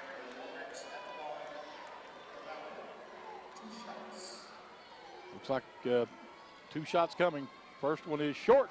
I jinxed him, didn't I? Yep. And Cameron Warwick's getting some work over on the sideline. Must have some blood on him or something. Looks like they're fixing it. They put some tape on it. Second free throw short again. Rebound comes off to Billiter of Pikeville. Panthers going to have to go to work here. Going to try to cut into that lead out front. Roberts gives it up. Watkins will bring it back out top of the key. There's Billiter. Roberts again. Back to Billiter. Billiter has it knocked away. Lathan Hall into the game. Byers, take a seat. All right, we're trying to get everything set, get the play in they want. They get it into Roberts. Shot blocked, and it'll be out of bounds. McPeak with the big block. Minute 13 to play, 48-43, Shelby Valley leading. Pikeville gets it in. Get into Roberts. Connor Roberts on the drive. Shot. Great. Good and one. Big time play from Roberts. And he'll go to the line for one. Chance to make it a 2-point ball game. 1:08 to play. 48-45. Shelby Valley by 3. 1:08 to go. Connor Roberts at the free throw line. And missed it. Rebound comes off to Potter. Panthers missed several free throws here in the fourth quarter, Charlie. Yep, and we're at 1 minute to play. Kean Warwicks gives it up to Cameron Warwicks. Back out to Kean Warwicks. They're going to play a little keep away here if they can. Cameron Warwicks again with it. There'll be a foul on Watkins. There'll be 2 shots coming now for Cameron Warwicks. Watkins' 4th foul. Cameron back at the line where he just missed 2. And misses a 3rd one. It's a 1-possession ball game right now. He can make it a 2 if he can make this shot. 48-45, 47 seconds left. And missed them both. Not even close. Pikeville with a chance to tie with a 3 right here. Watkins with it. Watkins kicks it back to Roberts. Roberts back out to Billiter now. They working with it. Back to Roberts. Roberts kicks it back out to Lathan Hall. Hall is fouled. Got their choice on who to call this one on. And it'll be on Cameron Warwicks. It's his third of the game. Lathan Hall at the line. He has not scored in today's ball game. 2 shots for him. His first one is no good.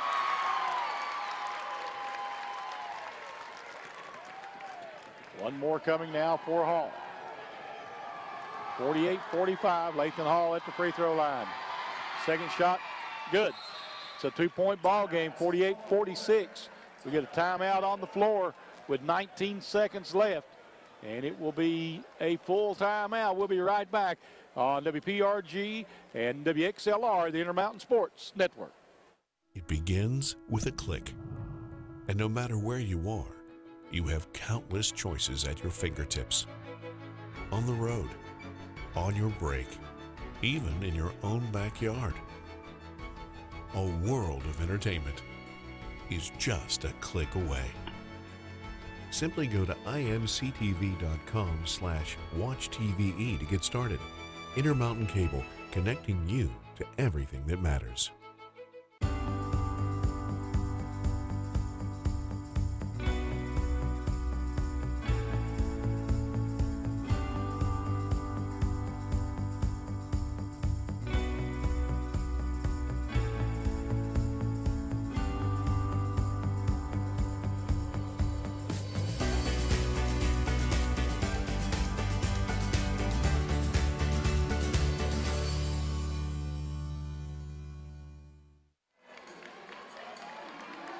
We're back for the conclusion of this one. 20 seconds to go, actually 19.7, and it's a 2-point ball game. Valley with the lead and the ball, bringing it full court.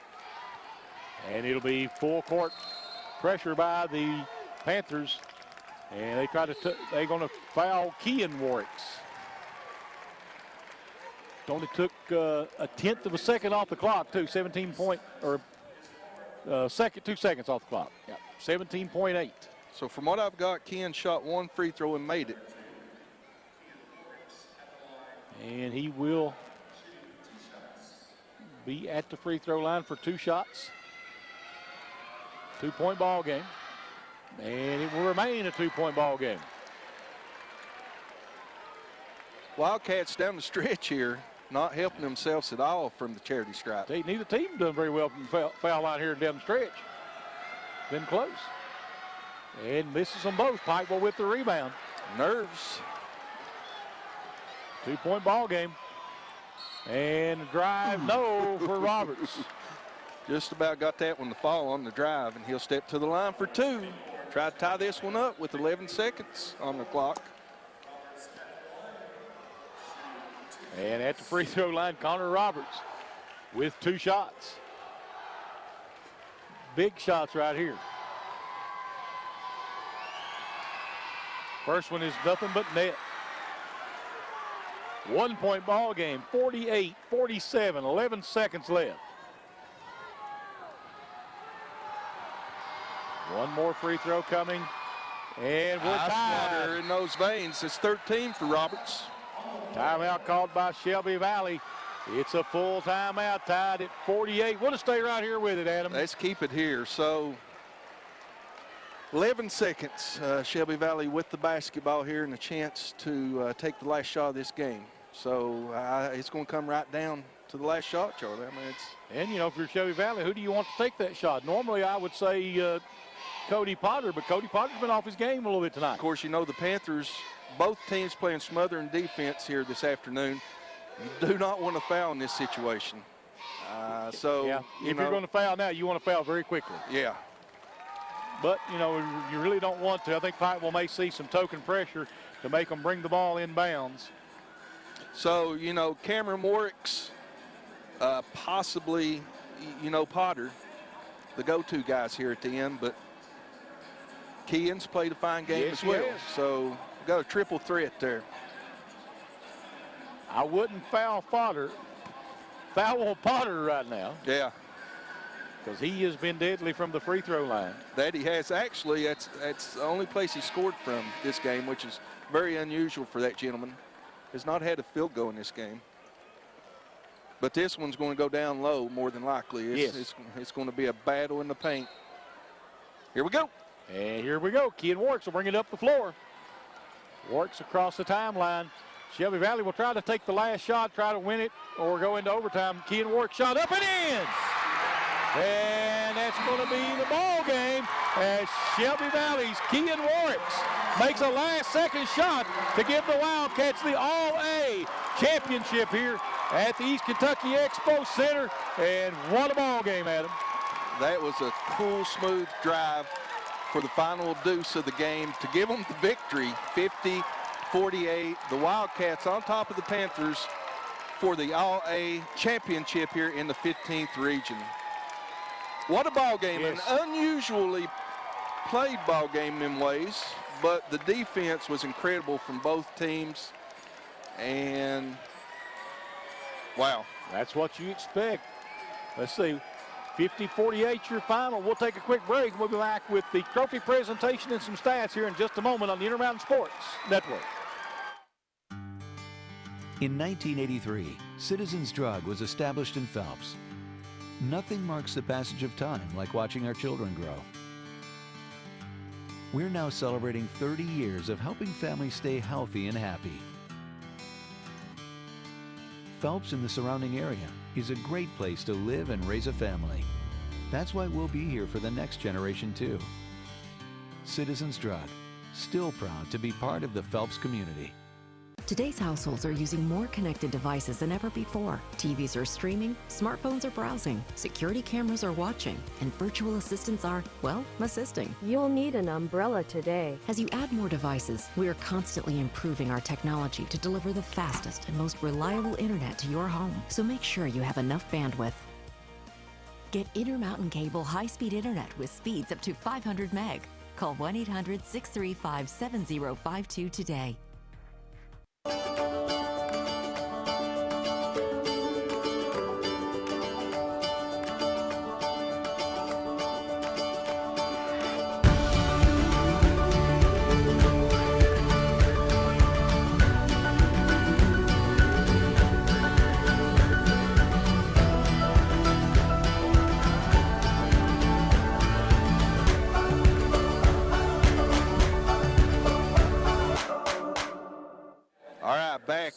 The conclusion of this one at the boys 15th regional All-A championship game, where the Shelby Valley Wildcats pulled it out on a last-second shot to win this one. And you've got the Intermountain Sports Network, WXLR 1049 on your radio. Also, WPRG TV will be playing back this one coming up this week.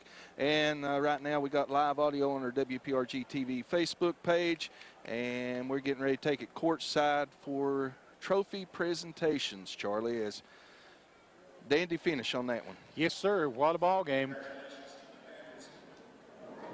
So presenting the winning trophy, West Savannah Grove. And the winning trophy for the 2019 Boys 15th Region All-A Classic Basketball Tournament champion, Shelby Valley Wildcats.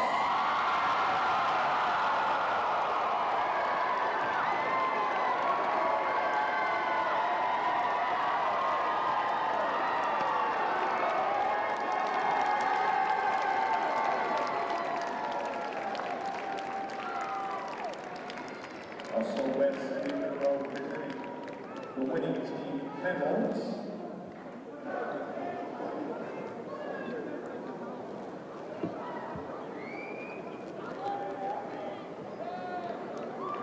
And also presenting the plaque to the winning coach from Shelby Valley High School, Coach Jim Hicks.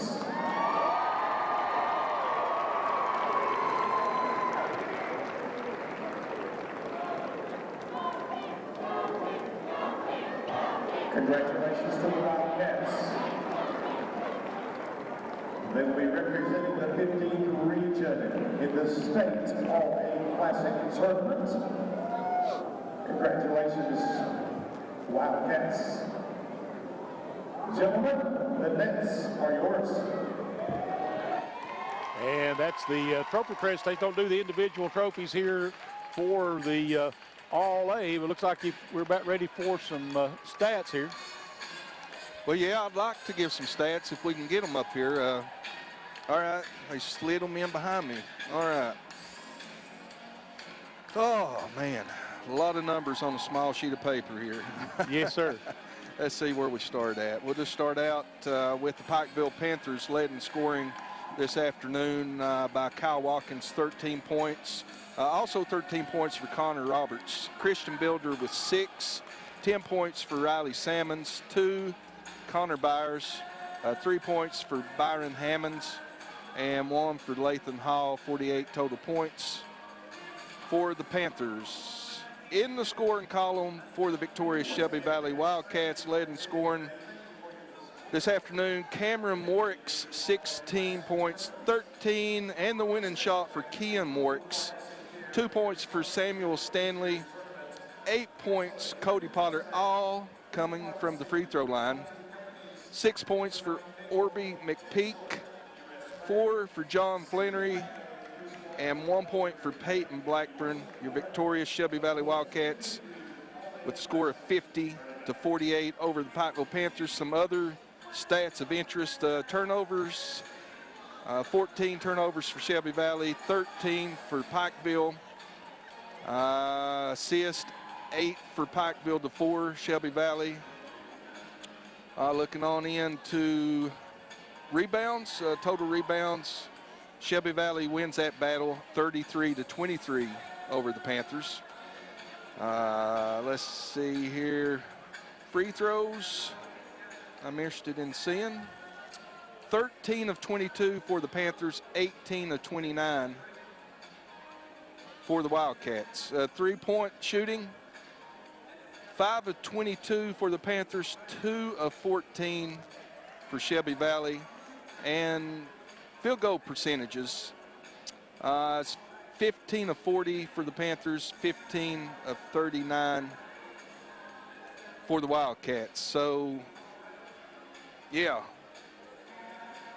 some pretty telling stats there for the offensive side of things for this game. But got to give Shelby Valley credit for hanging in there, making their free throws in the first half to keep them in this game, and to just keep plugging along to get this championship. They earned this one. They did. They played hard defense. Name of the game for both teams, especially early on. Pikeville really smothering Shelby Valley in the first half, but this is really almost a mirror image of the last game they played. Pikeville led for nearly 3 quarters in that one as well. And when about 4 minutes to go in the ball game, Shelby Valley takes the lead and pulls away to win. And this one went down to the wire. Shelby Valley able to get the last second shot to pull it out, Adam. Well, we knew that Pikeville was going to have to play back just a little bit and not foul in that situation. Just see how, you just got to take your chances, and a good hard drive from Works to get that last basket. And with no time remaining, Pikeville, all hope dashed there on that one. So the Wildcats down there cutting down the nets, and they'll be representing the 15th region at the All-A Boys State Championship on the campus of Eastern University in Richmond, Kentucky. And again, congratulations to the Shelby Valley Wildcats, and also congratulations to the Paintsville Lady Tigers, who was victorious earlier this week in girls play here at the All-A. And again, they'll be repping that one also on the campus of Eastern. And Charlie, any parting words here before we close out? Just congratulations to both the 15th region winners, and wish them luck down in Richmond. And again, want to thank all of our sponsors to help make this possible on the Intermountain Sports Network, WPRG TV, also WXLR 1049 Gearhart Radio, Appalachian Wireless, Hall Funeral Home, Intermountain Cable, Citizens Drug, Microtech Internet and Security, Overhead Door of Eastern Kentucky, Attorney John Earl Hunt, Total Pharmacy Care, Community Trust Bank, Pikeville Medical Center, and Cofield's Telephone Company. Thanks to all those fine folks helping us bring the best in high school sports to the people out there in the mountains of Eastern Kentucky. Glad you tuned in with us. And we got a lot more action coming up for this season winds down, Charlie, as you know, this is my favorite part coming up. hang in there. We got this same ball game again Tuesday. It is coming up, that is for sure, and we're going to be there. We're going to have that for everyone. We've got some 58th District action coming up later in the week, so just keep tuning in to us. We appreciate your support, and everyone have a great rest of your Sunday and weekend, and we'll see you next week on the Hardwood. This is the Intermountain Sports Network.